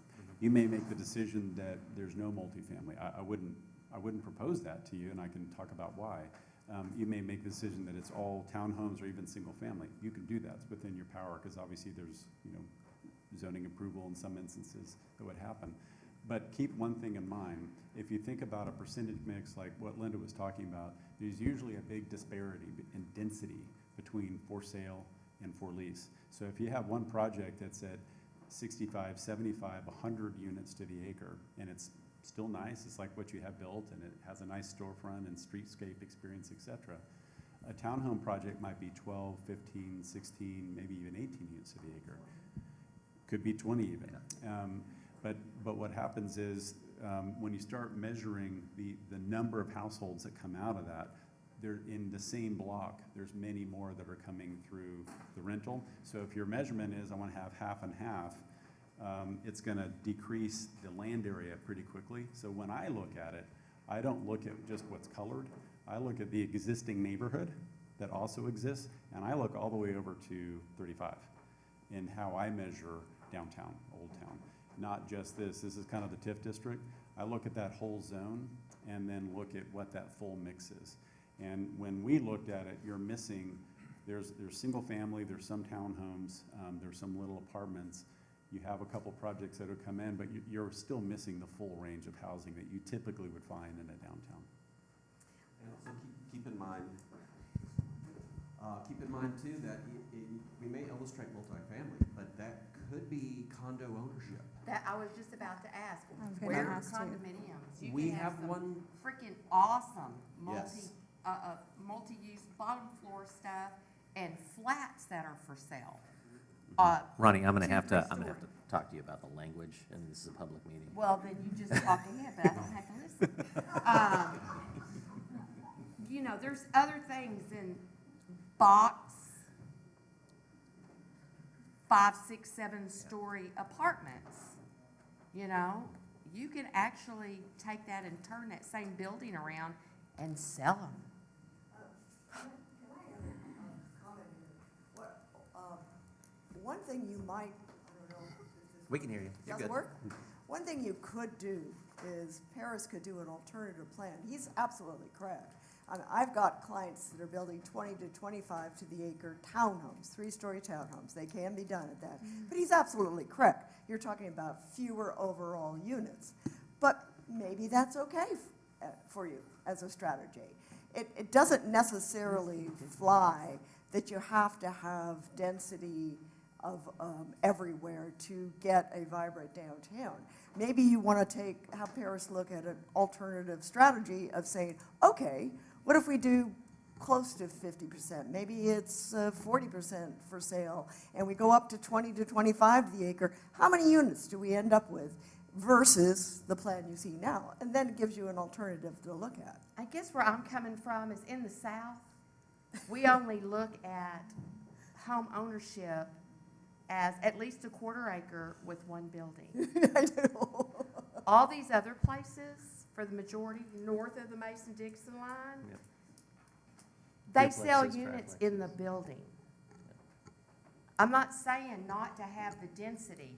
I'm saying stop all the rental and sell some of those beautiful places. No, that's a really good point. I've worked in a lot of those places too. And I don't know why we have some of the cultural issues that we have in Because we're terms used of to how we, farming. well, maybe it could be. But what's interesting is if you're up in Chicago, same buildings are for sale. Exactly. They're not for rent. When you come here, if I went into my lender today and I said, do I have a deal for you? I'm going to go forward and I'm going to have a 280-unit condo deal, and it's in this beautiful building with ups and downs. It's extremely difficult to get that done in this market. Doesn't mean that 10 years from now it won't be. It's just having the understanding that you've got a good framework in place and that you have good zoning, you ensure quality, and you have a location of mix. And then when someone comes in and they say, I want to do a rental deal, then you have a conversation because there's going to be approvals. It says, how can we do it? Or at least at a minimum, how can it be done so it's easily convertible? Because that does happen. You know, I've worked on a deal in State Thomas area that's for sale now, and it's a wonderful project. It was rental in the beginning, 2-story units, $1,250 average, and it's great now for sale. It took 20 years to get to the point where someone wanted to invest their own money in something that they would own. That's because now all the community-based infrastructure is in place, and people can see living there for the long haul. So it's just having that eye on the future. But again, for me, these are dangerous graphics because it's illustrative. The reality is, what's the street framework and what's your zoning that defines how you address the street? And then case-by-case basis, you look at the land use. But, yes, I understand what you're saying. So and just to clarify, Ronnie, so from a zoning standpoint, it doesn't really matter if it's condo or townhome, correct? Richard? Correct. Yeah, so it's the same allowed use. Right. So, and I think it goes back to Paris's point, is who's going to underwrite it from a banking standpoint. Well, hopefully, a lot of those old bankers that think that way are retiring. But to Councilwoman Green's, and I apologize, I called you Ronnie, I should have called you Council. Ronnie is my name. So Kristen, Councilwoman Green, your comment, I think that's what we do in economic development. So we do bring builders, developers to the table. I would say over the last year, this has not been the focus. We've been, and this will go to our discussion yesterday about prioritization. So prioritizations, Marichelle has been spending a lot of her effort on affordable housing, has been spending a lot of her time on, the mall redevelopment and the Lake District. So that shows you how those priorities are super important to staff, because then literally if you were like, we want townhome developers in Old Town, and that's a priority versus the mall, we will shift where we put our resources and time spent on that. So we'll talk about that more tomorrow with prioritizations, but yes. I just want it all. I just want to make it easy for you. I want it all. Now, and we do have a lot of tools in the toolbox to negotiate as developers, come our way, and there's a lot of them coming our way. I've gotten like 2 emails just this morning while we were sitting here about Old Town. So, the good news is, things are continuing to evolve and move forward. I think a good case in point is, the Trinsic project. For years we were talking to multifamily developers, and they said, no, you can never do a wrap. It won't work in Old Town Lewisville. We found a way to prove it. Once it was proven and built, they came in. And what that has done, that has really been kind of the first thing to really activate and really get things moving forward. So it's really been kind of a gift. Yes, it wasn't easy. It took several years. And I think these concepts will evolve. And I think if we do keep a focus on trying to get increase the mix of owner occupied units in whatever format we can. It could be a multifamily format. It could be a townhome format. It could be single-family cottages. I think the key there is we want variety and mix. But then we also have to kind of keep in mind, too, that we got to be thinking about, what is kind of the ultimate density that we have to design the infrastructure. We don't want to assume lower density, invest in that infrastructure, then all of a sudden the market changes and demands higher densities, and then all of a sudden we've got the same problem, and we don't want to have to do it twice. That's not very, won't be very good for our budgets. We want to do. I think I'm looking at this. Sorry, I'm gonna have to tension afterwards because I keep getting the evil eye. I'm looking at these areas like little villages. Mm-hmm. They have several different types of housing, and not just one type. And that's how I'm seeing this. Mm-hmm. That's how I want to see it. That's how I want everyone to see it. TJ, you follow me? I just went and got new glasses at the Okay. optometrist. I can't see a darn thing. Oh, darn. But, it's not, it should never be an either or. Right. And you're going to probably see this change. I mean, think back to 2010 to the original TOD plan. Mm-hmm. This is quite a bit different. Yeah. Again, evolution. Things keep evolving. This will change. But again, this is a starting point to kind of base some very important decisions on for infrastructure to support whatever comes in the future. I think we all know that we want cool character, we want streetscape, walkability, we want variety and mixture. I think that's something that we all can agree upon. This is just an illustration of how we could get there. I don't think that what I'm talking about would change infrastructure. It changes whether there's a lease or a title. It has implications on density as well, Well. depending on the for sale. But I will tell you, absolutely the goal is to have a blend of all types, so it's a true village. You don't want to have a monoculture of anything that typically doesn't work well in an urban environment. So the intention is to have a full blend. And, you know, to your point, and to Richard's point, you can have condos out here. I mean, people were saying, I remember we're saying, no, a multifamily project won't work here. It's worked. It took some effort on you all's part. It could be that you, to your point, it could be that you go out and say, we want to try and make a for sale project beyond the townhomes, something that is a different model for this region work, and then find someone. The great thing about Dallas developers is if they can get the money, they'll build it. Right? So it's just a function of having a story and writing their perceived risk down to a point where they feel like they can get the money and the lender feels comfortable too. And then once there's a comp, then there's a comp. It's exactly what's happening now on the rental side. So that may be a focus of your economic development efforts, but it's no different than the mall. You're not the master developer, but there's no other entity that is over this whole zone except y'all. So if you want to see some targeted projects, you know, that are a different kind of use, there's no one else that's going to figure that out, realistically. And then you can go get the developers and make it happen. I think my final question is, you know, are y'all comfortable moving forward with this illustration as part of the rest of the process to finish out the plan? Okay. I'm real glad to show you a little bit more information on the next slide. So as far as the master plan, next step is really stakeholder engagement. So we will need to engage property owners, tenants, business owners, but we'll also have to have kind of targeted engagement with some special stakeholders, like some key property owners that possibly need relocation. You know, we've got a concrete plant that will, you know, this is in a very prime location on Main Street. We also have some key mixed-use developers that are interested, and we need to, you know, bring them to the table, get their ideas, and get them plugged in, as Councilwoman Green kind of mentioned. So, you know, like I said, you were reading my mind. So at that point, once we get that input from the stakeholders, we will we'll make further modifications based on that engagement. Then, the most important thing then is to kind of come up with the roadmap and come up with action steps for implementation of the plan. Because of course, you know, we're not going to do this all at once. It's going to take time. We're going to have to focus on different areas, particularly with the infrastructure. Once we have those action steps, we'll probably come back to you with a work session to kind of walk you through everything before we have our formal public hearings before Planning and Zoning Commission and City Council. As far as the infrastructure piece, it'll be kind of going concurrently. They'll complete the analysis and enter those costs into the plan programming and get that all completed.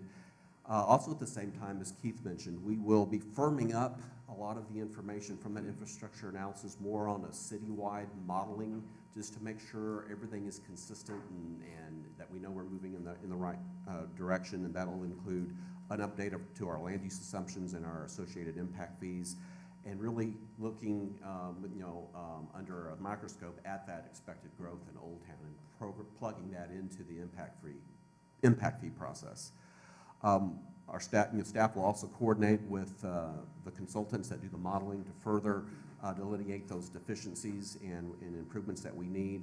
And then that will ultimately kind of lead back into almost the same action steps that we're going to need to identify the priorities, the phasing, and the funding for that infrastructure that's going to support the ultimate vision.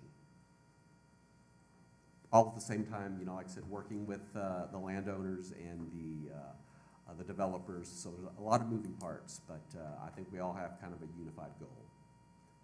So any questions or comments on our next steps? I see a thumbs up. All right. I think it's a compelling vision to go to market with, so. Okay. Right. If there's not any other questions, thank you very much.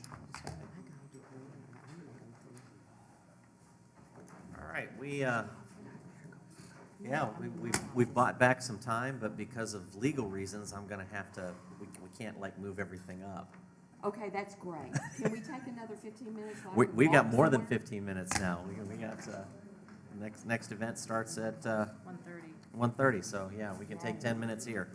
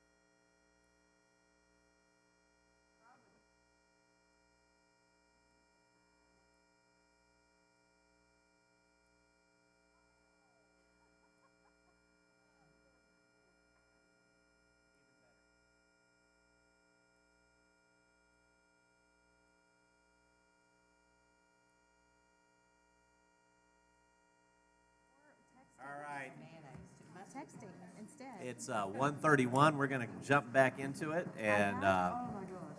Oh, okay, all right. let's see here. We've got Grand Theater feasibility study, and it looks like Mr. Kunke's going to be leading on that. I'll just get us started. Mayor, Council, thank you for your time.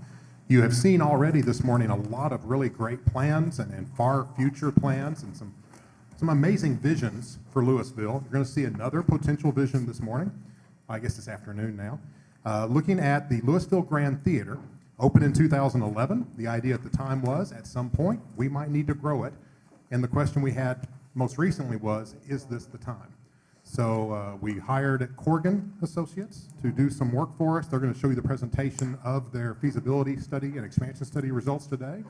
And I'm going to let Joe Haver with Corgan lead the presentation from here. Yes, thank you, everybody. My name is Joe Haver. I'm a principal at Corgan. We're an architectural and interiors design firm based in Dallas. And we were very happy to work with the city of Lewisville in commissioning this study to, as stated, look at the feasibility for an expansion. So I'm going to introduce allow my teammates to introduce themselves and share their role and a little bit about their companies, and then we'll go right into the presentation. I'm Kurt Johnson, and I'm with Corgan, and I'm the project director. Hi, folks. My name is Alex Hargis, and I'm with Theater DNA, a theater consulting firm out of Los Angeles. And I'm Alex Keene, Associate Principal at Keene Independent Research. We did the market analysis. I'm the other Alex at the table. Yeah.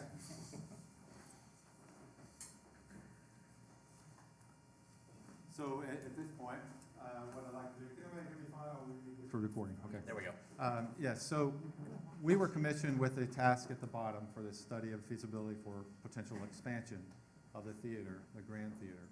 And we actually kind of take these groups and we put it in the squares at the top. So what we look at is the attendance, what happens historically, what are the projections in the future, how are the performances made, and what is to go on performance-wise, how is the space utilized. The proximity, what is around, what are the competitors, who's around, what impact does that have to Lewisville, and also the budget. What does it cost to build? What does it cost to operate? That's sort of the big parameters of these tasks that were mentioned down below. And so what we want to talk about are several things. We want to talk about the opportunity that is in front of us, in front of the city of Lewisville and the constituents of the community, and also the artist community. We want to talk about sort of the architectural element of that. We want to look at the foundational components, the statistical, demographic information that really is built up from the ground. Then we want to look at the architectural elements of how this can be envisioned more from a spatial planning perspective. Then we'll look at some costing for the facility, and we'll look after that to sort of the operation, some findings, some opportunities for growth, for expansion, for bringing commerce into the downtown area. So at this point, what I would like to do is turn it over to the opportunity we have in front of us, and Alex Keene with his group will talk. All right, so let's see, we're good? So first, let's kind of talk about the market a little bit. So when we do a market analysis, some of the key things we look at are your demographics, but also your existing inventory. And our firm has been studying DFW for years now with several different projects. So it's always been just kind of really interesting to see where growth has been, where investment has been, and where you're likely to see future investment. So you'll kind of see this map here. This is part of a concentric ring analysis. You'll see it's broken by darker purple is your primary marketplace, that lighter purple is your secondary marketplace, and then the lightest purple is the tertiary marketplace. And the way I kind of break those down is the primary marketplace is really your core folks that are going to come and support any type of performing arts asset. That's that kind of 15-minute drive time. They're folks that identify with kind of living in the Lewisville area. The secondary marketplace is more, they're going to come occasionally, maybe they're going to come for, a weekend event. They're definitely not coming on a weekday. And then that tertiary marketplace, which gets way out there, they're the folks, they're usually the dance parents. They're going to come on, for competitions. They're going to drive for some kind of major event that is going to draw them from somewhere. They're going to drive past several other performing arts centers to get to Lewisville. So the thing to know about the inventory here is there's not a lot in the area. This is a one of the challenges of DFW is you got to drive a lot to get anywhere. And so when we're thinking about can you support your existing assets as well as investment in future assets, we want to make sure that we're not sort of replicating or replacing something that's well within the market. And what you're going to kind of hear from me in the next couple slides is you have a lot of options here because we're well placed in the market to not be replicating anything else, and we have a lot of population. So I'll talk a little bit more about the demographics of those three different areas in a minute, but just kind of moving forward here. We looked at Denton County population projections, and growing rapidly when we think about investing in cultural and performing arts assets. These are not buildings that you tear down in a couple of years. These are durable assets that last decades. And we want to make sure that in any of our work that we're not going to see some sort of population collapse or anything else where demand may decrease. And we actually have a methodology for doing demand projections for different types of cultural and performing arts events, and we applied that methodology to the population projections of Denton County, and what we're seeing is just absolutely massive growth in just about every type of cultural and performing arts offering, and that's really being driven by the fact that your population in the area is increasing rapidly. And we understand that Lewisville is still kind of landlocked, but you're just so well placed with your access to the highways and everything else that you really have the opportunity to be a significant player in the region when it comes to what you're showing. And then when you actually look at those concentric rings in the primary, secondary, and tertiary marketplace, some of the other things we're looking at is your total population. You got 65,000 folks that live within a 15-minute drive time of the theater now. That's a lot of people, and when you look at benchmarks at a national level, that's a significant population that already live within kind of the radius of your performing arts center.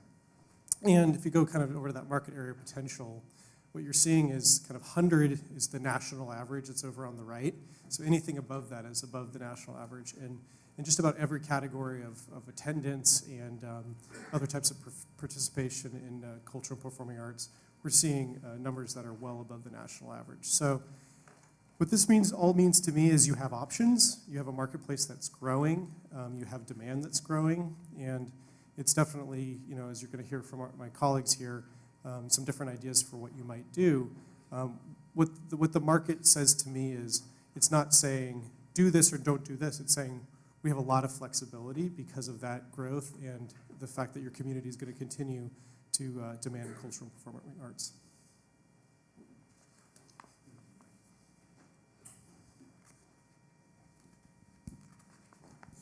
So what we'd like to look at next is to walk you through some of the options that were based upon those findings. And so we're going to look at several things, but I want to look at the overarching. What we're really trying to accomplish with something in the arts is creating an engaging experience and compelling both in visual and in the auditory. So something that engages, something that brings more energy to the area and to the theater. So when we look at from an architectural solution, we always look for what are the opportunities, what are the needs, where can we go from here, what are the principles that can sort of guide the project. And so as we started learning more information about your needs and how things were working, we distilled all of the principles into 6 elements. So the first one is just really whatever is done at whatever scale should relate to Old Town. It should complement, it should enhance, it should optimize. We also looked at the elbow room. We discovered that the existing facility, when things are run concurrently in all the operations that are happening there, there's simply not enough room for activities that are pre-function or post-function to occur. So it needs more elbow room from a patron standpoint. We also found that it needs more elbow room from an administrative and support staff.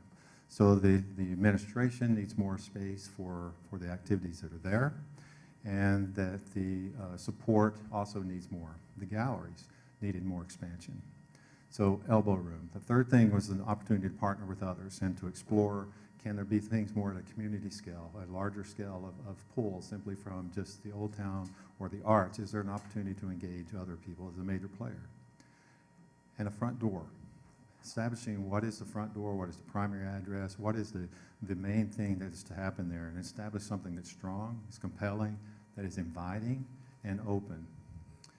And what we're calling form a living room is when you're inside the facility to have a home, that it feels like a home. It feels like a living room. It feels welcomed. You feel like I want to be there and I want to engage in whatever's going on. And then to build the future. So those are the principles that we looked at everything and distilled down, and all the options that we're going to show really address these items. So the first two options will address 1, 2, 4, and 5, and the last option will address 3 through 6. But once again, what's trying to be happening is to bring more commerce into Old Town, to bring more arts into Old Town, to build an economic driver and a magnet for the arts for the North Texas region. So to walk through, we consolidated everything into 3 options. We're affectionately calling these home, portico, and beacon. By home, we're meaning the existing facility. How can this be enhanced? How can it be increased? The operations, both in the size, and use what we have to make it better. We also talked about portico, and that was the aspect of making a front porch, an overlook, a connection to the park that is adjacent, this wonderful, wonderful park. And then also the third one was the beacon, and that is expansion for something that's greater. So as I mentioned before, the home and portico address the first 4 of those elements, and then the beacon addresses the last one. So to phrase it another way, the home is just about a betterment of the existing facility, how to make it better, how from existing operations and from logistics and architectural. The portico is an infill into the current courtyard, and we'll address some of these options here, but its primary portion is to relate to the Old Town and to the park. And then the beacon is to expand beyond and be the magnet for North Texas. So with that, you can see that certain of these elements on the left, you see the design principles, and you can see the pictogram of what really is happening. So regional touring at a national level is by the beacon. Metropolitan area is primarily addressed with the porch or portico, and then the home is the current, and it's used a lot for social as well as entertainment. It's a combination. And so part of the elbow room was booking dates. There's not enough booking dates really to enable more of productions outside of the social, and so it needs that elbow room, that additional capacity. So you look at downtown, or in Old Town, wonderful, wonderful place, wonderful character. And so there's several different things. You know the park here and the performances. You also see the City Hall, which is a beautiful, stellar building. And then you look at the Old Town and the character and the historicity that's there. And then at the Grand Theater, you have a visual barrier. The first thing is your first impression is there on the left is the visual barrier. And as you get closer, you see the wall, you see the steps, and you still have not seen the front door at that point. And then the third element, once you get to the front door, you're transversing through a courtyard. So we looked at that as an opportunity to enhance the facility as an architectural solution. Obviously, there's this landscape solution that could be there as well. But we looked at it from the standpoint of the design itself. So I'd like to unpack, if possible, the three options that we discussed architecturally. So home, this is the interior. We're addressing mainly on the interior of the hall to increase capacity. And there's 2 elements with this. One is to increase the capacity around what we're calling the parterre in the side, and it's to eliminate some of the hallway components and bring in flexible seating, adjust the panelization so that you get more of a living room approach to the hall. And then the second piece of that is to add a performer crossover, which is a performance relation aspect of a corridor that connects the stage, one side of the stage, to the other stage. And so that'd be an externally loaded element, but those are the 2 things that will significantly increase the production capabilities within the existing facility. And it adds approximately 50 to 60 seats, and those are ones to be movable, so it makes the theater more capacity. It also makes it a little more flexible for the topology of arrangement. The portico. Portico is basically suggested to infill the courtyard. And so the existing courtyard here is what we're looking at to infill. And we're looking at it as a lobby, a theater, an expansion area to unite to the streetscape, to unite to the downtown, to Old Town, and to the park, and also to expand to on the Church Street. So a flexible theater is what we're proposing. This is a comparative theater that allows movement and flexibility with the seating arrangements. This shows in a typical theater. It could also be made into a round, but it's outfitted just like a traditional large theater, but it has more flexibility from a performance standpoint. So it could have music, it could house dance, it could house theater, it could house standing room only seats like country music or jazz or anything we want to have in there. It's truly as a flexible theater is what we're proposing. And it also has an opportunity to, on the wings, to really incorporate some daylight and inviting spaces from the commerce perspective and also from the old town area. And so those are denoted here in blue as galleries with administrative expansion on top and storage and capabilities there. So it's meant to be more social through this whole side and the connection to the park. This is a sort of a precedent of what it could kind of look like if daylight to the outside. So when you're inside, you're looking out. When you're outside, you're looking in. And theaters are really amazing because during the daytime, there's a certain vernacular, a certain feel, a certain perspective of the building. But at nighttime, it becomes a lantern. It becomes something special. So you can imagine here looking from the park or from City Hall or from Old Town into the studios, and it'd be filled with light. So it forms a beacon, it performs sort of a lantern, and that's an invitation to come in when really the larger amount of performances are occurring. But there also needs to be some tie-in to the Old Town, the historicity of Old Town. And so this is a project that we did in Dallas that evoked some of the historicity of the downtown area, but also put it in a fresh and modern way. So you get elements that are porosity of the light and the illumination there, but you also get the character of the brick and the warmth of the Old Town feel. So this is our first conceptual diagram of what that could be. It takes the elliptical patterns of the elements within the park. It brings it into the theater, which is in the larger ground area here. It flanks circulation from the front to the park, creates that portico, creates the port, and it unites the back to the front. It also engages the street at the studio level, which is shown here on the two wings.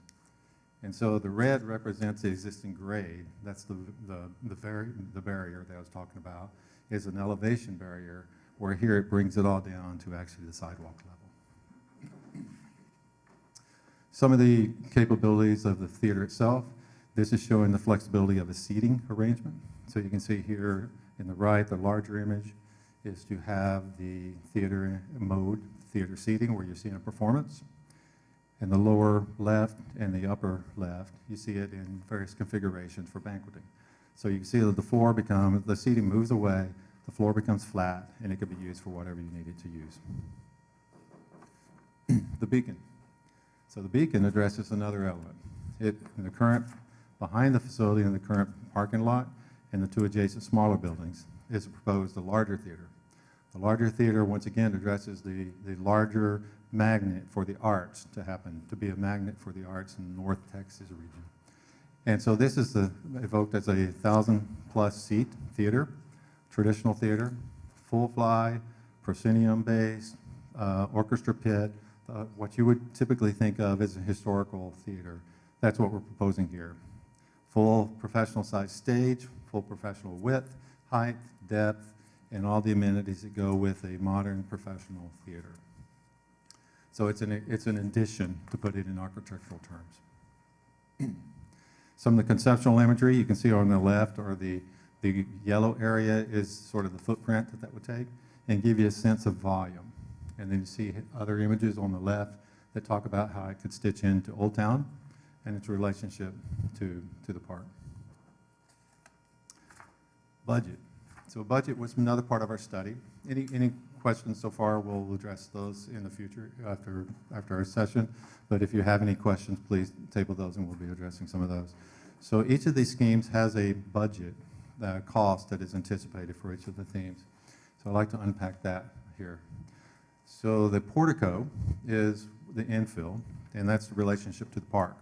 And when we establish a budget, we look at it for the elements that compose it. So we break it down into what is the structure, what is the foundation, What is the envelope or the things that seals the building? What are the interiors like? What are the building services from conveyance of elevators and stairs? What are the systems, mechanical, electrical, plumbing, life safety? We look at things like that, and also theater equipment. To operate the theater, what's happening there with seating, with lighting, with all the rigging aspects of it, and then we look at any ancillary things like demolition and interior finishes.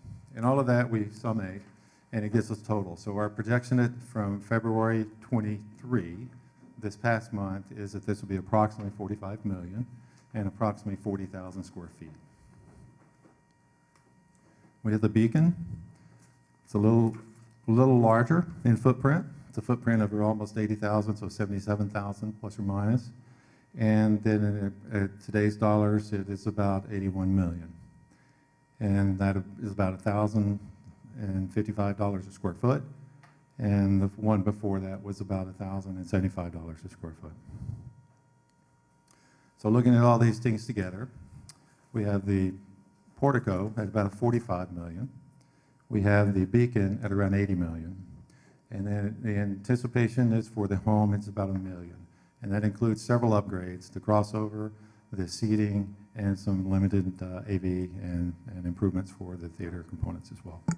Before you move on from that, so he's given his costs, but we've also had them add inflation costs related to cost escalation on the bottom, and that's what we're putting in for all of our blue ribbon projects, just so you understand those numbers and why they're there. So basically, you know, we've got about $1 billion of blue ribbon. All of them have the same inflationary numbers we're putting on them. And for perspective, we're putting 9% annualized for 5 years. Parking was another question we were looking at in our study. So with the parking, first thing we did was look at what are the plans for the community. And there's a wonderful plan that the Catalyst Urban Planning Group did that we totally agree with their assessment and their findings. And so they looked at it holistic for all of the development that occurs east of 35 and east of where we're at, and just all the way out to Valley Ridge Boulevard, as well as in the Old Town area as well. And so I want to concentrate on several findings here. One is their recommendation for a shared parking strategy for Old Town.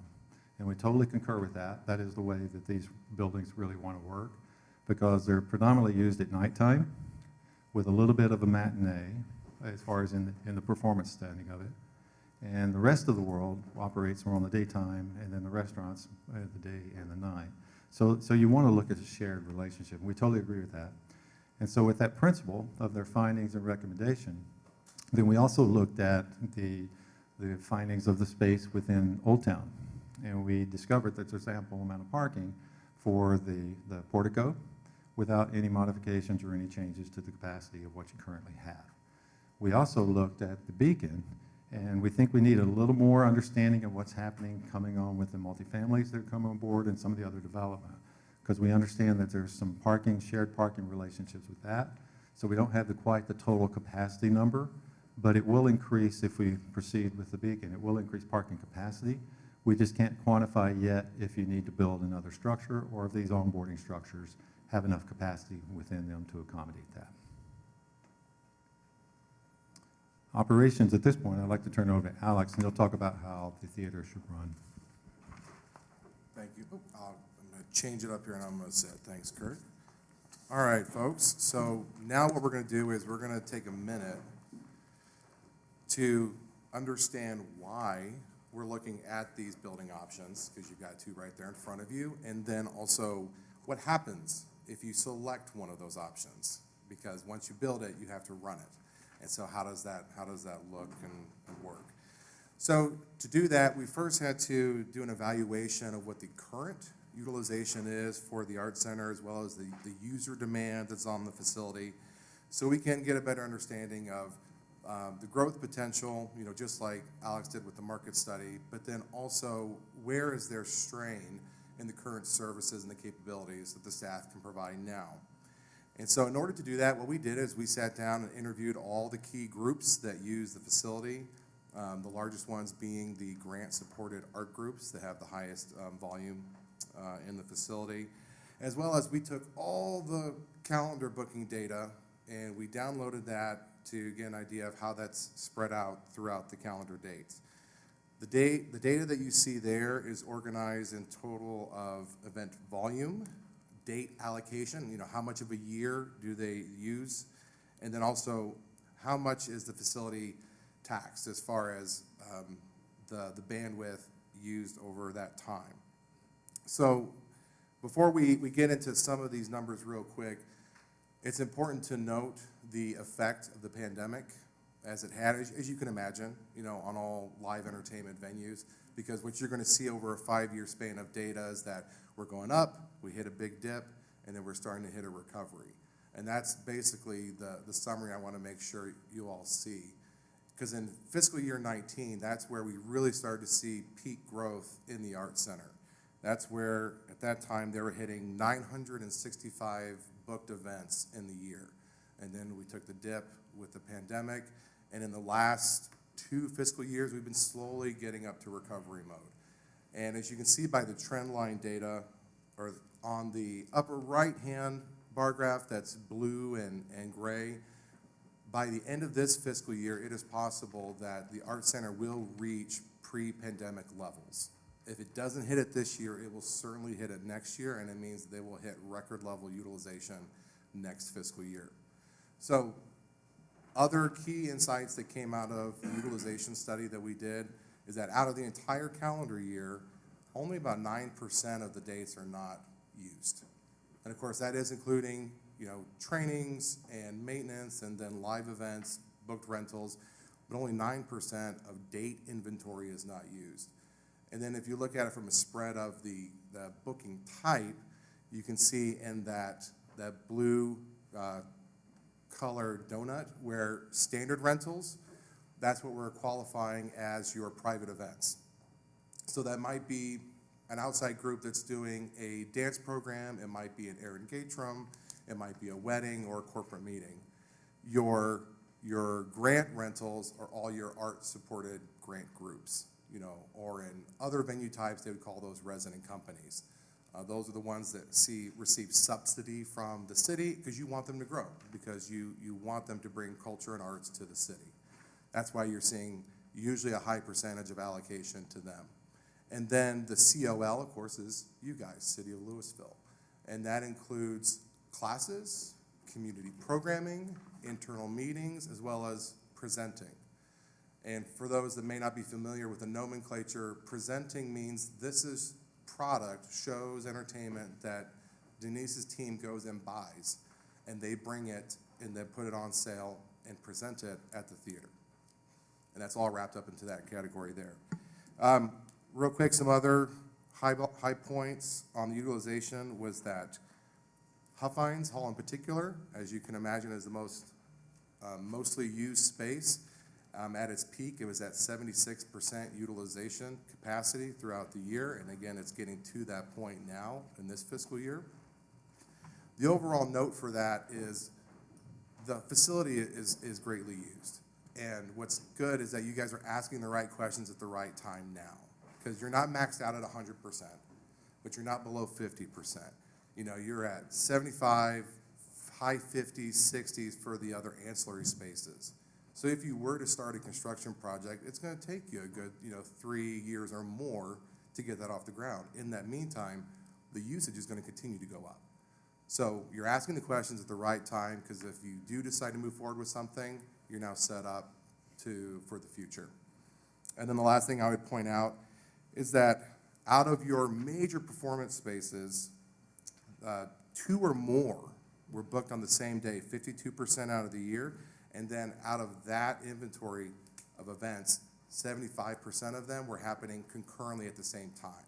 So it wasn't like there was a matinee ballet performance at 2 o'clock and then a wedding happening at 7. 75% of half of those double book dates happen at exactly the same time, which puts a heavy tax on staff and resources.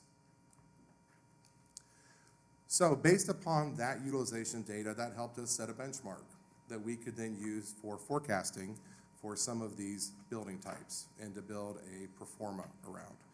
So the first one that we've been talking about is the portico, which is that flex theater of, say, 500 to 600 seats.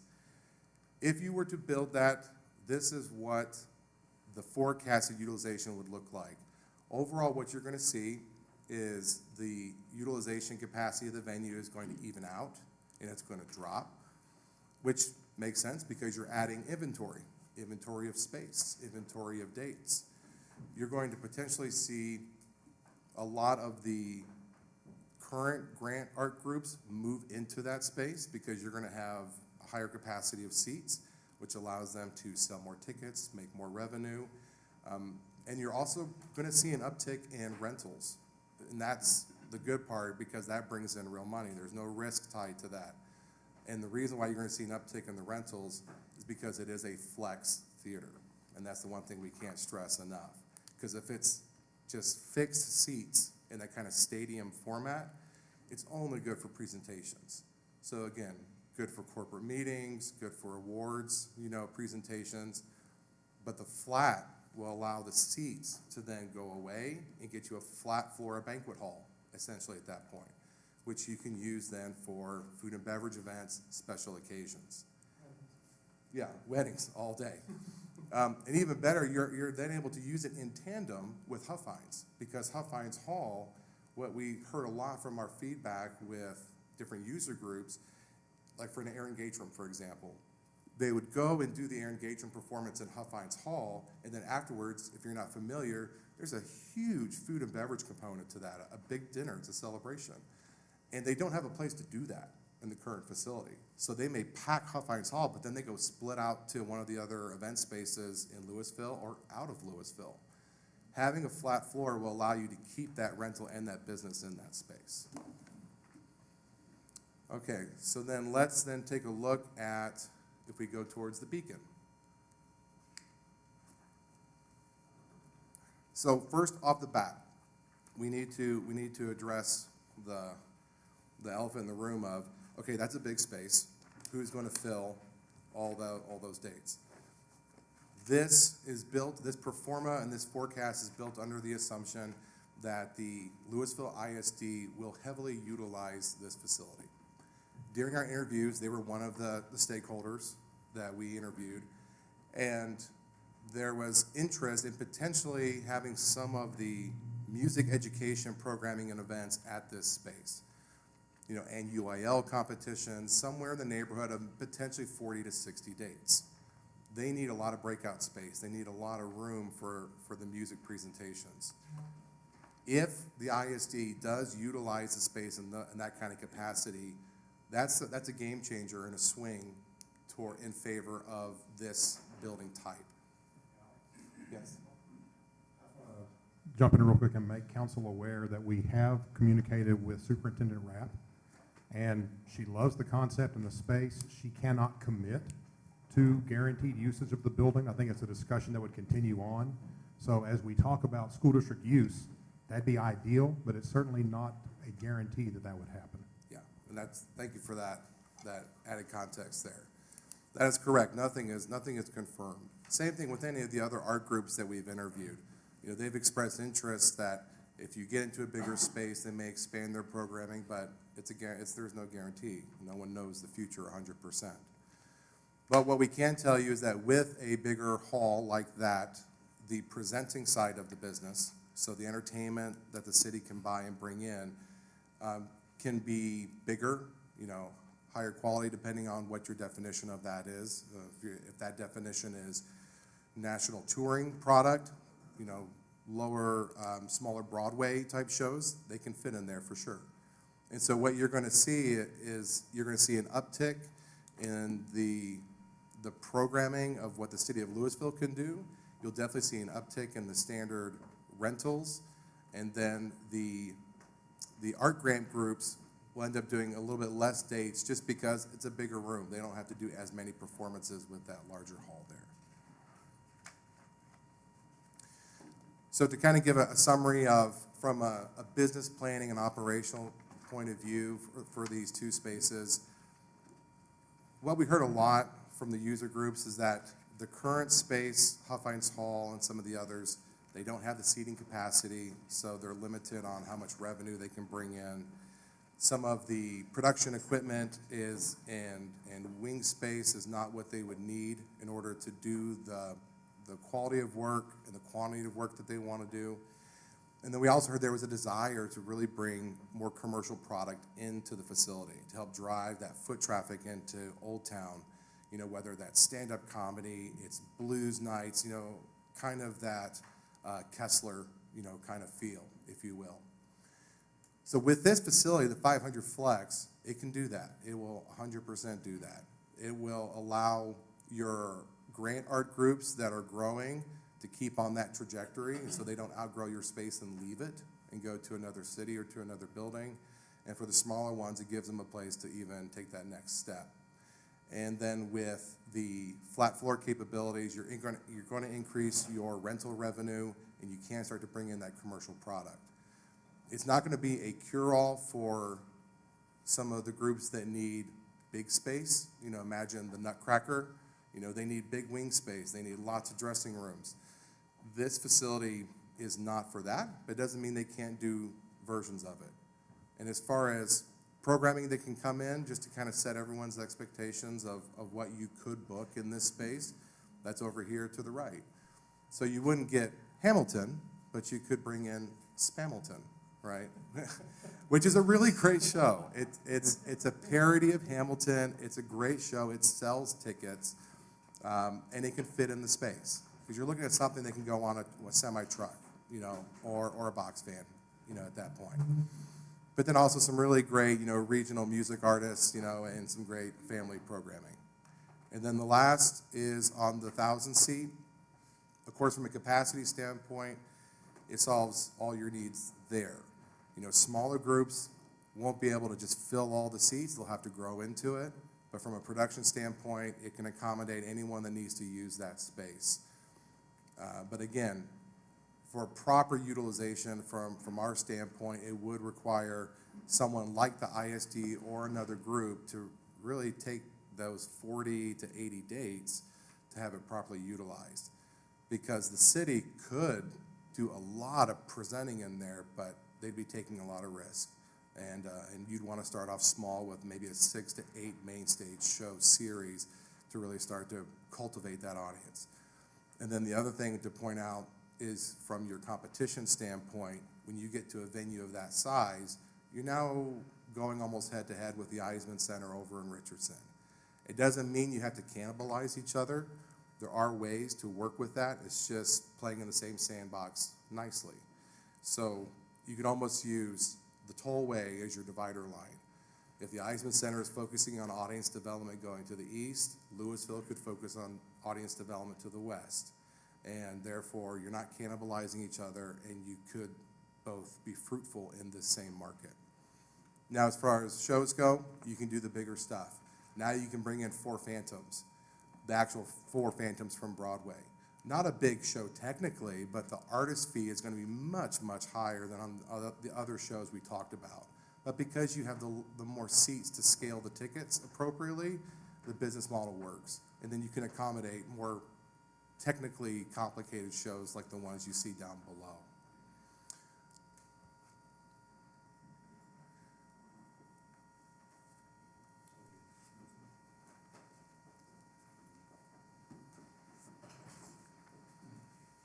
So thank you. In summary, there was a lot presented today, and it really focuses on the potential expansion of the Grand Theater.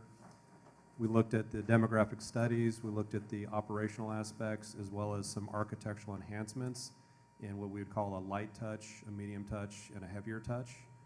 And all of these do represent options for the city of Lewisville. Every one of them comes with its own opportunities, and ultimately it would be an investment back into the community. So I'll open it up for questions. If there's anything you heard in the presentation or comments, that'd be a great time, and we'll do our best to answer those. I'm going to add a few things to that. So I just wanted to make sure, well, I think council understands this at this point, but I want to hone in on cost recovery, because I think you guys could help me and make sure they understand that this is really a quality of life value proposition. So When you do a hotel feasibility study, you're really looking at that as whether or not investing in this is going to give you a return on investment financially. This is not that. What this is like building a library. This is really deciding, does our community want these expansions from a quality of life standpoint? So you should never be, you will, even in the best case scenario, be doing a cost recovery operationally. And in fact, the capital costs on the front end, that's not included. That's just a capital cost you're gonna put into it. So if you're at 50%, correct me if I'm wrong, I think that's what you said was like a healthy operation, 50% of your operation costs could be recovered. I think we're close to that right now with our current operation. With that, I just wanted to make sure you guys were both aware, because is there anything you guys wanted to add on that with regard to that? The only one I would add for context would be, for example, the Eisman Center. Talking with their former executive director who opened the facility, ran it for 20 years, the best cost recovery year he ever had, and that's with pretty aggressive sponsorships tied to it, was 70%.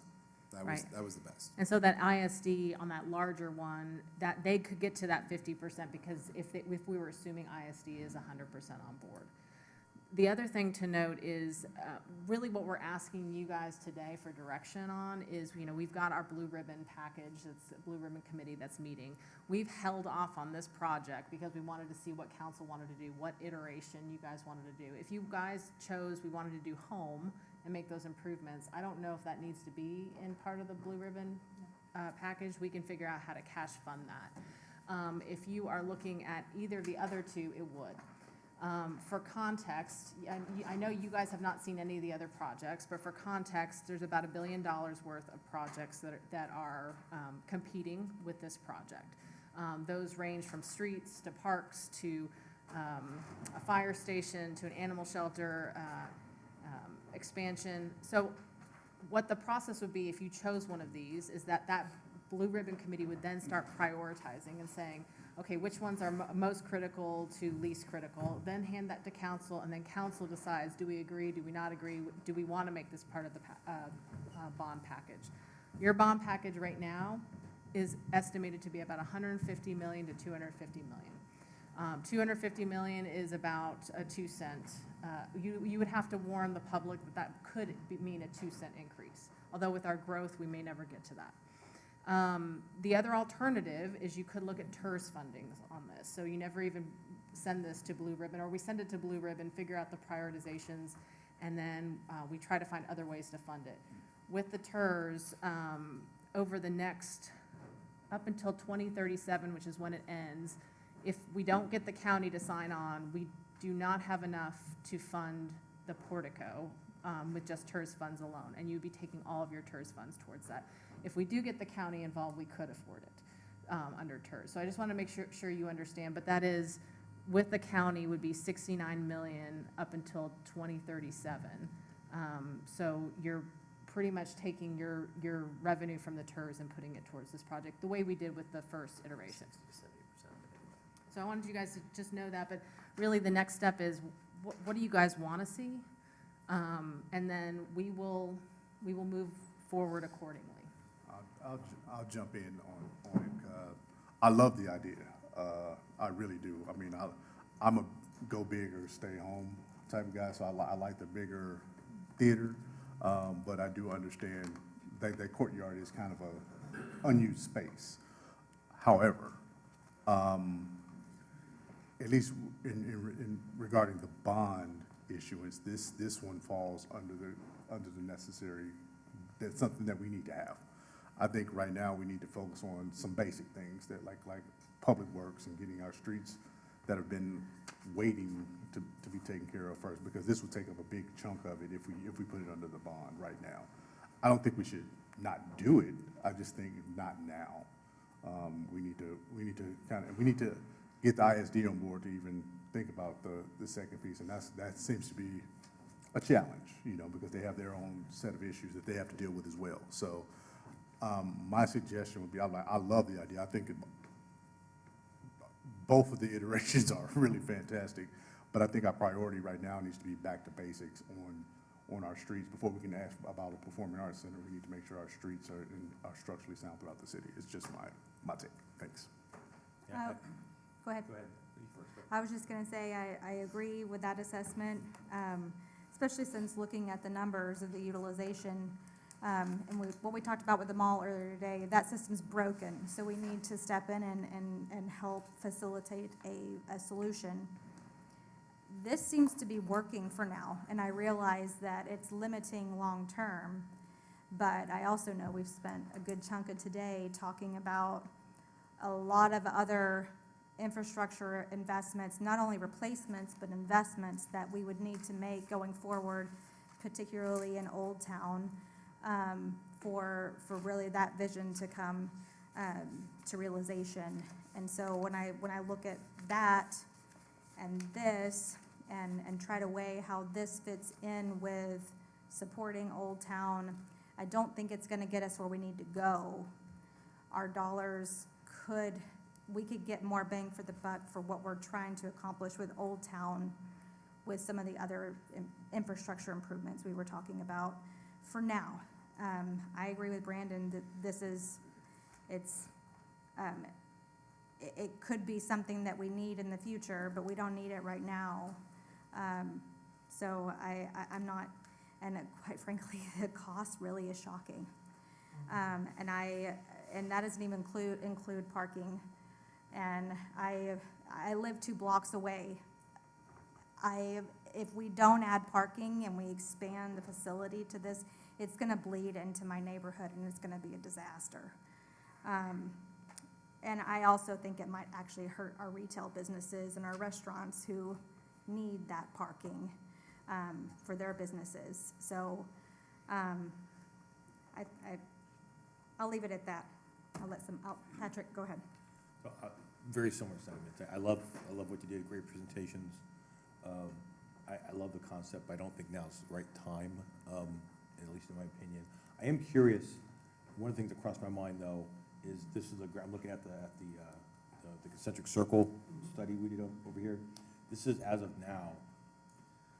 What are other cities in the area doing about this? Does Flower Mound have something doing about this right now? Does Garland, who's not what's happening now, but what are they planning for in the future? Yeah, so that's a great question. So everybody's thinking about something, right? Yeah. And it's my only kind of caution to now is not the right time is someone's going to do it, and then it'll maybe never be the right time. So I'm all over the DFW area talking to clients who are all kind of contemplating different versions of something like this, right? And it's almost a little bit of kind of the performing arts gold rush, so everybody's trying to do something, or they already have something and they're doing some type of renovation or reuse. Frisco comes to mind as a major player who might do something in the future. You talked about Flower Mound. That's been talked about as well. I think it's exciting that Lewisville already has something, right? You already have the Grand Theater, and it's. I'm not familiar with how the process went when it was designed, a decade or so ago, but it's small.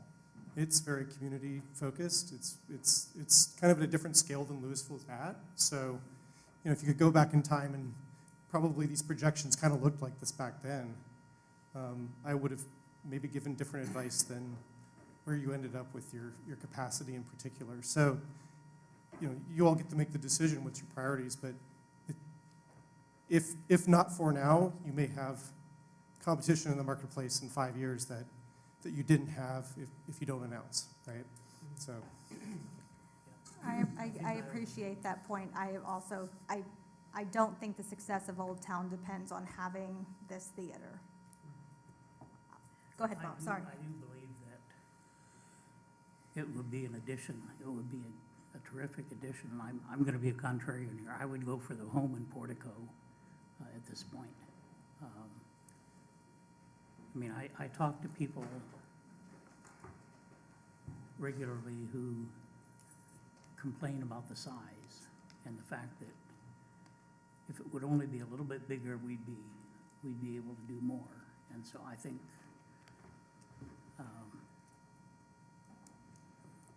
I agree that if we don't do it now, we're gonna be, somebody else is gonna do it.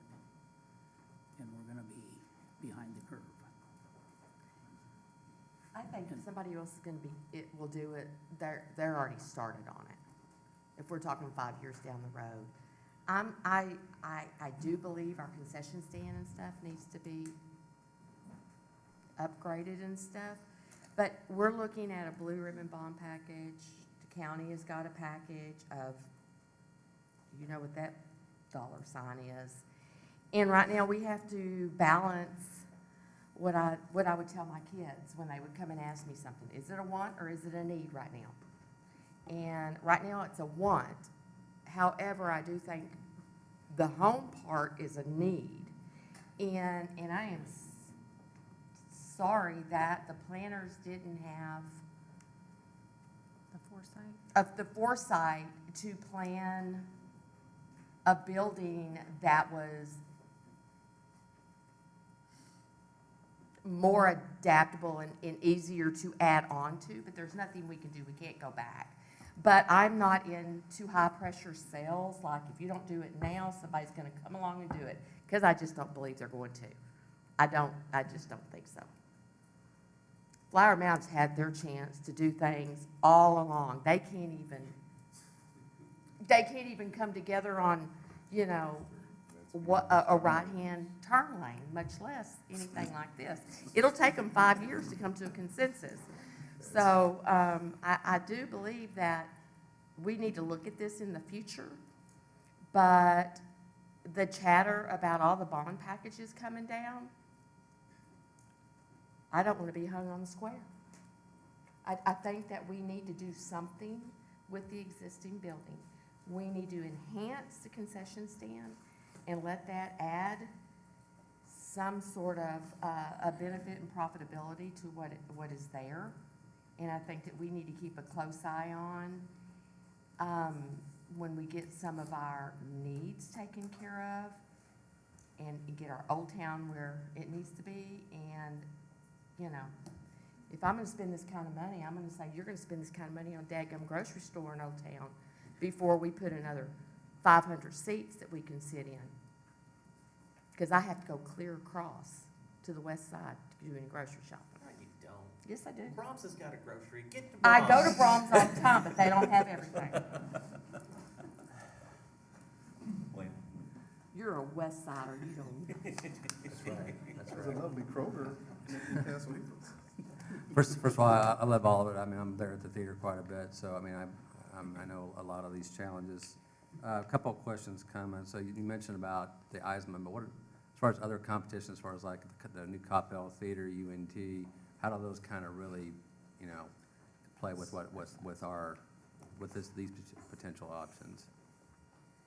Yeah, great question. And when it comes to Coppell in particular, I am intimately involved with their operations. I was the managing director that opened that facility. So with Coppell, they've taken the stance, much what y'all have mentioned before, is that this is a cultural asset and a quality of life amenity to the citizens. So even though it's at 440 seats, what they do is they're willing to pay a little bit more to bring in the higher quality shows that cost more to subsidize the cost of the ticket. And they do their best to break even, but they're okay with losing some money on it because it's a quality ad. Because it's a bedroom community, lots of people don't want to drive all the way to downtown Dallas or a major urban area. As far as other cities, Plano right now is looking at more of how do they focus on festivals, you know, that they've really done really well with, and improving efficiency operations within the current facilities. Addison is in a place of kind of questioning of, okay, what does it want to be? Because the city's been known for its big tourism through festivals. So do their facilities need to change? And then, like my name brother Alex mentioned, there are other cities, you know, between, you know, Irving and Frisco and around that. They're all saying, okay, how do we improve? And part of that improvement doesn't mean adding something, but maybe not. So to answer your question definitively is, If you're looking at a 500 to 600 seat flex theater, you're not really looking at a lot of competition from the kind of programming you would go after. It'd be more commercial music acts and all about growing the art groups you have. If you go to 1,000, 1,200 seat, again, your biggest competition is the Eisman Center, but it is possible to coexist. Okay, and do we have a study of like the venues that LISD already has that they use and what the capacity of those are? We weren't privy to a study or a data. What we had is from the interview that we did with them. They listed the venues and the capacities that they had. The largest one being at the main campus, you would think would be able to accommodate. From a seating standpoint, it does accommodate. The problem is it doesn't have all the back of house support spaces, breakout spaces to accommodate UIL competitions and all the other programming they do. Yeah, and so they often say they have to, even though they have 1,000 seats there, they have to go somewhere else because the facility is not properly designed and equipped to handle all their needs. You know, I think that if we had a firm partnership deal with the school district, instead of, you build it and we'll come, you know. I think this is the kind of thing that seems like it maybe needs to be phased over time. I'm certainly, definitely, I think it needs a little, the theater, the home version needs a little punch right now to kind of get us over that little hump right now. But I know we've got a lot of infrastructure and all that stuff that's got to be done. So, but obviously, I'm in construction. I know that big word inflation. I know what happens. It's going to be, you know, 60 million next time we think about this. Is this a deal where you either do 500 or 1,000, or can you do home, portico, beacon, and stages like that? And do you need One of the ways we looked at this was to have it in a low touch, mid touch, high touch. The other way to flip that is, you know, initial phase versus can it be built over time. And so they all are independent. They're all united as well.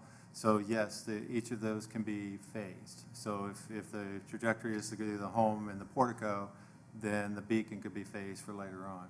And so it's definitely designed to be that way. This could, over time, this could support all three Yeah, of those yeah. things? In a sense, it's an incremental growth. So right now, you've outgrown from a production or capacity of events coming in because it's blocking with all the other engagements. So the beacon, the portico would open up those dates from a commercial product. At some point, you're going to fill those up, and then the beacon could come in and amplify those. And so the home version, I think I'm counts right. I think it's like it's like what, $299 or something like that. It's about $299. Yes. And then 60 seats would be. Is that going to 60 seats? Is that going to really help us get? It's more from the event days that are currently utilized. There's just not enough capacity to bring in, with the current arrangement of events, to bring in outside groups at a commercial level that would do that. I think the home version really is really what I would like to see. I've got a couple of quick questions. Can staff give me what our current operational budget is for the grant? I was hoping Denise or.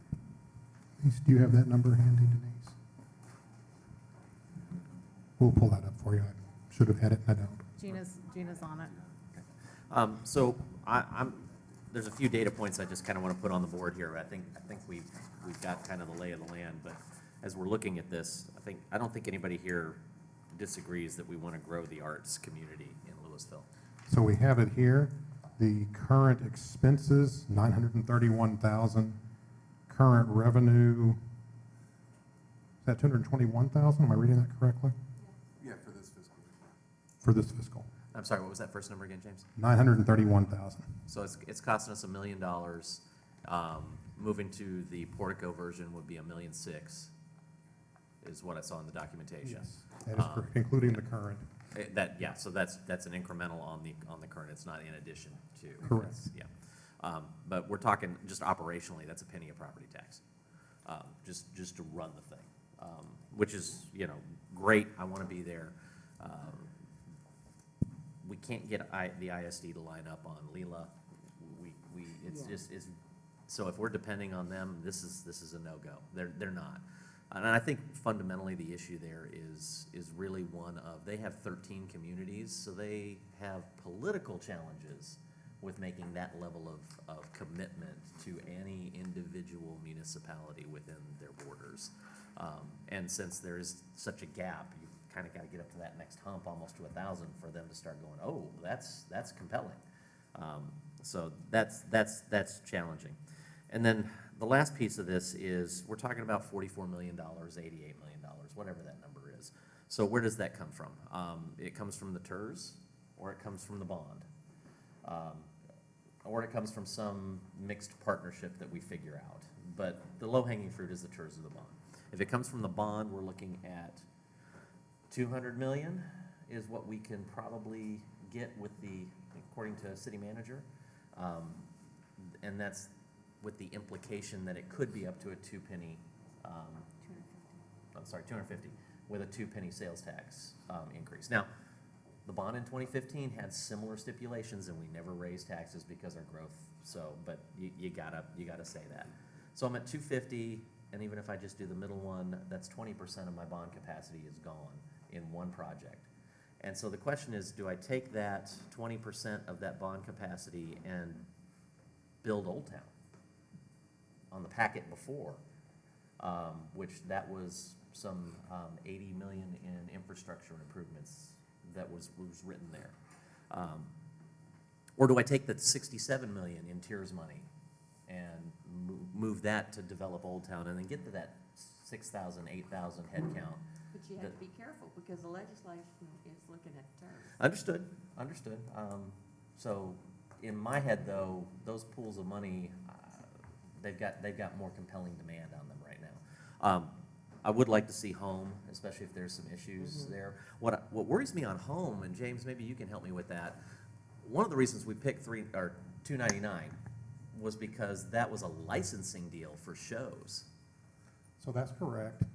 When a stage play company acquires a script to do productions, they pay a licensing fee that is on a scale based on total capacity, not total tickets sold. And 300 is one of those cutoffs, so we chose 296 for our fixed seating.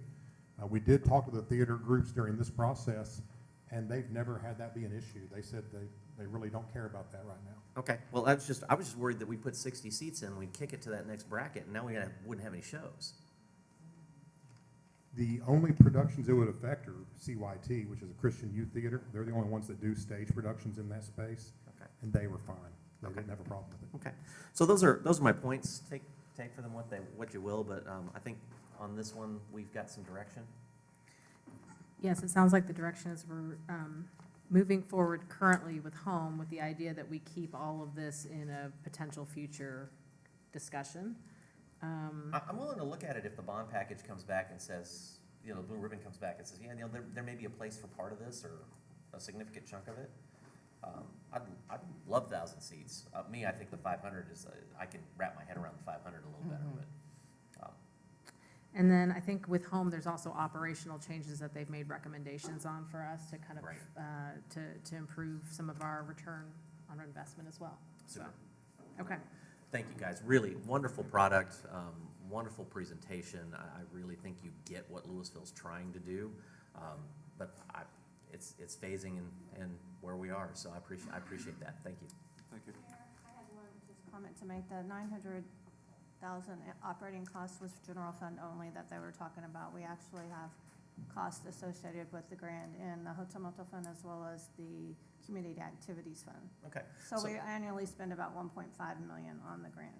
Okay. So marginally, no, there's no way that would only be $100,000 impact to the budget, though. No, because I think they were basing it off of the 991 or whatever. Okay, so off general fund revenue only.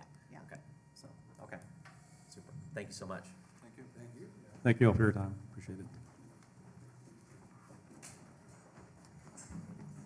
All right. Well, we've got about a 15-minute break scheduled here, so I think we're going to take a minute. That was a lot of information to ingest. You can chase Ronnie down at the gelato shop if you want. Yeah, we're going to take 15 minutes here, folks. So if we can come back at let's call it 2:50 and make it even.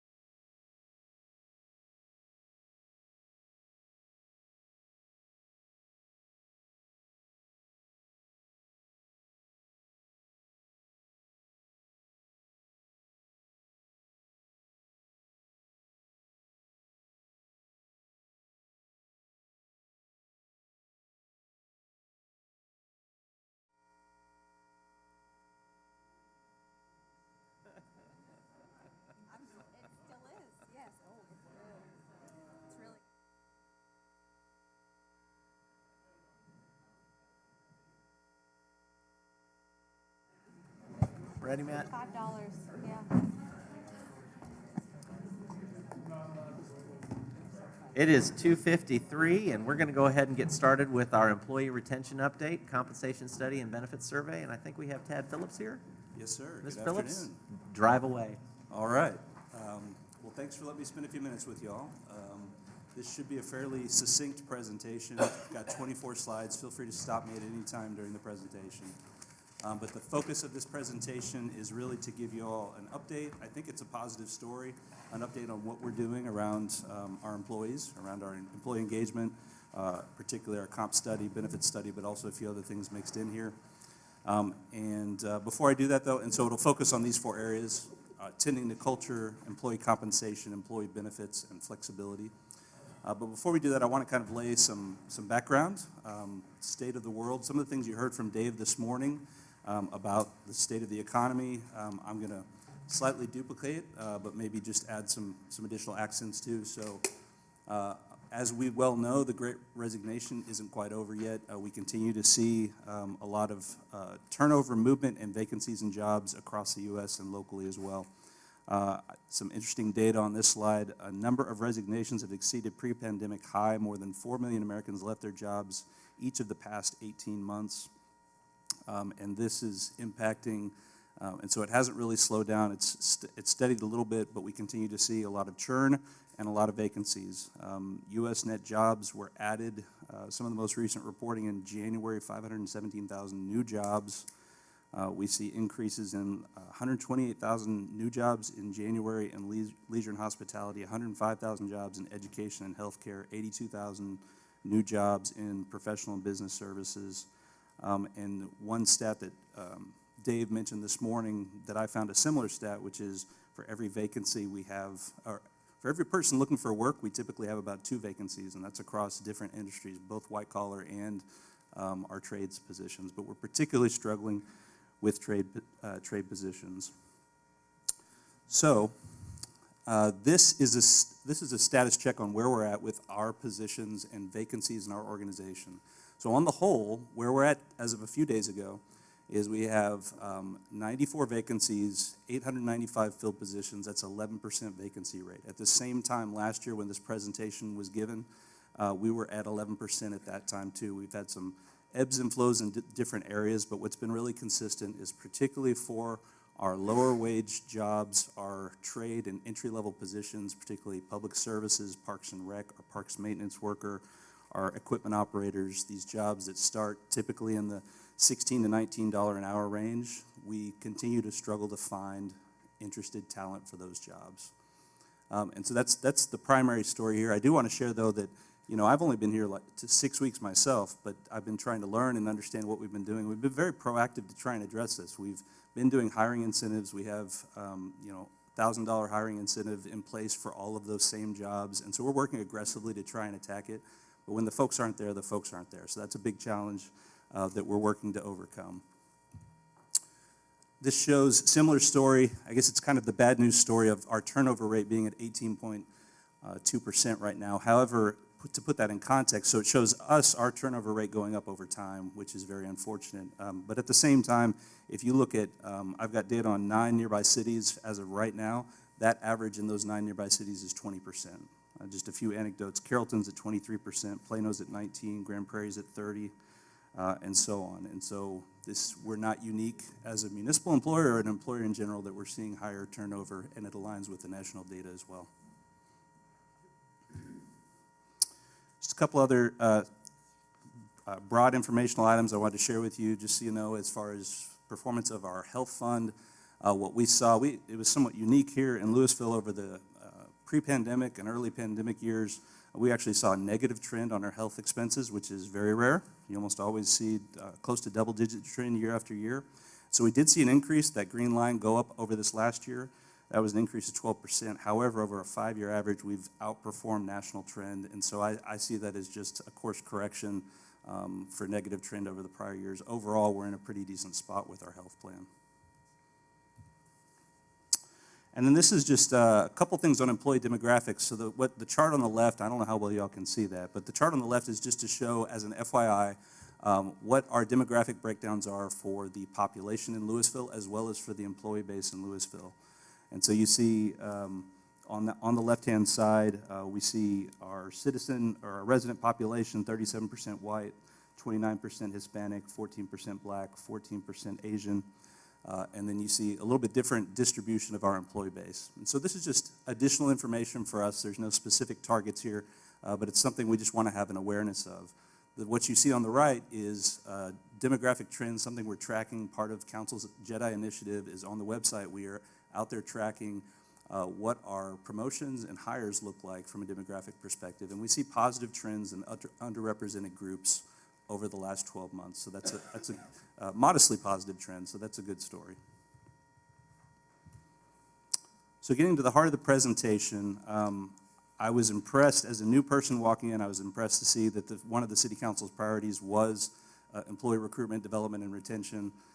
Obviously, it aligns with the Lewisville Way, but I think it's a huge priority for the success of this organization, quite frankly, any organization. If staff's going to be effective at achieving council's goals, we have to be effective at recruiting, retaining, and developing employees. So really excited that you all chose this as a priority. What this slide shows is that listed priority that you all created last spring, broken out into its distinct components. And so what you all said that was a priority was prioritizing recruitment of the best available candidates for all vacancies, offering fair and competitive compensation and benefits, continually educating employees on available benefits and how to access them, provide ample training opportunity throughout the organization, recognize and reward excellence, and create a positive work environment for staff in accordance with the Lewisville Way. And the visual you're supposed to see on the right is how elements of what you're going to see in this presentation coming up tie back to your priority. This presentation is not so much focused on training. That is a key area for us, but that's not going to be a focus of this presentation. So the first one is tending to culture. And so the organization engaged in an employee survey in the summer of 2022. We had about a 58% response rate from our employees, and out of that survey, we identified 5 key areas that we got feedback from our employees that we could continue to get better at. One is compensation, benefits, promotional opportunities, the leanness of our organization, and flexible work schedules. And actually, starting from the right, great work's already occurred this year as far as creating a flexible work administrative directive that allows some flexibility in departments for folks to create different work schedules, for there to be telecommuting up to 2 days a week in jobs where it makes sense. The lean organization is one thing you all have taken into consideration in your past discussions around the compensation study. So that's a piece that's built into the analysis there, and we'll talk more about the compensation study in a moment. And really the first and the third, compensation and promotional opportunities, tie to that compensation study as well. And then in a moment I'll talk about the further look that we did on benefits, recognizing that was a challenge. So, when you talk about building culture and building positive trust with your workforce, one thing is you need to ask them questions. The other thing is you need to do something with it. And so what's great is we're asking the questions and we're building plans to do something with it in all these areas. So that second one was benefits. Out of that initial survey, the organization identified that we needed to dig deeper and understand what challenges and frustrations were employees seeing around our benefits program. And so out of that, we did the deeper dive, and I would say broadly what we learned in that second survey was kind of a lukewarm overall response to our benefits program. It seems adequate, it's working okay, but as we kind of dug a layer deeper, what we heard from our employees were challenges around medical out-of-pocket expenses and premiums, that those tended to feel or be high, that we have narrow network access with all of our plans, or with 2 of the 3 of our plans, and so that creates some challenges for folks. We have 3 plans. One of them is what we call our catastrophic plan. We buy a supplemental gap insurance to help with that. It's very involved, complex, confusing, difficult for folks to grasp, and that came through in the survey. And then there's a desire for retiree health coverage. Dental maximums were an issue. But more broadly, education, understanding some of the complexities. Like, I'll tell you, again, as a new person coming in, I'm impressed with the creativity and thoughtfulness that have gone into building the benefits program over the years here at the city of Lewisville, but I think the net result in some cases is folks just don't understand what their options are or how it works. So what happens when people don't understand? They think it's bad. So I think our overall themes that we've identified out of this survey is we need to simplify our plan, simplify our offerings, make them understandable, remove barriers, and then help educate folks about those. And that ties back to the council's goals as well. I'll talk about that in some more depth in a later slide. So the last thing I want to mention on tending to culture, we've done surveys this year on overall, we've done a survey on benefits. I think looking ahead, want to build some consistent, and we're talking relatively small dollars here, but as we look ahead to budget for next year, want to build a little bit of dollars in there for consistent surveying and work within, not only on global things that we do as an organization, but also digging in with work groups on how we can build work plans within work groups to respond and create good energy around employee engagement. And I think there's already some of that there, but I think we have opportunities to keep going. So that was the first item. The second item is compensation. I think y'all have spent some time digging into this. I went back and watched y'all's the time that you spent with our compensation consultant, Matt, back on November 7th. But just to give you, just kind of set the stage of where we're at and where we're going, what we've already done on this current fiscal year is we did, in October, we did market changes, and so we moved like our public safety steps approximately 2% depending on the position. We moved all of our other pay ranges and individuals by 2%, and then all of our employees get steps on their anniversary date or 4% merit on their anniversary date, depending on their position. So I think the organization tried to be fairly aggressive at doing both those things to kick off the year and then set aside dollars for this compensation study that's underway right now. So our intention is to, this is not an in-depth update on the compensation study. Our intention is to come to you with the consultant on your April 3rd meeting and do a workshop update on where we're at with that study as we come close to finalizing that. But just to remind you, the goals of that study are we want to create market competitive structures. We want to lead market. What you all said collectively on November 7th in your prior meeting was you want to lead market to some extent, and so we've modeled some scenarios that get at what council said that day. And then once we build those structures, obviously we want to get employees into those structures and progress them through those structures in a reasonable and thoughtful way that moves them where they need to be. Additional things we're trying to do out of that study is create better career pathing, which ties back to that, the survey topic of lack of promotional opportunities. And then updating salary administration. And so you may see some other items come from us as far as more minor policy items as an outcome from the compensation study to update things like our practices around what we pay new hires, promotions, things of that nature. Sticking with compensation studies, so our goal one was creating market competitive structures. What our consultant has done to date, they've already gone through and they've surveyed over 200 job titles against our 17 comparator organizations. They've also included private sector data in that. I was just emailing with the consultant just a little while ago while sitting over here. We're QCing some of that data, but in general it looks good. He's showing that we find, as we would expect, markets are moving quickly, and so we're behind in different positions. And so we're modeling updated versions of our pay structures based off of that. And he's building pay structures that model at 100% of market, at 103% of market, and 105% of market. And so we're in the process of going through all the detail of that right now and to have that ready with a strong recommendation back to council on April 3rd. But that's tied to that concept of leading market that you all had previously discussed. Just sticking with the compensation study just for a couple moments longer, I think it's important to know, think about it from an employee's perspective. Why does compensation matter? Yes, you want your structures competitive, but you also want to, the red line is progress through your pay structure over time. And so year-to-year increases are part of that story. And then also you need to have opportunities for either promotion or additional roles over a career.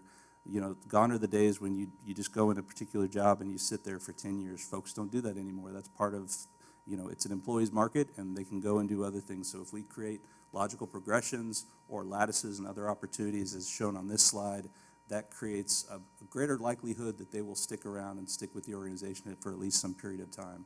So one thing we're doing, we're actually meeting with directors next week And we're showing them the some of the initial titling changes out of the draft of the compensation study, and also soliciting their input on additional kind of step titles for them to create within their work groups to that end. So I'll take HR for an example. We have an HR analyst. We don't have a senior HR analyst. So if I'm a good HR analyst and I do that well, what's my path? My only opportunity today is to become a supervisor, you become a manager at some point in time. Some folks don't want to be a manager, so do we create those other paths for folks?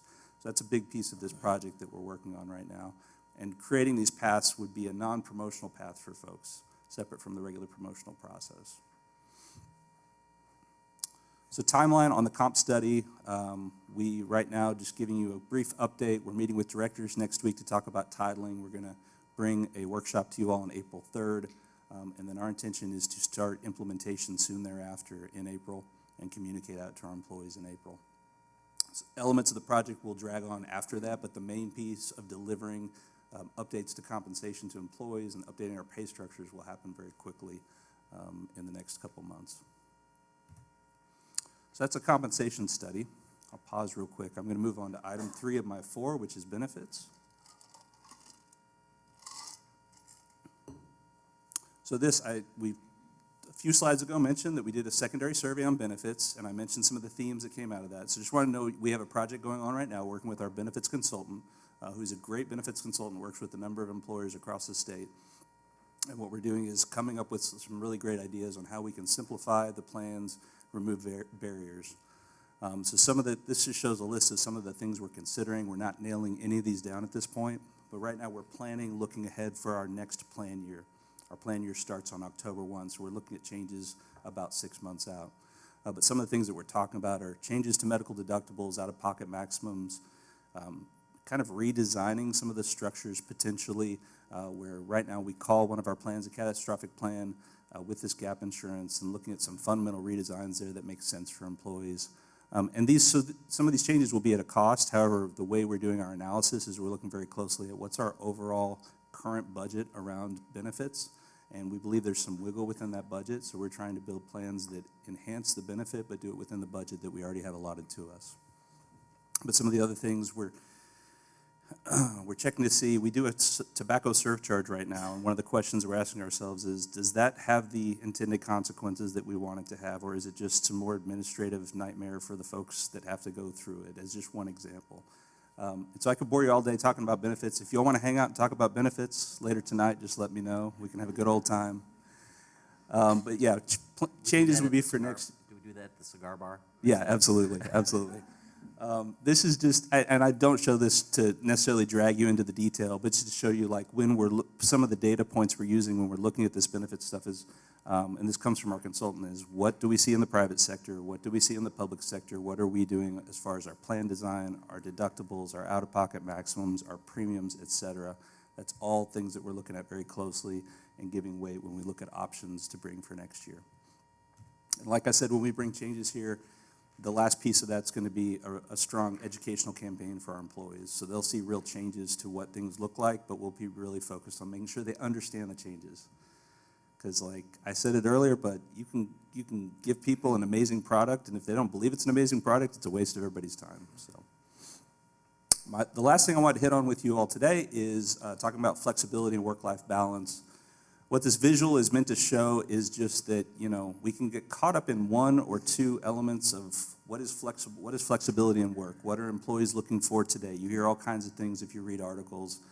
But I think what's pretty cool is, excuse me, I think we as an organization are trying to hit on all of these items. So we've already done things around telework. We're looking at our wages. We're looking at our traditional benefits. We've already addressed some other non-traditional benefits. But I think one thing that we're starting to look at now, and we may come back at a later date for you all, is just looking at our leave. I think for employees, time off and leave is a thing that's important to them. So we're just reviewing our competitiveness around things like vacation accruals, holidays, et cetera, and making sure that we're market competitive for those things, because you'd be surprised, after pay, that's one of the first things that people are looking at these days when they're looking at jobs, and we have a shortage of labor. So just a heads up on that more to come in that arena. So in summary, on the 4 focus areas, tending to culture, we've already this year been surveying. We've done multiple surveys. We have plans to create kind of a consistent methodology around that in the future.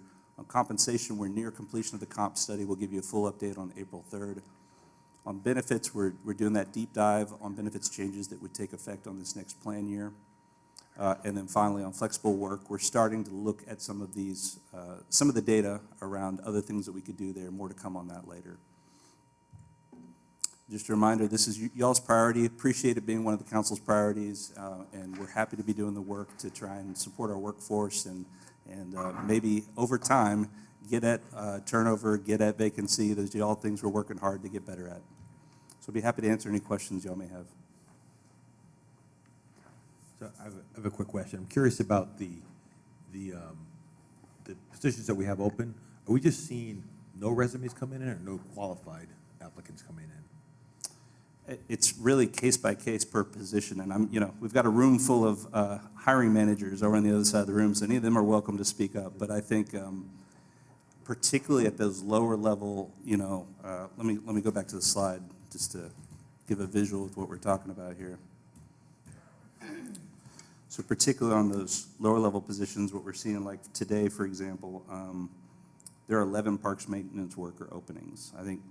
Stacy, Marcus, would you say with our parks maintenance worker openings, we're not seeing very many candidates, not very many strong candidates, right? Right, and those are open until filled positions, so we just, as they trickle in, we immediately get them, contact people as soon as possible. It's like one or two every couple of weeks. Wow. Even with incentive. Is there filtering criteria that we're using to put, and I bring this up in the context of, there's a lot of organizations, and there's a push towards things like low-level, like a marijuana conviction or something like that, that tends to filter people out of the workforce, but are we seeing that we're filtering people out? No, we do have some standards around those things, but what we're not doing on the front end is filtering those out ahead of time. We're doing the background check once they've identified a good candidate, and only rarely is that actually knocking somebody out. All right, thank you. Yeah. Council, any other questions, comments? Yeah. I know Shantae and Claire are tired of hearing this come out of my mouth. Retirement insurance. Right now, as it stands, they get what? $500 stipend only if they stay on the city's plan, which is well over $1,000 a person. So it's almost like a hostage situation. I want to see that follow the person. If they retire, how long would that be before they got on Social Security? If you're going to do the $500, then give them the $500 as a benefit and let them, if they have competitive insurance someplace else, let them get it. We're not in the insurance market. And then the other thing that really concerned me is 66% approval rate. Anywhere you look at that, that's a failing grade. Yeah, hence my description of lukewarm. I'm with Yeah. you. I'm with you. We're going to get at that. And to your first point, I hear you loud and clear. We've actually asked our actuary to do some work on that, because that's the thing that always we struggle with retiree health is how many millions of dollars, et cetera. So the actuary is looking at it now, so we can get some good data and report that back to you. Yeah, good work is one thing. I think as a benefit, the retirees should get that, if they've been here a certain amount of years. Yeah. Let them, if they want to get it and stay within the Lewisville network, that should be a choice of theirs. But that $500 some odd stipend should be a benefit to them. We shouldn't have to hold their feet to the fire. Like, you can have this, but your premiums are going to cost you 3 times as much, and that'll go towards that. Thank you. Other comments or questions? Can I, I'm sorry, go ahead. No, I was just gonna give kudos, but. Okay. Kudos. Kudos. Oh, welcome aboard, by the way. So I am curious, Good so job. when we get back employee engagement surveys, it's something I see all the time in private sector, engagement surveys, and then we go through and we look at the gaps and we make, positive plans to try to close those gaps before the next survey comes out. Yeah. And even 58% response rate still seems low. That's telling in of itself, right? Yeah. So, and we can go offline and talk about this in more detail, but I'm assuming there's plans to say, these are the 6 areas where we have deficits, and then put it back to the employees, help me close these deficits. We don't come up with plans, you tell me what you want to see, and then we're going to enforce that. That's the background that I come from in doing annual engagement surveys and having that on the back end. It's small groups getting together and identifying what are we doing in our group, because there's, like, all the things I'm talking about, these are global initiatives, and which is huge, but it's what really matters to an employee is what's happening locally with my team. And so I think, to your point, that's where I'd like to go with that. Yes, sir. Point of clarification, we did that same process Oh, yeah, after our sorry. surveys were sent out. So we talked about the global results, and then each department had opportunity to talk about their departmental results, and then partner within their department to talk about how they should close those gaps. Did we do that prior year as well? I'm curious about how those gaps I closed. think we took a 2-year hiatus on our employee surveys due to COVID. Okay, awesome. But that is our past practice in this organization. So next council meeting, I'm sorry, next retreat, we should be able to see where we were in individual measurements and then how we close those gaps. how we're The trending. next The survey? retreat, yeah. Or The next survey. Yeah. Yeah. Are these annual surveys? Well, that's- yes, in the past, they were done annually, but you have to also understand, you have to have time to actually impact change. No, I So- understand. So if we're doing it too frequently, we're not gonna necessarily have enough No, time. But Annual is right. But Yeah. if I recall correctly, Claire did send out the information as it relates to the global survey results. We can send that out again, and we can also dive deeper into what the departments are going to do to address their concerns if you wish. Yeah, if you got it handy, great, don't do anything special for this Okay. request. I'm just interested in a year from now, seeing what the results are of the efforts that we put to close those gaps. That's really what I'm Most trying to get to. Most definitely. And just one thing I'd add to that is I think part of our analysis will be looking at our current vendor and seeing if that's the one we're going to stick with. So if, for example, we switch vendors, then our year-to-year data would not look the same. It's different surveys, et cetera, but. But I would like to go back to what you said, only 58% participated in the surveys. I think,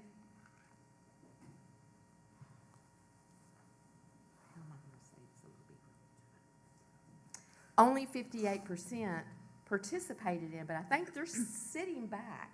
They're going to see if anything's going to come of that participation. Because historically in the past, from the feedback I've received, it's like, why take the survey? Because nothing comes at it. It's like a placating thing. So there's a lot of skepticism.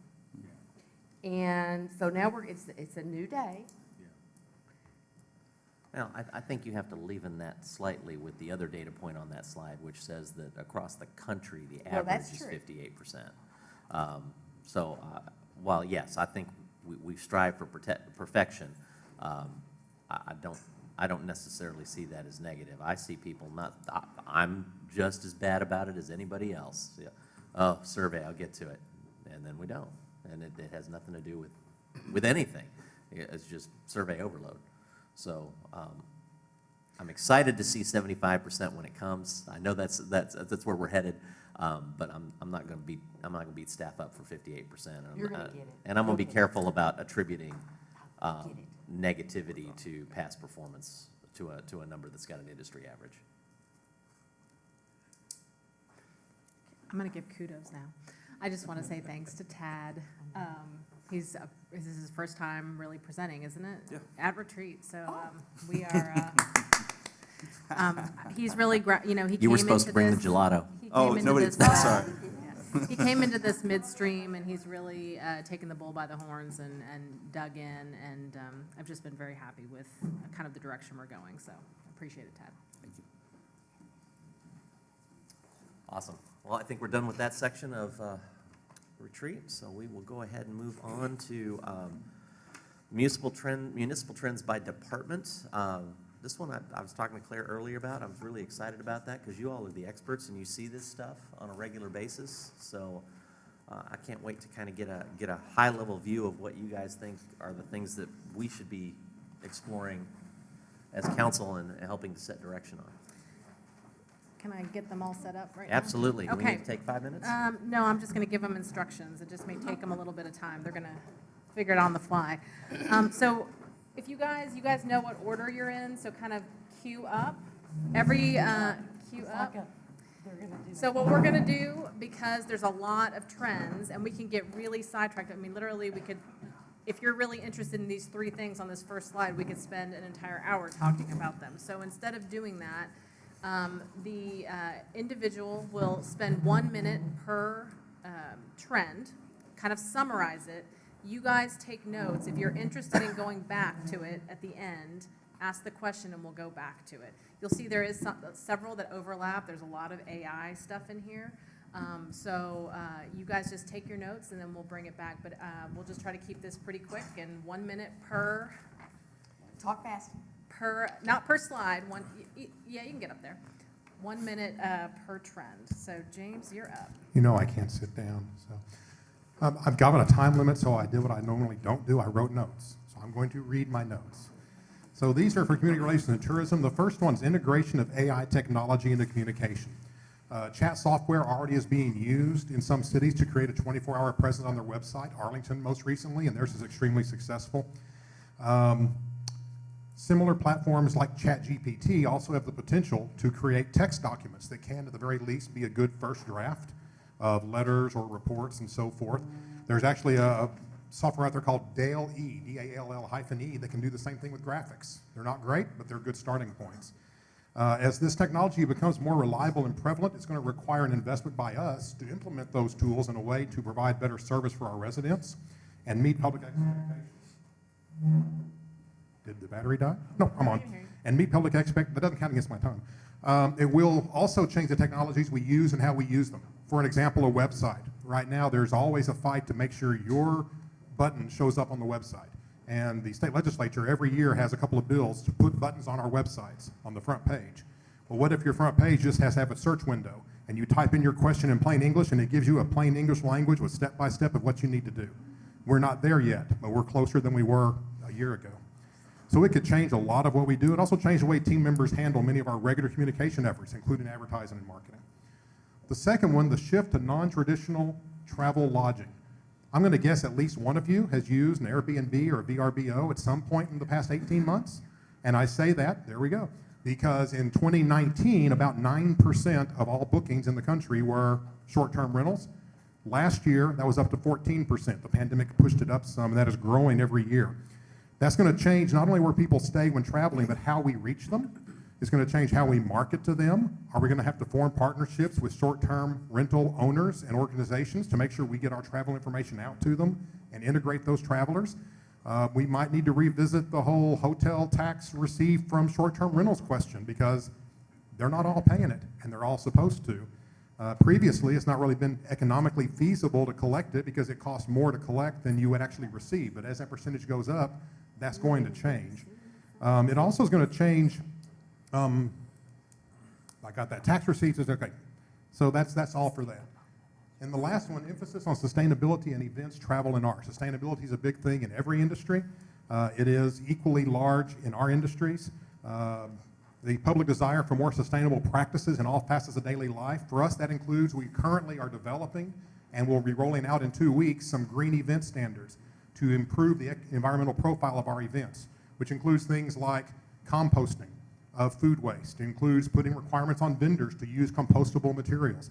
It includes the new transformer we installed at the corner of Main and Mill to replace generators at some of our events, which will have savings on the financial side, but also reduce our emissions dramatically. So a lot on the special events, but also in terms of travel. Travelers are interested in green amenities and green activities. We have Leela, which is a great amenity, and we can take advantage of that, but how do we market to those travelers? How do we let them know what we have available and develop a series of activities that appeal to them? And how do we encourage our hotels, and I guess short-term rentals, to be more environmentally conscious and capitalize on that so that environmentally aware travelers choose Lewisville? Awesome. I can beat that. You can beat that. Okay. Awesome. Over by 8 Go, seconds. Michelle. So, starting with how people shop and work. So, we all know that since COVID, the online presence of our retailers are stronger than prior to the pandemic. So we don't see that changing anytime soon. And then how we work. So there's post-COVID, there's so many different options in how you work, whether that's traditional office space, whether that's co-working space, whether it's hybrid, meaning you're in the office part of the time and you're out of the office another part of the time, or working strictly from home. So even with non-traditional office space that's now coming into play, you can have different type of amenities now trying to engage your employers and get them to want to be at work. So that's amenities like having a gym or having some open space, having different dining options and those sorts of things. So going to DFW population growth. So I would say that DFW had the largest population growth of any other metro area in the US between 20 and 21. I believe it was around 97,000 more residents in the DFW metroplex. So we're also leading in job growth as well, because with a lot more people comes more jobs, and we are also leading in the nation in sales from real estate investments as well. I'll hit on globalization as well. So businesses and industries are increasingly being more interconnected, again, across national borders. So that comes with both positive and negative effects. So being able to have more of a national presence or more of a global presence when it comes to people, knowledge, goods, and services sometimes can have an effect where there is great economic growth and there's great economic expansion, as well as it also promotes innovation and advances in technology as well. The negative in that is that sometimes that may affect the jobs in certain sectors. So some of those jobs may be now going overseas and we're not keeping it here in the US. And then it may also have an impact by exploiting employees in those developing countries while companies are trying to maximize their dollars. And that's all for me. David Solomon.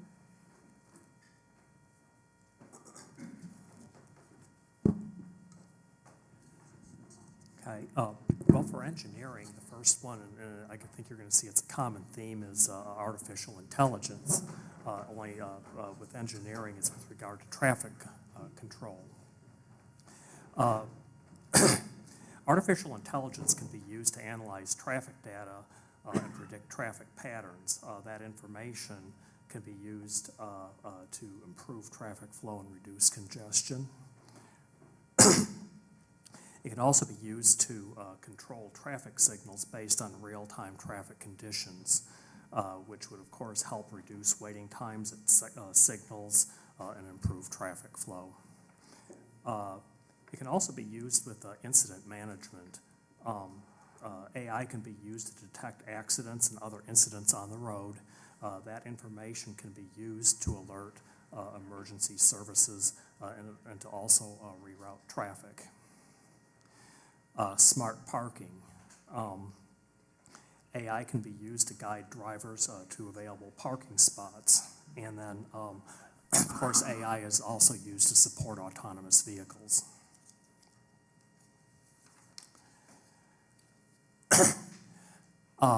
Vehicle-to-everything and vehicle-to-vehicle technology. This technology lets the car and the things around it talk to each other in real time. Interaction can be between vehicles and between vehicles and infrastructure such as traffic signals, school zone beacons, speed limit signs, etc. We can see a day where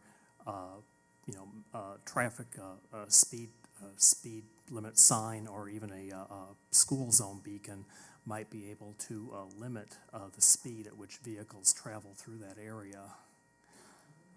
They're going to regulate us automatically. When you were a child, when you were a young adult, they had these vehicles. Cars had governors on them. My car never had a governor. Nothing in your life ever had a governor, did? I refuse.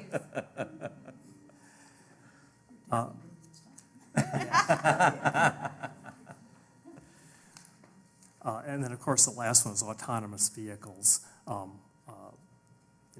The self-driving vehicles can obviously be used, they use different technologies to replace the human driver, particularly in navigating a vehicle from origin to destination and avoiding road hazards and responding to traffic conditions. This is one technology that I've been reading a few articles on this because I find it kind of interesting, and the technology has proven to be much more complicated than what people really thought it was going to be. So look at Tesla. Yeah, and so of course it's not progressing quite as quickly as people originally thought it would. But they are progressing with it. Most of the cases right now are basically very controlled, moving people and goods, from one site to another in a very limited and controlled environment, actually using these types of vehicles out on the road for any distance is still not very common. So, but that technology is still coming along. Thanks, Dave.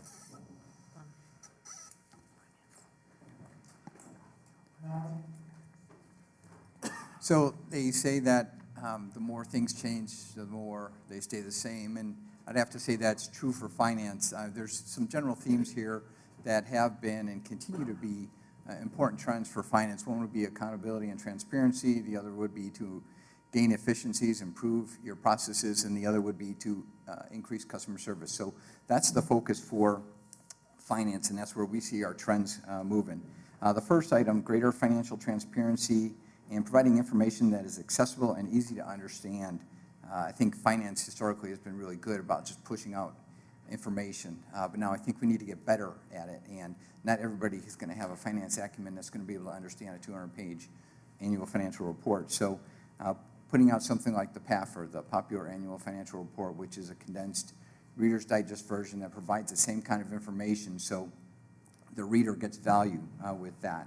Another thing is through that financial transparency is accountability and developing those KPIs and those metrics that could track our success or our progress on a certain project, and then communicating that out to the community through the metrics dashboards. So those are some of the things that we would do as it relates to that first point. The second point relates to the digital transformation of work processes and in order to gain efficiencies. Now, there's a number of processes in the finance department that we're already using an ERP system or technology to make us more efficient, but I think there's still some opportunities there. One example is with our new residents signing up for utility service, it's still very paper-driven. Is there a way that we can utilize digitization to make that a little bit easier? We've been able to use Laserfish forms and some other things for improving efficiencies. So that would be in one area we would look at. Another way to gain these efficiencies and look for opportunities for improvement would be through our 5-year business plan that we have for the finance. One of the objectives is to review our SOPs on a regular basis. As we do that, we're going to identify, oh, this is how we've done it in the past. There's a better way to do it. So it's going to force us to kind of review what we're doing and look for ways to improve it. And I think one of the first natural ways would be to use technology, however, to improve those processes. The last is always customer service. We want to provide a high level of customer service to our constituents. So we want to improve the customer experience and adapting to changing needs of our customers. I think there's been a shift in expectations in your customer service, where previously people would come up to the counter and have that interaction. Now I think it's more of a matter of convenience. So we're trying to balance the need for providing that customer service, over-the-counter, personal kind of touch with that convenience that I think some folks are looking for now. So that's always going to be a balance, but we're going to continue to try to meet those expectations. One thing that we've been talking about is 24/7 kiosk. Once we get done with the public safety complex, we're going to probably put a kiosk out there that not only for finance but for courts and some other opportunities for folks to come in and do business with the city without having to come to City Hall for that. One thing I would like to make mention how we've used technology to improve customer services. We have the Everbridge, right, system that we can do call-outs and notify people when they've got some upcoming bills and that kind of thing. Now we have a text function that now we can send out a text to those customers, and they can actually click on a link and then process their bill payment through there. So it's just another way that we're making it a little bit easier for customers to do business with the city, and we're hoping to move forward with more of that. So. Dave, when you mentioned convenience, you were talking about going to the window versus like a kiosk or a swipe or a digital transaction. Did you mean that the digital transactions are more convenient, or did you mean the do it for me at the counter is more convenient? No. So we would still offer that personal touch customer service for those things, but for the customer that doesn't need to and they just need to pay a bill, I think it's more convenient to provide those electronic means of payment. Gotcha. Good. Yeah. Thank you. Thanks. All right, for the fire department, I started off with alternative fuel vehicles. So following the consumer market where we have battery or hybrid powered cars and trucks, our manufacturers now are starting to offer fire equipment in the hybrid or electric models. This is, there are benefits. We've moved a lot of our small equipment, our power equipment to battery. There's a lot of benefits to that, but there's still a lot of challenges with a engine or a truck that's running on hybrid electric or power. There's benefits, but there's substantial cost with providing infrastructure in your stations to charge. So it's an emerging technology for the fire service, but I think that you will see it becoming more mainstream as we move along. And advancing technology, that could be in every group here. I think you're going to hear how that's impacting every department, but I'll hit three areas that I think technology is playing a big role in emergency services for us. And one of them is the UAVs and robotics. So we're not looking to replace firefighters. I don't think you'll ever replace the human, but I do believe that we're really in the emerging end of this. So we fly a drone now, and we use that. It's been very beneficial, but there are so many more things that can be done with UAVs and robotics that we will see in the future that will make us more efficient, provide services better, and keep our firefighters safer. Another area is firefighter tracking and accountability in hazardous environments. So there's a lot of tools out there, but they're not completely reliable or accurate in hazardous environments, and most of them work on a single plane, so your X and Y axis. Providing that Z or three-dimensional vertical axis is important, and when we're working in multi-floor buildings, and so that's an area that's coming along and will play an important role in providing safety for our firefighters. And the final role is, I think we'll see this play in pre-hospital emergency care. So EMS is becoming much more integrated into the total healthcare system and not just delivering a patient to the hospital. I think technology, as it advances, you'll see more types of medical services being able to be offered pre-hospital, many times probably preventing a transport to the hospital. So you're providing medical care, you're reducing the strain on the hospital system at a better cost. And then finally, our health and wellness initiatives. So this is a huge area we've been focused on, but there's a lot more that needs to be done. Firefighters face a sharply increased risk of cancer compared to the general public. This is due to the exposures from exhaust, from smoke, and even the protective clothing we wear. And so they're always making pushes to improve that. The physical nature and the stresses of the job also is a strain on the cardiovascular system, and heart attacks continue to be a leading cause of death. On top of the physical risk that firefighters face, the mental and emotional trauma that comes along with that can be just as debilitating and deadly for many firefighters. So improving how we address these issues is critical, and it will play an important role in ensuring the stability and the longevity of our workforce. All right. So I just had 30 minutes with you all, so I will go quickly. My items 1 and 3 are really tied to the prior presentation, and I think it's pretty clear.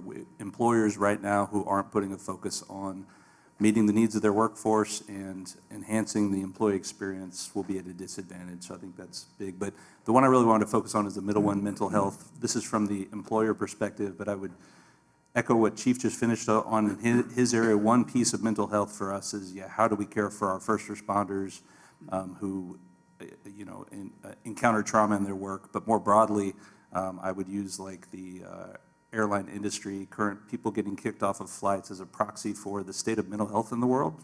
Folks are anxious, folks are depressed, folks are mad, all kinds of things going on out in the world, and you see this on the counseling side of things. There's a shortage of counseling appointments available to people in the world. But one thing that we are doing today through our Wellness Works clinic, we have a part-time counselor who's seeing city employees.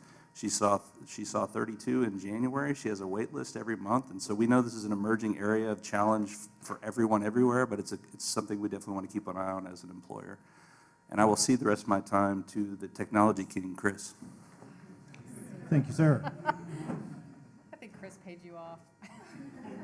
Oh, no, oh, no. So, definitely good consideration afternoon, in that. Mayor, council, and I have a hard time keeping anything to 3 minutes, so here we go. I think we need to advance Actually, it. Can you next slide. advance it? All right, here we go. So you're hearing a lot about AI, right, and machine learning, and that's a buzzword, hot topic, all that good stuff, but yeah, no, it's really here. And so artificial intelligence, when you think about it, there's really two pieces that are common right now, right? So you have what's known really as reactive, right? And think of reactive more like your kiosk or something that you're programming. I say kiosk, something that you're programming. It could be a chatbot, but anyway, it knows everything about what you're actually going to deliver. So there's not a whole lot of magic to it, if you will. But again, that's one of the entry levels. And then you also have limited memory in AI. And limited memory, think of that more as scenarios like what David was just talking about when we're talking about autonomous vehicles, to where you still have some of that data that's programmed, right, and algorithms that go with it, but there are other variables that it can take into play, like what we're talking about, the conditions of the traffic, right? So those are the two areas that you currently are seeing the most development in, but you also are seeing some of these other things like ChatGPT. Everybody knows what that is, right? And so that is really more of it's a natural language processing model, and that really allows you to have human interaction and get that same type of feedback just through command lines with respect to the way you would talk to anything else. And we also heard about how that's also coming back not only with text, but with graphics now. Super cool stuff. Some people are scared it's going to take people's jobs away. I don't see that. I see this more as I do think it's a disruptor, meaning that people should be able to leverage this, just like I used an analogy back in the 90s when you had spreadsheets and Excel, and that really helped accountants do their jobs and things of that nature. This is a game changer from that standpoint, right? You heard James talk about utilizing it for rewriting or proof reading articles or some scenarios where you might have a brainstorming sessions. A lot of ways you can use it. Super cool. And I can talk all day about it, but I got to go to the next subject. Edge computing and cloud computing. So what you're seeing there with edge computing, and again, we'll take the traffic system, for example. You have a lot of things happening. When you say edge, that means that I don't have to come back to a server to do processing, for instance, right? So now at my traffic signals and my controllers, I can do a lot of that work as far as the compute right there at the edge, right? So we're saving time. It also helps with the transport. If I'm going to like other agencies feeding that data, again, when we're talking about autonomous cars and being able to get that data, it's got to be quick, real time, right? So that's where we're at with edge computing. Cloud computing. Cloud computing, everybody knows what that is for the most part, right? It's when you're hosting applications, you're not running them on premise.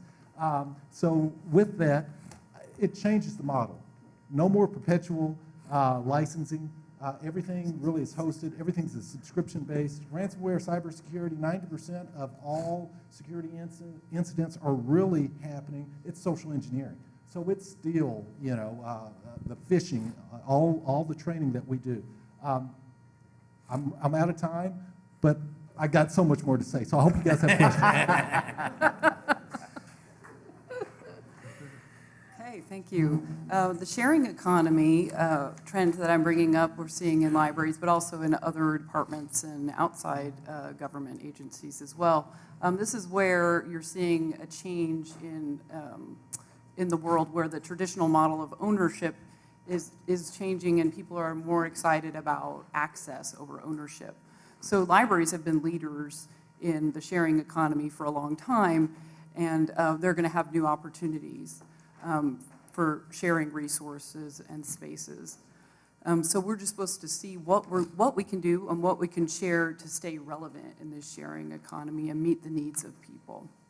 So I think cities and governments are going to see more opportunities to use the sharing economy to benefit our citizens. And libraries will have an opportunity to align ourselves with organizations that are involved in the sharing economy. So some examples might be like bike sharing or repair cafes or workspaces. Since appreciation and adoption of the sharing economy changes depending on your generation, we may see, because millennials and Generation Z are more willing to participate, a growth in the adoption of libraries because of this trend. Okay, shifting patron expectations. So this is nothing new. We've seen shifts in patron expectations since the Lewisville Library started 55 years ago. We've come a long way, and we've made a lot of changes. So we're seeing this on many fronts. One example might be the shift from print to digital. So the library will just have to stay with that trend and make changes and shift our funding to where the trends are going. Another one might be a shift to where patrons are. So we're seeing more demand for outreach and for meeting patrons where they are. And that could be something as simple as mobile services, or it could be like book lockers or programming out in the field. The library serves as a bridge through the digital divide, and of course, those basic services and reaching technology in the library and using them and learning them are going to stay important. But we are also seeing a shift in people bringing their own technology to the library, obviously. Let's see. The last one I wanted to mention was intellectual freedom.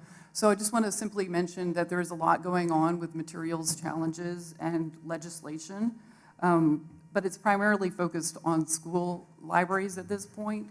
But what kind of legislation on parental rights is coming, and what impact might it have on the library world and the public library world in the future? Okay, municipal court.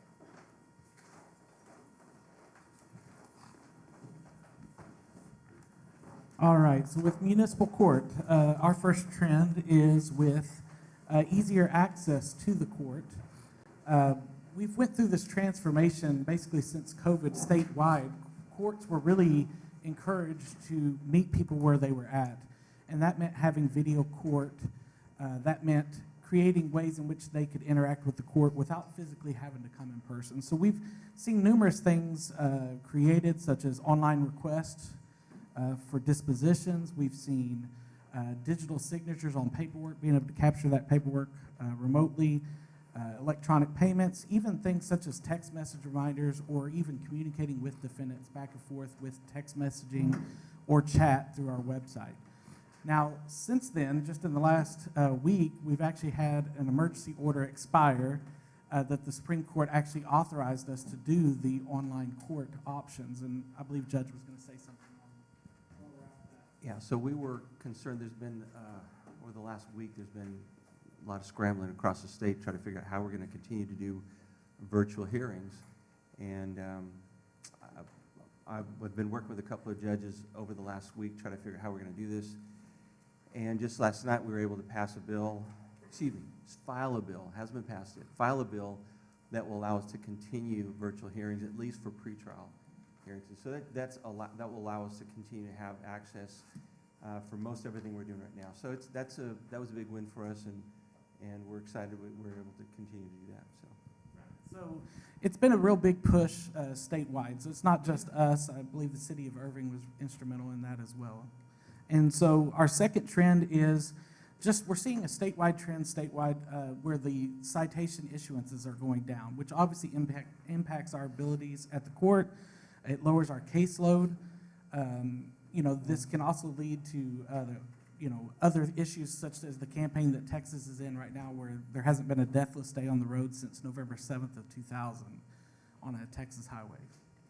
So, as we've seen through HR, we're obviously having trouble filling positions as well, so that would obviously impact that ability to issue citations out there on the street. Our third trend that we're seeing statewide is also a big push for certifications and really educating our court clerks.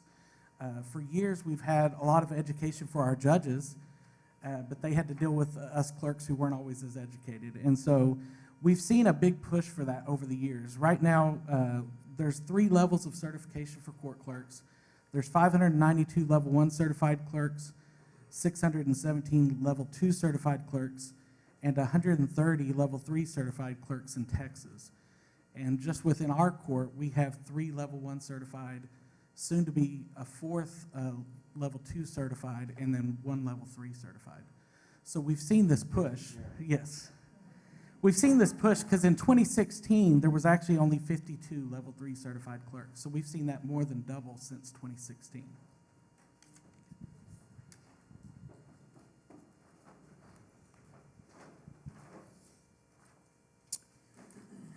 So for neighborhood and inspection services, talking about animal services and intakes, last year at the shelter, we received 1,352 animals coming into the shelter, and 40% of owners will find their dog and 5% of owners will reclaim their cat. So really the future is preventing animals from even coming into the shelter in the first place. So we're seeing nonprofits partner with municipal animal shelters to offer free microchipping, and so really continuing to push that. We're offering more and more free microchipping clinics. One person could even use their Apple AirTag, although I don't know that Apple recommends it, but you could attach an AirTag to your pet, and as long as you're in Wi-Fi distance and your pet is within distance from your phone, you can find them, or you could report that AirTag missing, and somebody with an iPhone could see that the AirTag's missing and call that number. So and that's only $29 in addition to a microchip. And then also there's facial recognition for your pet. There's Petco has purchased an app where you can upload a picture of your lost pet, and it's checking a nationwide database of missing pets. But there is that out there, and it's getting better. Running out of time, but communication, community engagement, just making sure that like an animal services has a pet that keeps running out and they need their fence repaired, to let them know, we have a pet program, or health services utilizing CITF, community inclusion and task force funding to provide food safety training, or we have a certain grant that's open in a certain specific area with a city to make the code officer aware of that. So utilizing data and information for that person that's doing code enforcement of the programs that we have for grants. Innovative building materials. There's a company out of California that produces panelized housing. It's called Cover, and they're currently producing or building accessory dwelling units in California, and hasn't really come through to Texas yet, but and that would actually be inspected by the Industrialized Housing and Building Agency here in Texas, but it'll be interesting to see what Elon Musk does with Tesla Town in Austin, as he's partnering with Lennar Homes, and this company also works with Lennar Homes. So it'll be interesting to see kind of how the future of that moves forward.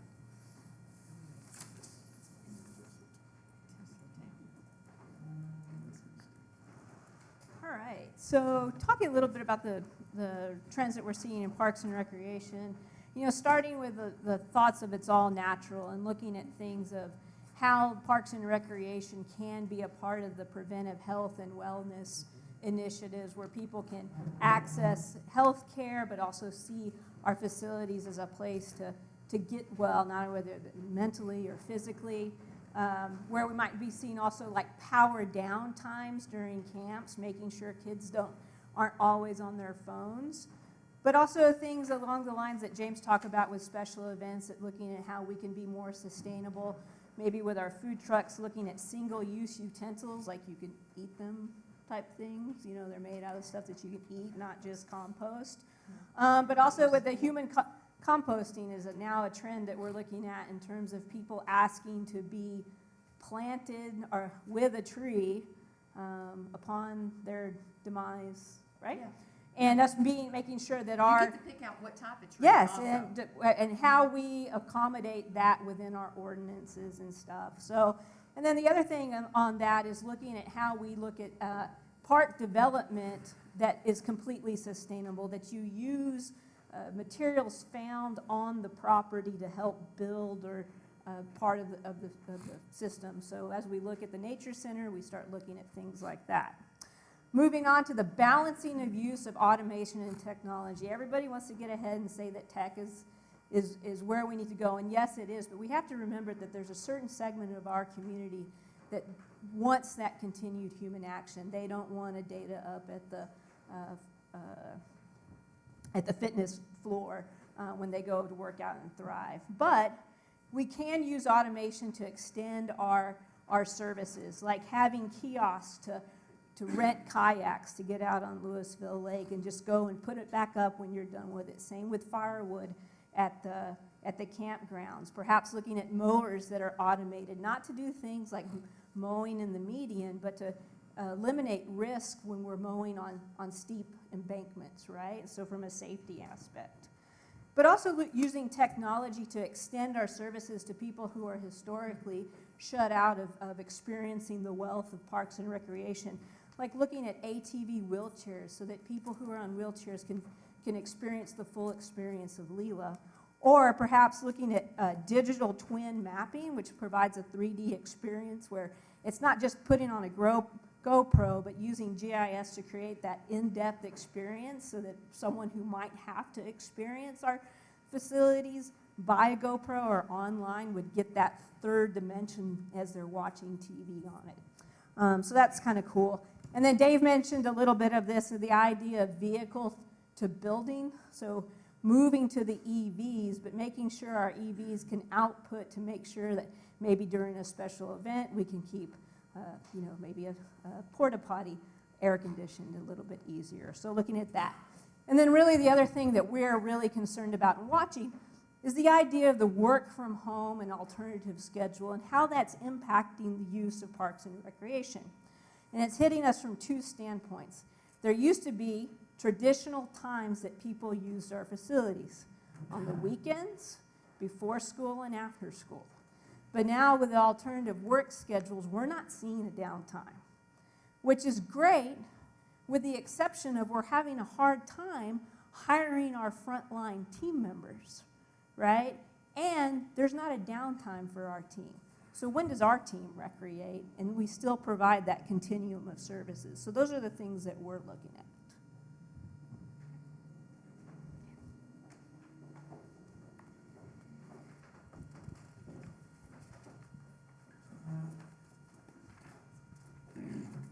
For my three trends in planning, you're going to see a lot of overlap with the other departments. First one we have on here is climate change adaptation. A lot of communities are really focusing on resilience when it comes to extremes to weather, to be able to withstand those impacts and to bounce back from them when they do occur. Some other subtopics include rewilding, and it kind of touches on the natural that Stacy talked about, restoring areas of your community back to more natural habitat. That has a lot of benefits, particularly with biodiversity. Green infrastructure is also kind of a subset influenced by climate change. I think for engineering, when you convert concrete channels to more natural systems where you have more plants that can filter out the toxins in the stormwater, those are all things, particularly like we mentioned iSwim earlier, those are all encouraged by those type of policies to move more towards green infrastructure. Net zero homes and transportation.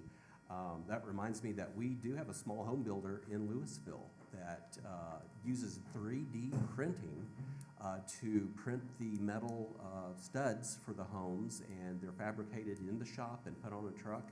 A lot of benefits, termite resistant, it's easier to put together, there's less waste, you save time, so there's a lot of benefits for that. He has built one home off of Garden Ridge in Lewisville, and I think he's got a contract with a larger builder for more lots, so in some other communities. So I think that's something we're going to see a lot more of as housing costs go up. And again, transportation, you see the same idea with, emphasis on bicycle and rail transportation. So that's something that we're doing here in this area. Alternative home construction methods, again, that also impacts affordability. Chris touched on that. And then water. Water is such a big issue, especially water consumption. Water supply is so very expensive. One trend is, more natural yards, a move away from turf grass, particularly out west. I mean, they're in crisis mode out there with dwindling water supplies, but they're still experiencing growth. So that all kind of ties back to climate change. Second one, demographic changes. So I got quite a bit here. It's a pretty broad topic, but work from home has really shifted everything due to COVID. And it's had a major impact on cities and commuting and how cities operate. Another trend is retiring baby boomers and Gen Xers. I'm starting to hear now more Gen Xers. My demographic are starting to think about retirement. So that starts opening up issues for the care and housing and transportation for those folks. And then again, housing. We touched on that before. Especially the cost of housing. So many people are being priced out of housing and losing that opportunity for home ownership.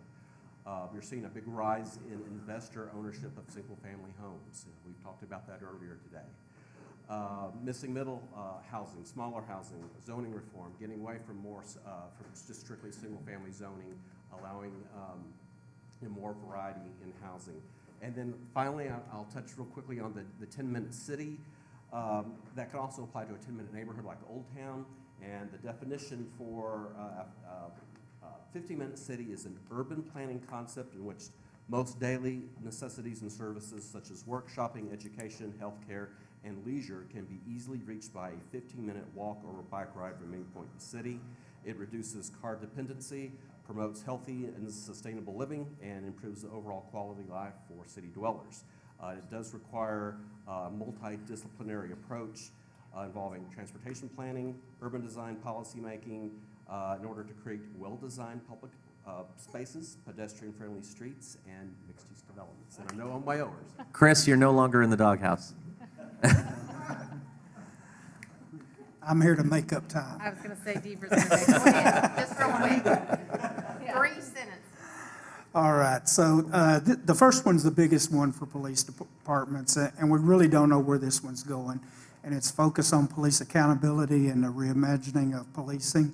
I think what we've seen over the years is the responsibilities have grown on policing. And I say responsibilities in quotations because it really wasn't our responsibility, but society failed to handle the situation, like homelessness, mental illness, and things like that. And that resorts to when there's no one else to call, they're going to call 911. So there is a pushback to put those services back on the private sector, either with the government agencies or with public service agencies. We've even had issues with disciplinary issues at schools and having to resolve those. Luckily, there's been some attempt to take that away from us. Where we see it going is really uncertain. I think there's some bills in the legislature right now to limit the arrest authorities of police officers, maybe even removing most misdemeanor arrests from our purview, where we don't have a choice with citation. I'm not sure that's the answer, but that's some legislation that's proposed. Another thing we're seeing that some departments are doing is a civilian response to calls that typically would have been police, and they may be report calls, parking issues, the mental health aspect, homelessness. Some are even doing traffic enforcement. And traffic enforcement's like the second most dangerous thing we do, so I'm not sure that's a good solution either. But I think what does work are the alternative responses where we partner with other people. And that's like we did with co-care. I think we've seen great success with that as other agencies have. And then finally on this one, the transparency. There's got to be a national database where we can track police misconduct and stop the officers from moving from department to department. That should be discovered in background searches, but everyone's not doing the background searches like they could. The next one I have is increasing use of technology.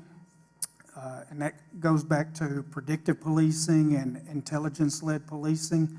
Artificial intelligence to be more proactive and less reactive to crime.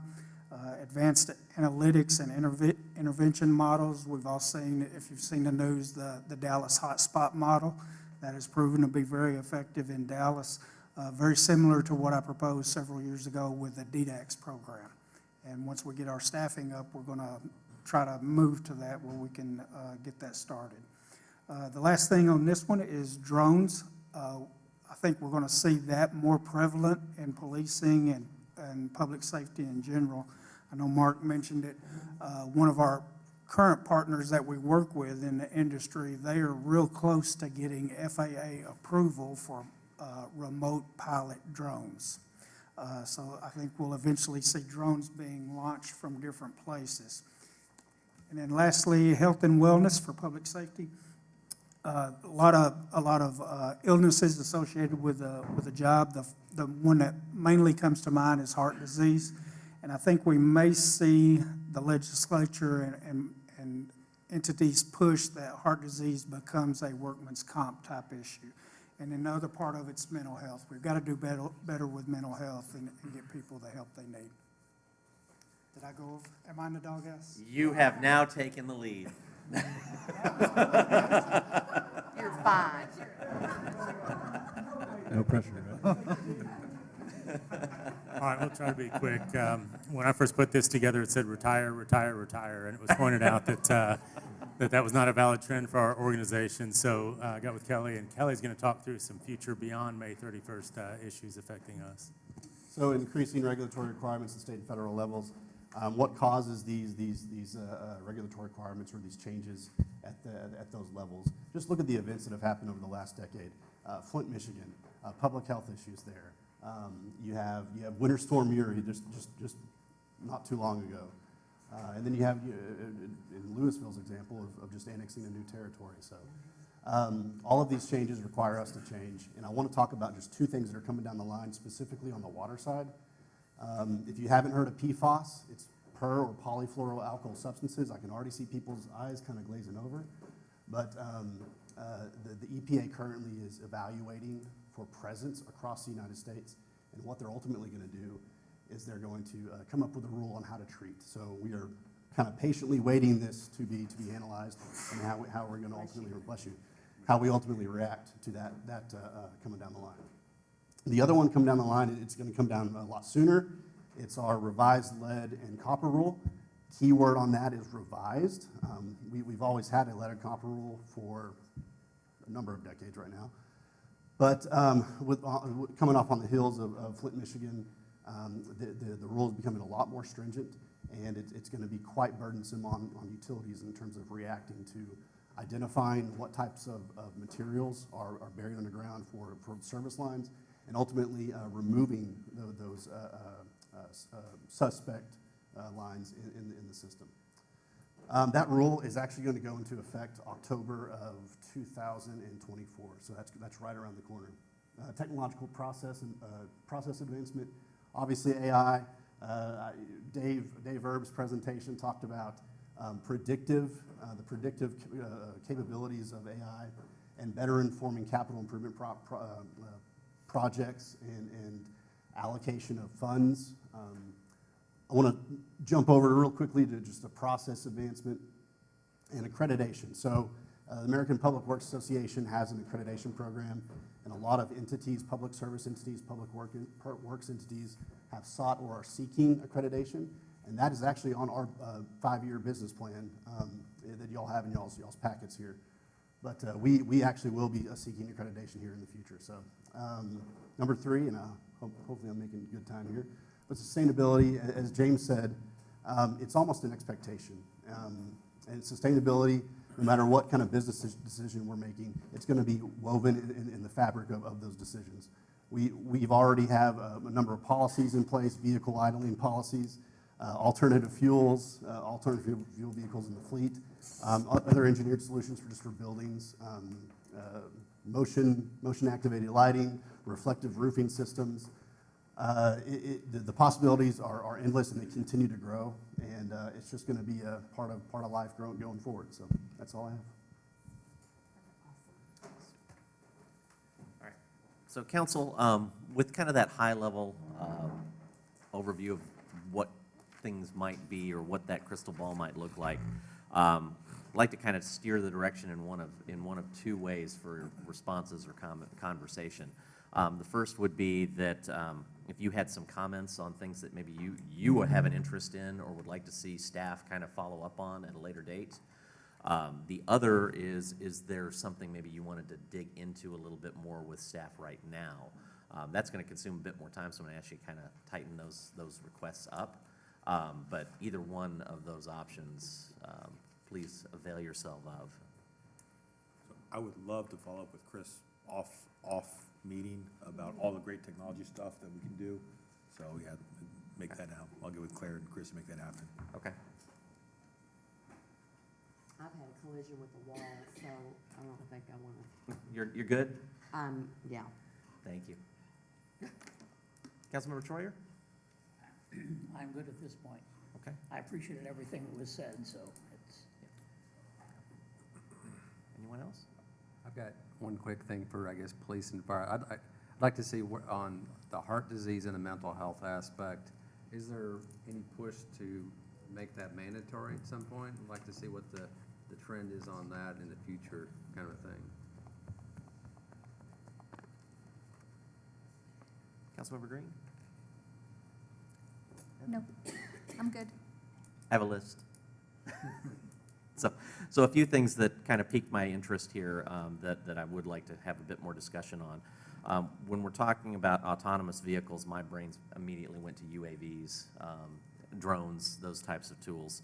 And while that's an engineering issue, that's a code issue, and I think it's also a legal issue. And I don't know how strong our ordinances are on that. So I'd be really interested in seeing us making sure that we've got protections for homeowners, property owners, as far as just having roaming cameras coming across our neighborhoods and what's available, what's not. And I'll probably talk about this one a bit more tomorrow. But to Mr. Kunke and the team, we have a huge opportunity with artificial intelligence to become a trusted source on the internet. I don't know about you all, but all of the big websites that I use as great tools have become garbage. You do a Google search and you can't get information until you scroll down past 20 ads. Exactly. You go to Amazon, you can't find what you want to buy. Twitter's just always been a smoking dumpster fire.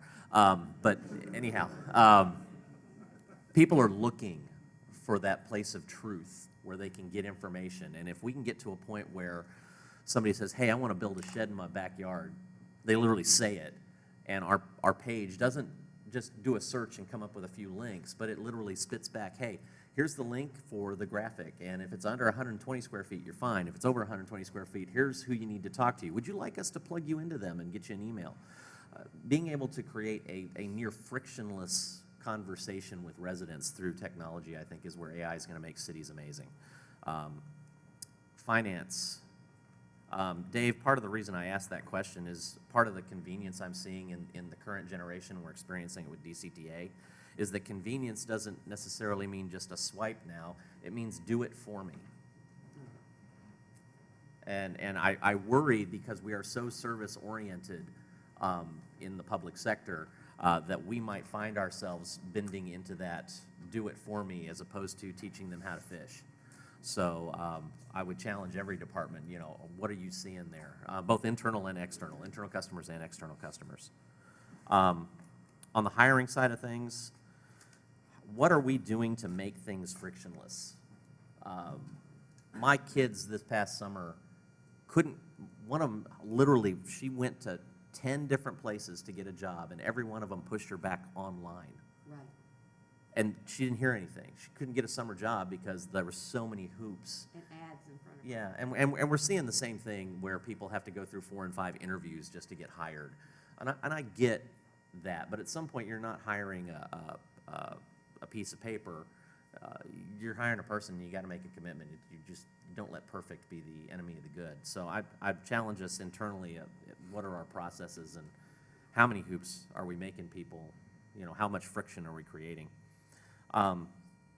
Library, I would love to see, and I'm going to phrase this wrong, but I've seen, and so I think we all have at some point or another, that whole concept of how to check out an expert.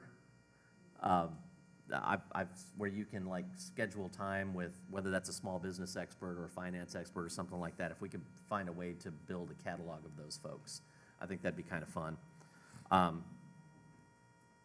I would love to see us get the judges' legislation on our agenda and be able to put that, since it's not part of our legislative agenda currently. I'd love for council to take a look at that at a future date.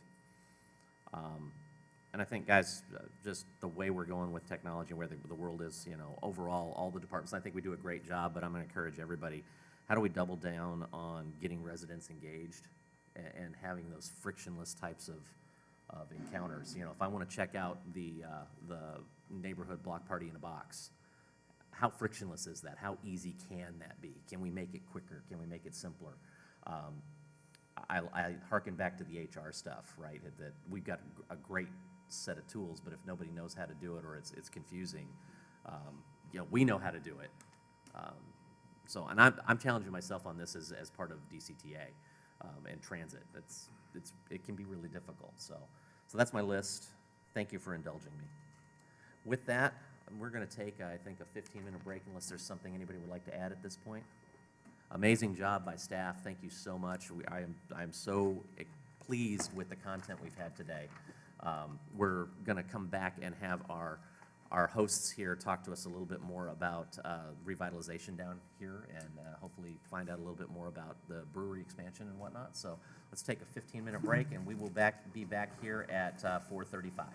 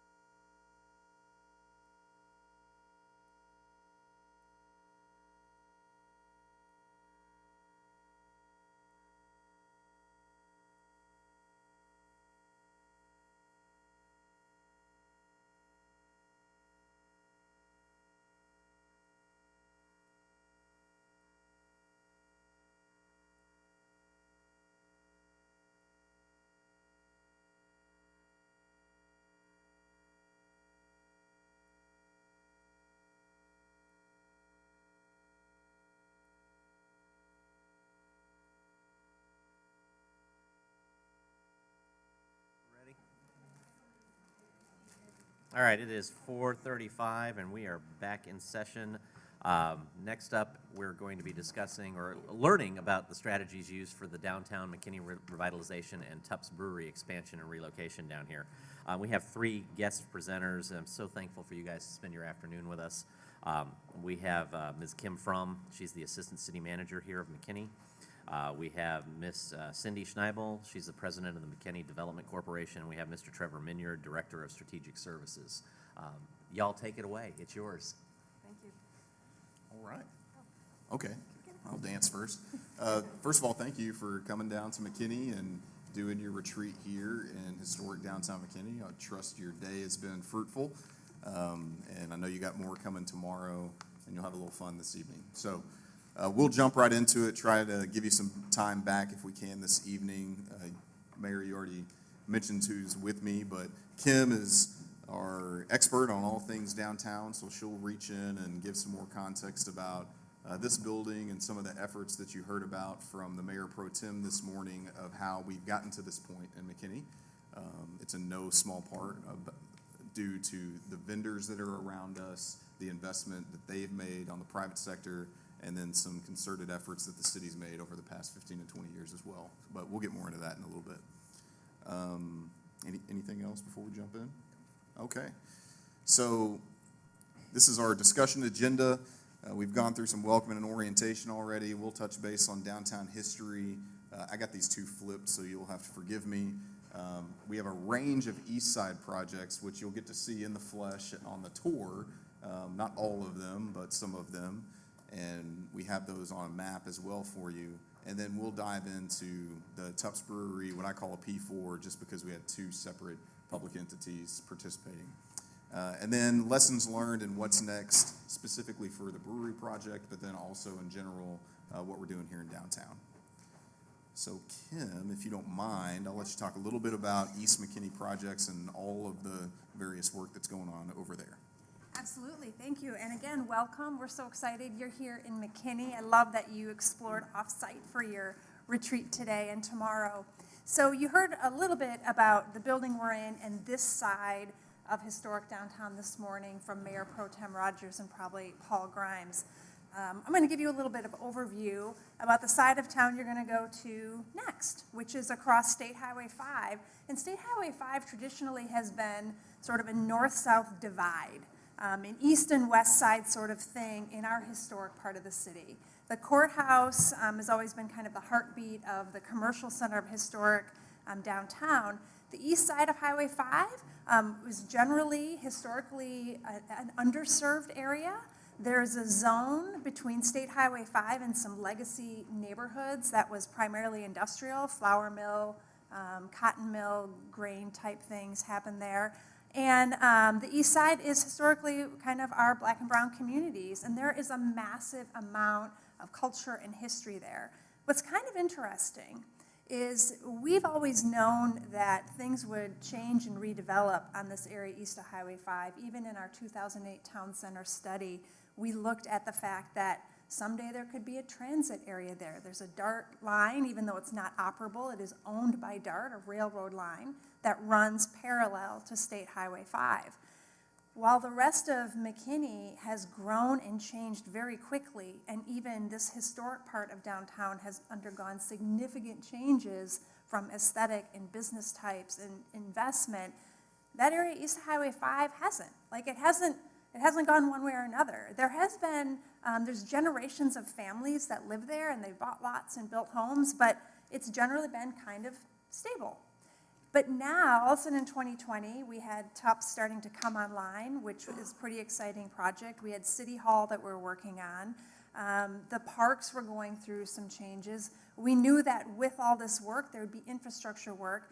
And understandably, some of our residents came out and said, what is going on over there? So we kind of pooled our resources together to create a team of folks to say, let's put an umbrella over all these things. We have all these projects that are happening with all these different departments, and some of us kind of know everything that's going on, but nobody, we're not all connecting in the best way we could.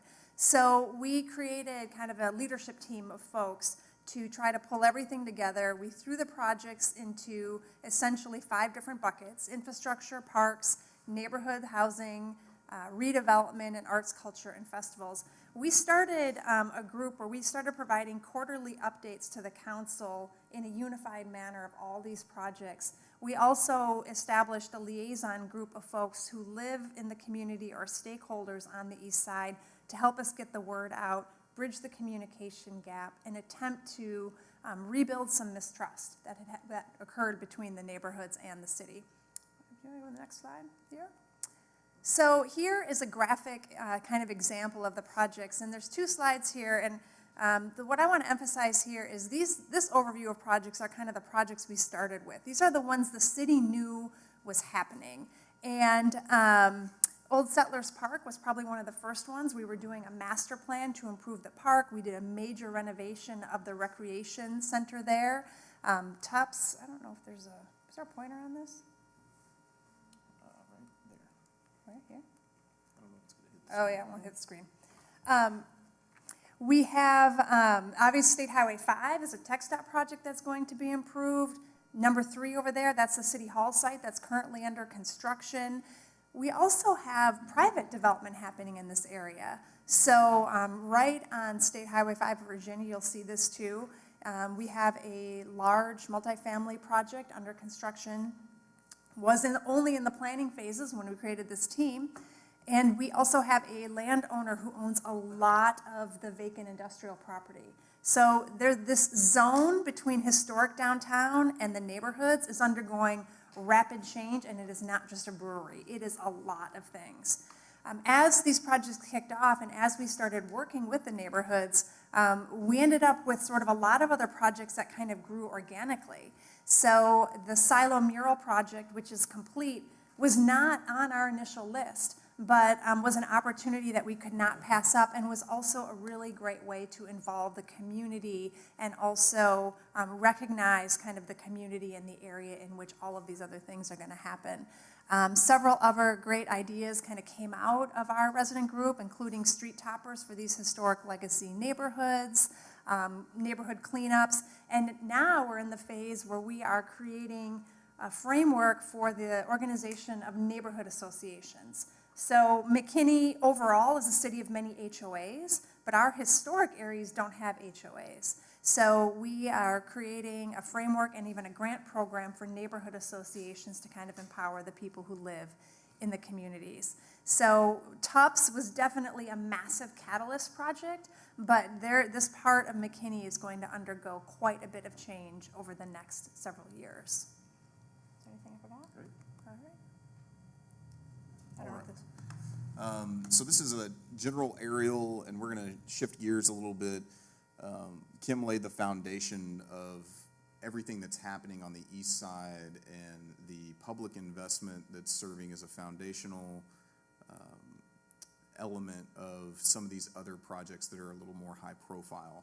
I'm going to touch base on the 2 highest profile projects maybe on the east side right now, which are the TUPS projects. We'll delve into about the deal specifically a little later, but then also the McKinney City Hall complex, which is a 180,000 square foot facility that's going to be directly north.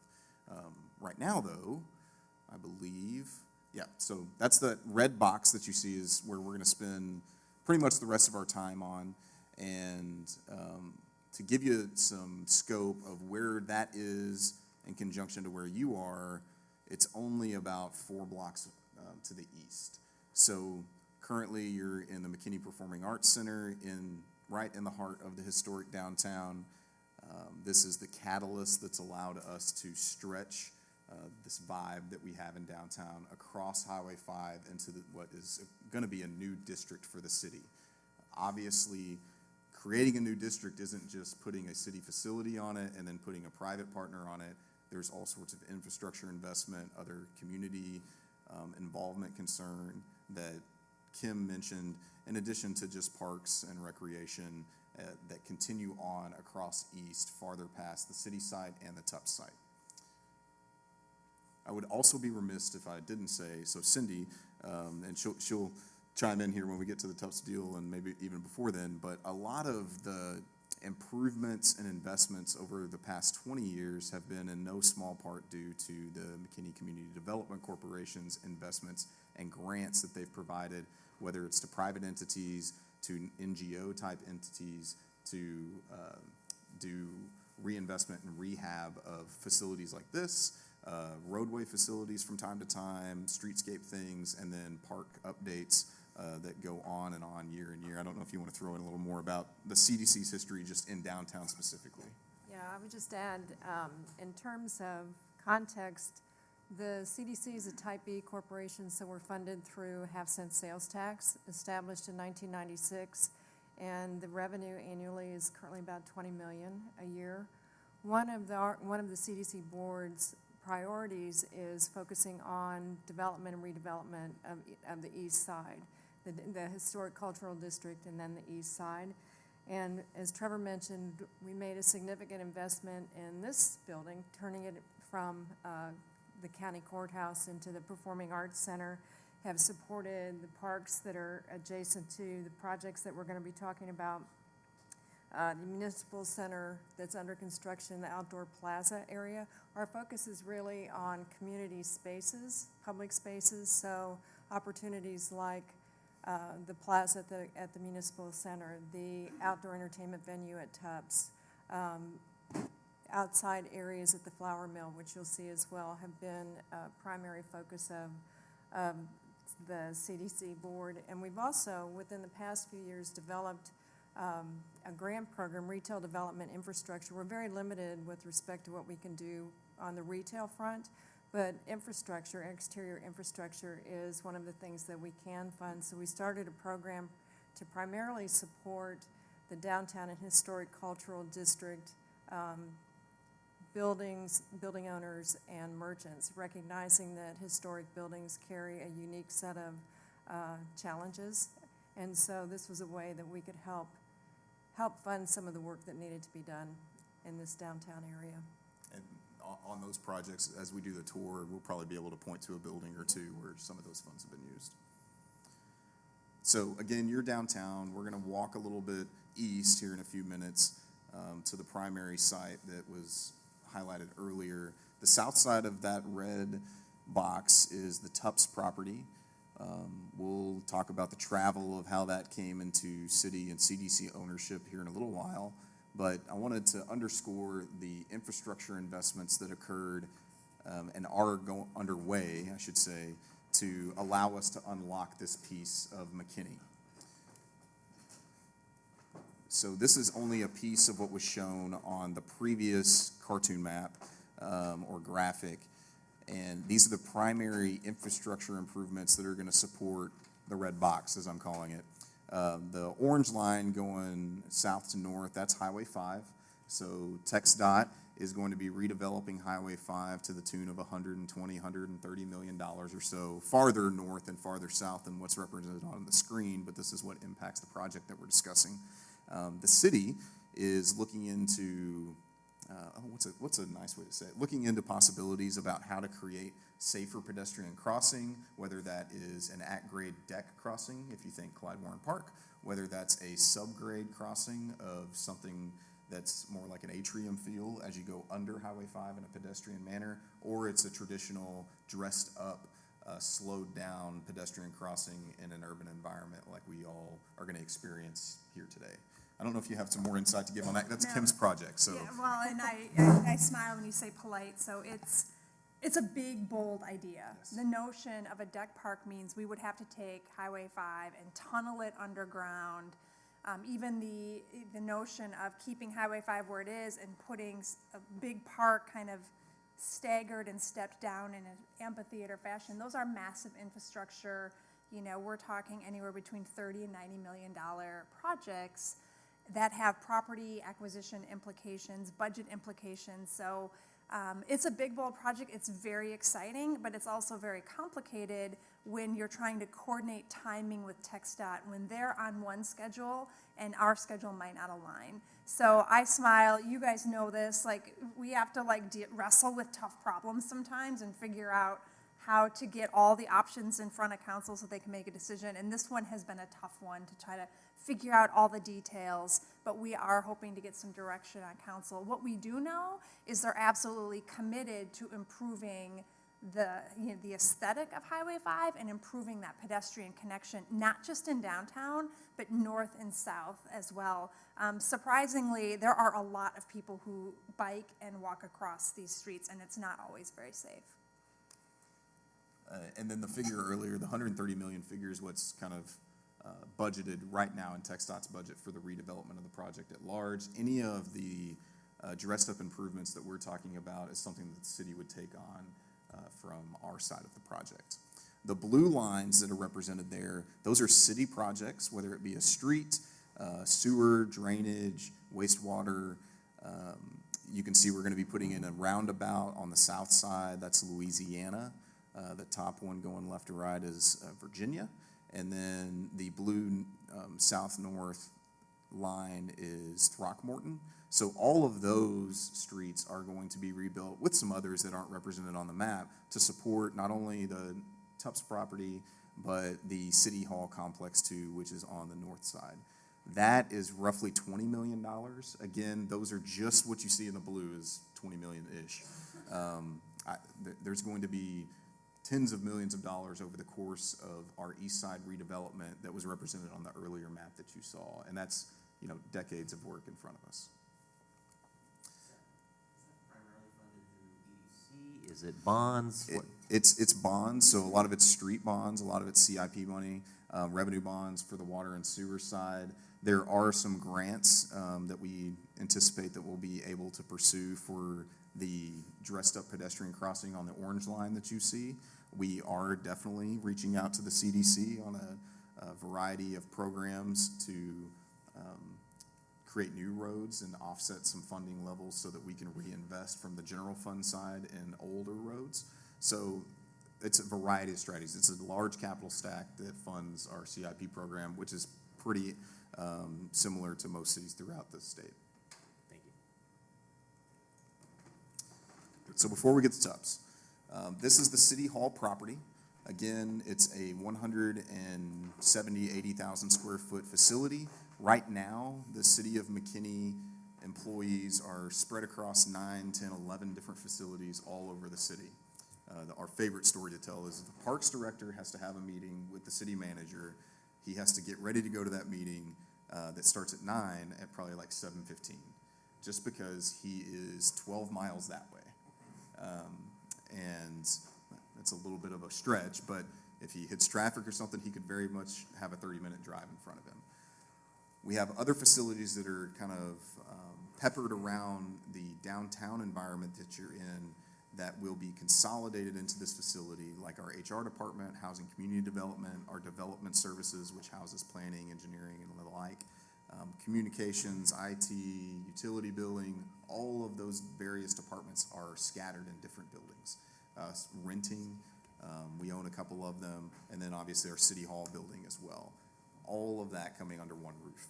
So it's a huge project, a generational project that we're all very excited about because we're going to be in a fresh new building as opposed to an old bank building that's been converted from 1958. This has an anticipated completion date of, let's say Q4 2024. We'll probably move in Q1 2025 and all be under one roof. We noticed all of the new improvements that are going to occur in the infrastructure realm for this, and knock on wood, we will have something that looks like that here in the next 18 to 24 months. Cindy mentioned earlier, I don't know if you want to repeat, kind of give them a little flavor of what you all funded on this project. Yes, you can see from the rendering, there's a significant amount of space, plaza space outside that's being created as a way to host public events in support of the city residents and visitors. And we'll also include a walkway with the history of McKinney. So it's an opportunity to tell the city's history, but also focus on East Side history in particular. So it'll be a great space for not only the city employees who are located there to gather outside, but also residents and visitors who come into our community. So that's $110 million, give or take $10 million in today's inflation environment, and a 24-month construction schedule, funded primarily through GO bonds that were approved by the voters in 2019, and then a capital stack of a variety of other sources to get us to that total. I don't want to gloss over that, but I know that we want to kind of get into the deal on the public-private partnership. Are there any questions about the city facility? Beautiful. All right. And we will invite you all to come out when we do our ribbon cutting. Those patios are going to be something else. So we'll move south. This is the Tups property. I say Tups, it's actually owned by the McKinney Community Development Corporation. We'll get more into the ownership structure on some future text slides. But this is an aerial that was taken on January 10th. Some things have changed even since then to 2 months ago to the day. On the left side of the outlined area is a city parking lot. We repurposed some housing that was there, and now there are 200 spots that will support all of the various investments and development that's happening that we've talked about for the past few minutes. And first in line will be the Tups property. The building that has the Tups logo on top of it is their new production facility. It's roughly 3x of the facility they operate out of now, and will be the first building that comes online on the property. That'll be the facility that y'all get to see today. The middle building and the building to the north, which still kind of look like they're in construction mode, are gathering spaces, and then the farthest north would be a kind of tap room restaurant concept. All of those facilities are part of the deal that we'll get into a little bit later, but you can see where the brown kind of tire tracks are and where some concrete looks like it is, and it's, you know, it's the winter and it's a little dirty. That's the green space, or these gathering areas, that is the rationale for why the CDC entered the deal. What's the phrase of the agenda item for the approval? World-class entertainment venue. World-class entertainment venue. So it'll be a gathering space for citizens, for the future development that occurs there, and this is a roughly 4-acre site that you're looking at. This is kind of the in-state rendering where you get a little better feel of what those pieces of dirt are going to look like after we do our ribbon cutting. Again, previously you were going south to north. This is a look from north to south, where you have that tap room building on the front side of the picture, or the right side of the picture, I should say. I'm kind of looking at it like this. The barrel aging room, which is a gathering space more than anything, in the middle, and then their production facility there on the south side. You'll see that the parking lot is a public parking lot there at the top of the picture. You can kind of tell our roundabout feature on the bottom, but you know, that's still a little rough.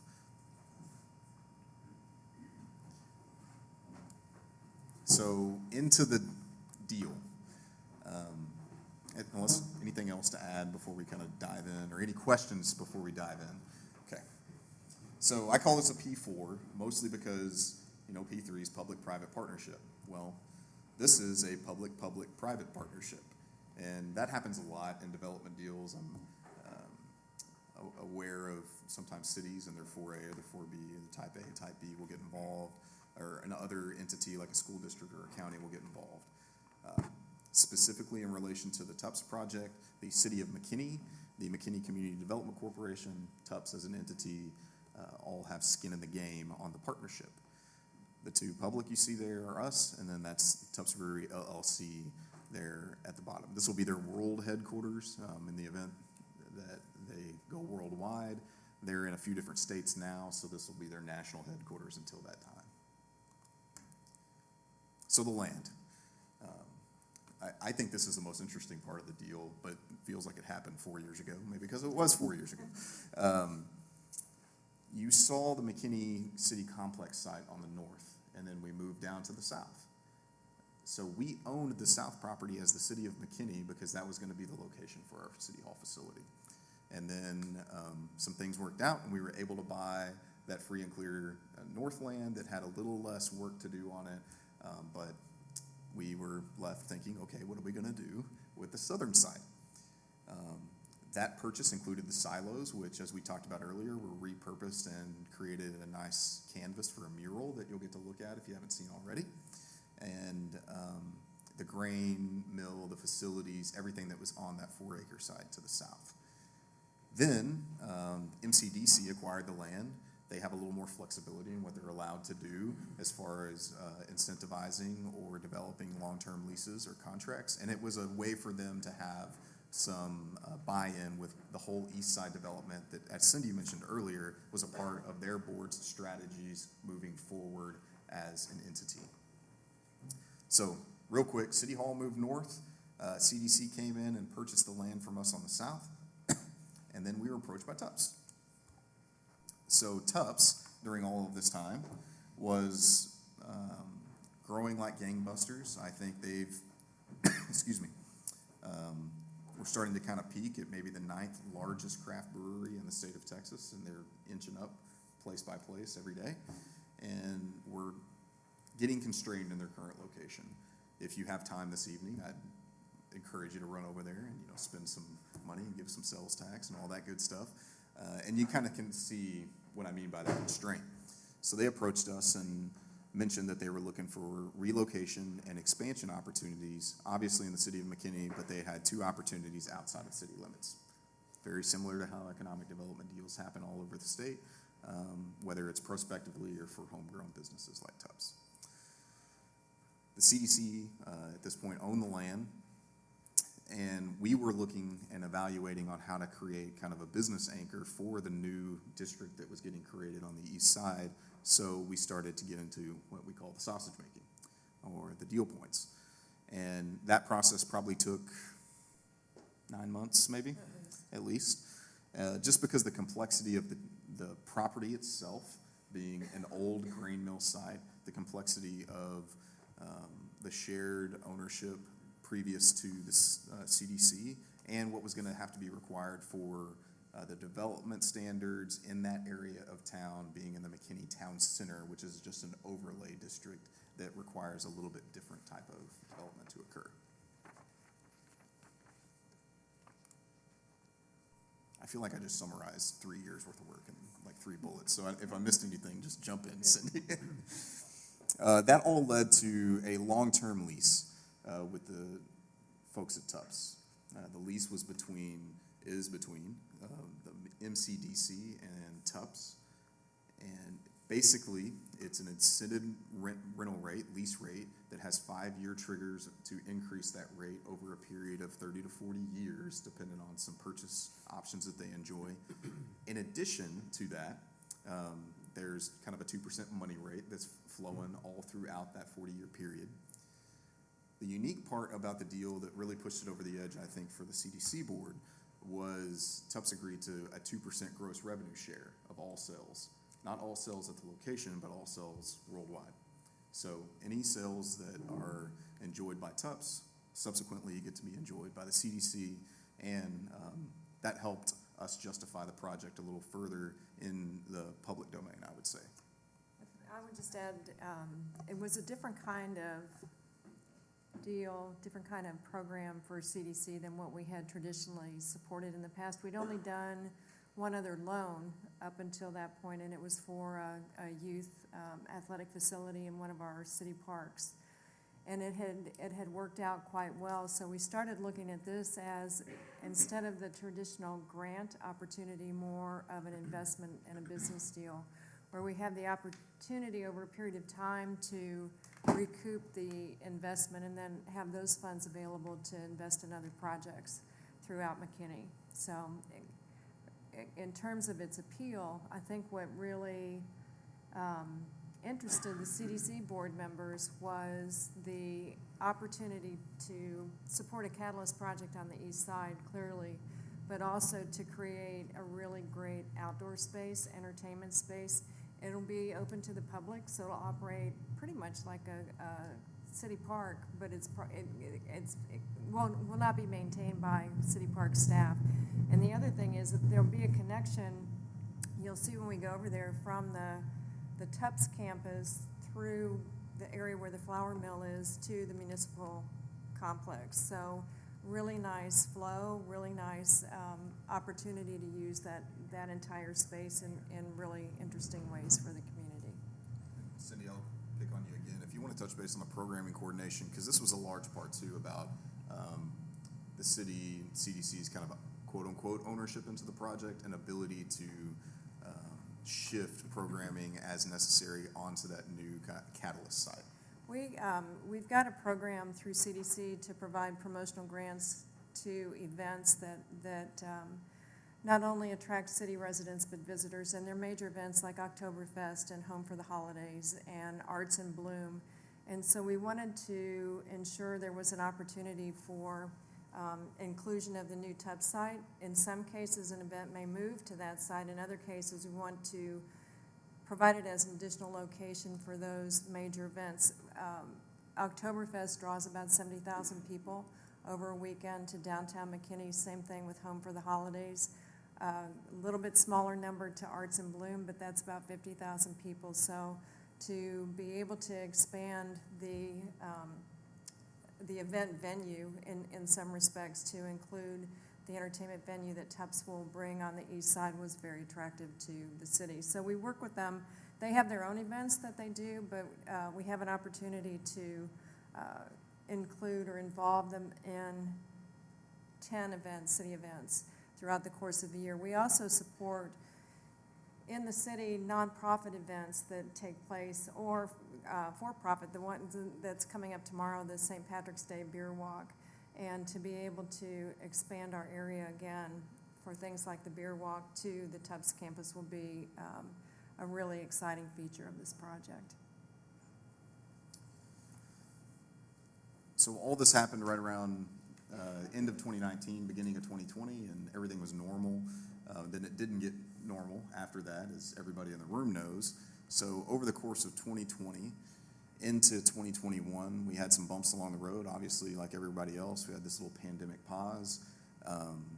Then coming into the back end, middle to the back end of 2021, as there was really some momentum going, the deal was being finalized, inflation kind of started to creep up. And not to mention we're on a 100-year-old site, so that had some hair on it as far as National Historic Register and some other things that we had to get through. And finally, the scope. We wanted kind of a Taj Mahal type thing and didn't have necessarily a Taj Mahal type budget, so we had to evaluate with the Tubbs team what could stay and what could go. And that led into really what all projects across North Texas especially are feeling was just funding capacity and funding needs. So the original deal shifted a little bit. The major tenets of the deal that I put on the screen are the exact same. It's just that the zeros and the dollars changed a little bit and the share of all of that. Everybody came to the table, put more money in, Tubbs included, and we're 60%, 70% of the way over there. Sans a couple of the building improvements that you'll get to see on the tour. Any more bumps to share? The only other thing I would add is supply chain. Yeah, supply chain. Just like every project, it seems. Yeah, it that's seems. in process right now. If you guys know where an elevator is, just please tell us. So what's next? Phased opening in late spring. The brewery building will open under a TCO. You'll see that today. And then we anticipate full certificate of occupancy on the site, end of summer, early fall, and it will continue just to be an activation, is that a word?